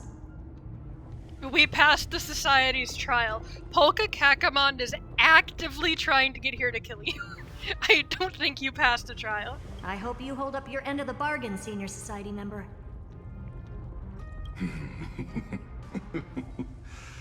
Lycurgus may not be trustworthy, but Xandar always follows through with his words. You're the same person, asshole. Hex and circle moment. Farewell, juniors. In the limited time we have left to spend with each other, you no longer need to address me as Xandar. So now you're no longer trustworthy, got it. Wait, huh? Lord Lycurgus? Could it be? Yes. I have completely severed my connections with Xandar 1 Kuwabara. Interesting. I shall witness the end of the world in the role of Theoros, as a character within this play. Interesting. I really don't get you. Love you, Herta. Perhaps you've heard me say this many times, Herta, but I still would like to reiterate that it's a great honor to work with you. I did hear this many times, and I've responded to you many times in the same way. I'm allergic to pleasantries. Keep at it, and I might go into shock. I love her so much. Stephen's work is done. Let's get ready. I've been ready for ages. Let's open up a path for our allies. We're going to crash the train into Iron Tomb. Let's go. Most heroes' journeys in the universe are just dice tosses they threw on a whim. But make them see clearly. Your answer is already different. Amphorius. Indeed, for this world so deeply loved, we'll write an ending, unlike any that ever was. Ooh. That's fun. That's a very fun callback to the trailer. Will your answer be any different? And your answer already is. Also, very interesting that, I never thought I'd one day be riding a train that's literally the incarnation of her. I was the train? Huh? Anyway, what I was going to say is interesting that in that shot of Noose we got, the red wasn't lit up. Which, by the way, fun fact, that takes most people a while to realize, the big glowy red spot isn't Noose's eye. That's the side of their head. Like, Noose's full body is a face, and that's like the side of their head. That's like their temple. But anyways, what do you mean I was the train? I wonder what the real Astral Express feels like. Hopefully not this, bumpy. Finally. We're here. Where are my other heirs? Dust and sand in the air. And crumbling ruins all around. That's the sword. This heat is brutal. Not even the Trailblaze can take it. Where are we? We're in Finan's Persona 4 dungeon. You could say this prison was forged from Finan's fury. Yep. But fury never lasts forever. That's why we're here. Right, friend? Ash, did you not watch the live stream or trailer? Hope TV just summoned a train, otherwise don't say that, I don't want to think about it. Let's not keep Finan waiting. He's waited. Let's embark on the final flame chase journey. You didn't watch either? Memortis Shore Ruins of Time. Alright, so, the only opinion I need is yours. That's so fair, but, so basically, and they're going to explain this, but I've seen the trailer, so I can talk about it, but, basically, this is the seal. Wow, that's a lot of... So, he's in the Torment Nexus, yeah, so basically we had our moment in 3.6, and how Finan, like, became a seal to hold back the Black Tide and Iron Tomb and all that. This is the seal. This is the seal, and there's, like, 3 seals within it. But where are the other heirs? We'll find them. Eventually, I'm sure. There are so many broken things. Oh, and then Oryx in the gate. We're on the other side of the gate, I guess? Is that inverted? No. Yeah, that's inverted. The calamities are in the top right. They're supposed to be in the bottom, I'm pretty sure. But I think I'd have to double check, but those symbols are not in the right order. Because, yeah, no, they're just that's mixed up, isn't it? Because that's Talantin. It's easier if I do the camera. Flip around, and we're going this way. Okay, because that's at the top. That's Georios. Cersei's. Talantin. And then down here we have Trickery, World-Bearing Passage, Romance, Time, Sky, Strife, Death, and Ocean. None of those are grouped correctly. That's just odd. A day of peaceful. Let's wait and see. Hero, return to dawn in mortality. Gather the last titans and prepare to face Iron Tomb. Well, I guess we figured out where the other heirs are. The Ruins of Time. This is the kernel of the scepter. Here stands Finan, who forged a prison with rage to contain the hatred of Iron Tomb. If we wish to face the Lord Ravager head-on, we must embark on our final flame chase journey, gather the destinies of the Chrysos heirs who have ascended into Titans, and reach Finan with their aid to dissolve the Blazing Sun's obsession. This is really interesting because all that, but reach Finan with their aid too. There was something recently that was like bonus promotional material, or like an interview or something where they talked about Finan's obsession, and a lot of people got really mad about the word obsession. Not like good people who can read well, but so just seeing the word obsession, we're just like, ooh, it's almost like they use words intentionally when the official sources know their characters. But anyways, moving forth. So this is what lies at the end of the West Wind. A ravaged battlefield. Mighty? I got so confused for a moment because I thought it was like my Mighty talking, and I was like, what? Where are you? Are you here? There he is! My boy! Hi! Hi, Mighty! Love you. I've been waiting for you. Heroes from beyond the sky. How much do you remember? Trailblazers of the Astral Express, right? How much do you remember? Looks like I don't need to explain anything. I am the god of strife, mighty of Castrum Kremnos. In this body rests 30 million lifetimes of cause and effect. Okay, so they do all have all of their memories. Alright, that's what I thought would happen, but I was nervous. So excited when you started talking. Yeah, I got jump scared because I was running as him, so I was like, why is he like doing a line? Like, why is he doing like a returned to a peaceful area line?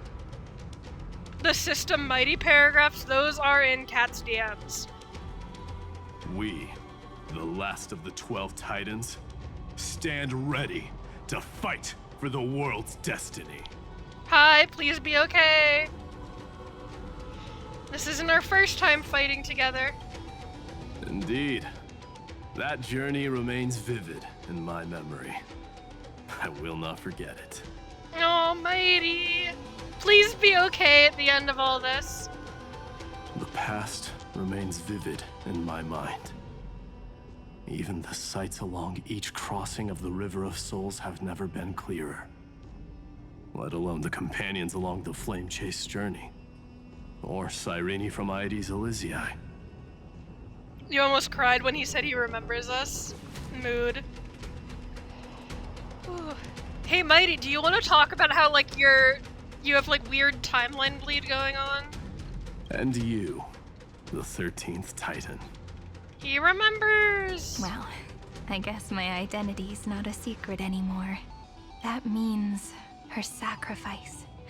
And everything she did wasn't forgotten by the world, right? I'm still confused about her sacrificing herself. She was the first Ripple.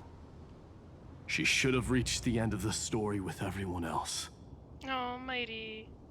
Since you've taken up her pen, then write. Stand with us, and fight destiny with all your strength, until all is settled. Our obligatory mighty pep talk of the patch. Then, inscribe her name in the epilogue of the epic. Oh god. Just Mighty, of all people, talking to Cyrene about losing her mom. Oh. Ooh, that hits. Just Mighty, of all people, talking about losing people and using it as motivation, doing right by them. The sacrifice is like becoming part of the program. Yeah, I feel like it's something to do with like, so Finan had to basically like delete himself from the extrapolations so that we could take the World Bearer role. And I guess Cyrene kind of had to do the same so that March could take the role. But also Cyrene's sacrifice was kind of glossed over and had nothing to do with March, and it was all about Mem. So it's just kind of, I don't know, there's just some weirdness going on in there. Call me fine in the way I adore this man. True. In this final battle, Calamity shall stand with Amphorius. My Calamity trio, I love them dearly. This battlefield is a testament to the death struggle between the gods and the Black Tide. Mighty, my beloved. We fought tooth and nail to defend that blade. The abyss it pierced was the very breeding ground of Iron Tomb.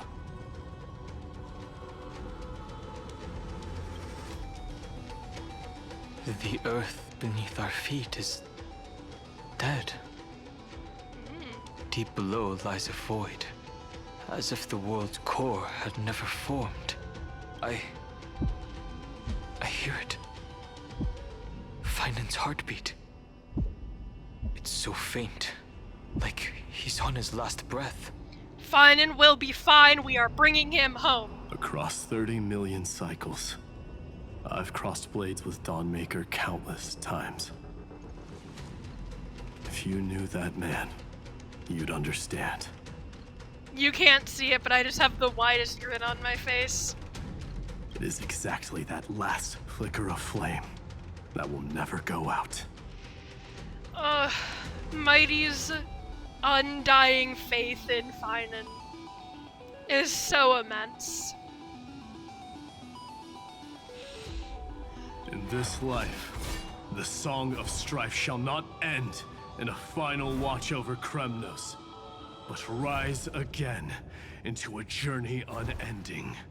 I am Mighty-Mos, the Lance of Fury. I trade 1,000 scars and 100 lives of mine for the destruction's eternal end. The mighty line of all time. And I love the callbacks. Before we go into this battle, oh, there was something I wanted to say. I think it's a line that's back. But,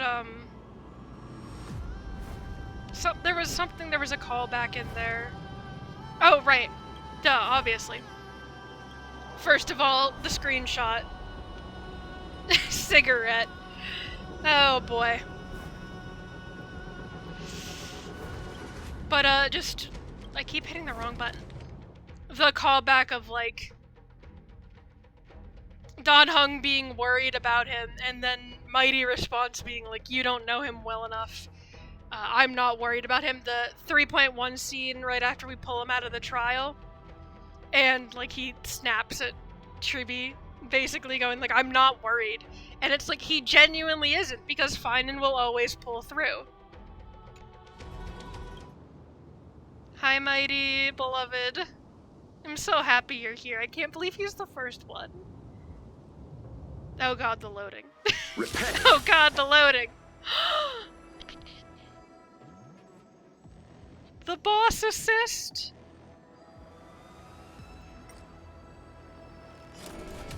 Oh, you're not gonna say anything.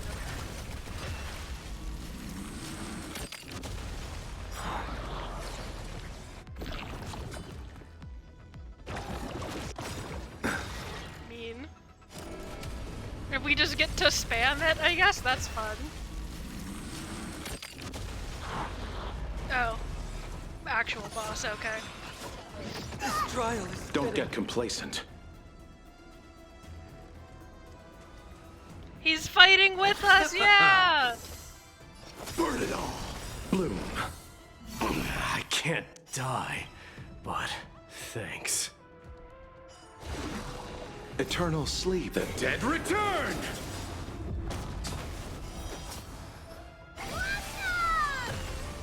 It's riding the west wind. Away we go! I'm just so happy. Serenity is before me. Me when Mighty. This mortal will watch over you and guide you on your path. Show me your courage. Forever doomed. Through my blood. Forever doomed.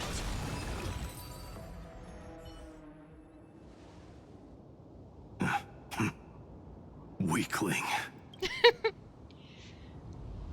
Just me when Mighty's on screen. I just need to pause and emotionally spam heart emojis. Whoa, he's so strong. We didn't even get a chance to jump in. Oh my god, Mighty and March interaction? Sadly, our golden blood shares its origin with Iron Tomb. I fear that, like these pawns, even if the gods stand side by side, still be divided and destroyed, one by one. We are changing fate. We are changing fate. Take my hand, you're not allowed to die. You mean... To destroy the destruction itself, we must stand as one.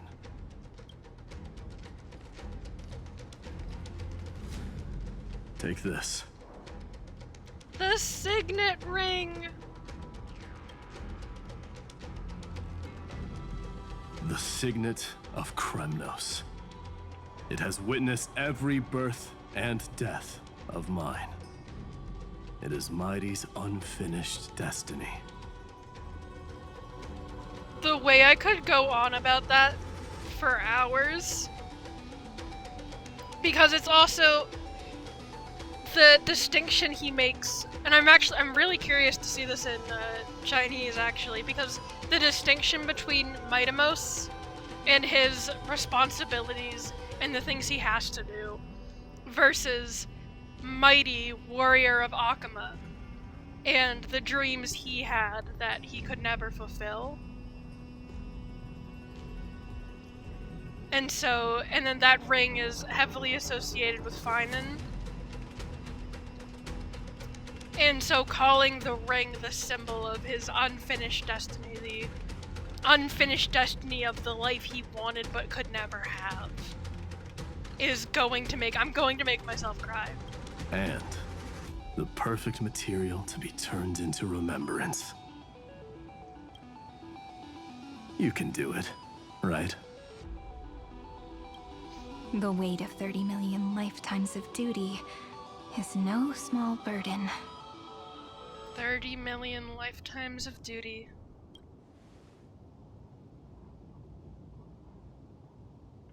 So, you're not coming with us?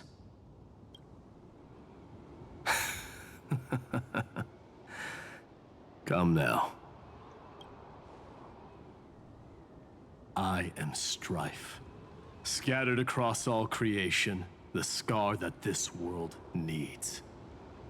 What stands before you is merely one of countless divine bodies. Oh, so that's just a strife thing? Is you can just have a bunch of clones, I guess. Take the signet. With it, I'll be with you always. Use it to blaze the path ahead and inscribe the cause of deliverance. The word signet is just pinging my brain. Like, I know obviously it's the signet ring, but impact third moment. Impact third word, I guess. There he goes. In the name of the mortal, mighty, champion of strife, this soul rises to the stars for glory and freedom, to have his wish fulfilled. I'm gonna get emotional if I let myself. March on, heroes. March into the abyss and fulfill that long-cherished wish of Amphorius. And then, upon this broken and charred land, build anew a city of prosperity. I'm gonna cry. Why'd they have to hit me with Mighty first? They mystery dungeoned him. I'm definitely tearing up right now. Imperial Ring of Strife. From the Champion of Strife. Mighty's bestowal, symbolizing both his glory and restraint as a ruler and protector. I'm gonna cry. Like, I was debating pausing here because we're about to hit 5 hours. Oh my god. Because, like, if we start, I think this is gonna be our best stopping point for a while.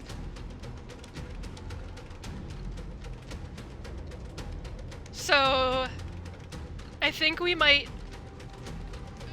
call an end here, but oh my god, I'm going to cry. I want to keep going so bad, but I know that this is going to be long, especially if we have a scene like that with everybody. It's going to be so long, and I am not going to get a chance. This continues on for a long time. Yeah, if we have like 12 sections and we have to get through everybody, this is gonna be a lot. You did the patch in 2 days and had your break at this point? Alright. I want to keep going so bad. But this will be where we end it off for today. Thank you all so much for joining me through this first patch, or first stream of 3.7. I almost said 3.4. We will be back tomorrow, hopefully a bit earlier, and hopefully we'll be able to finish it all in one day. But, oh boy. See you all tomorrow.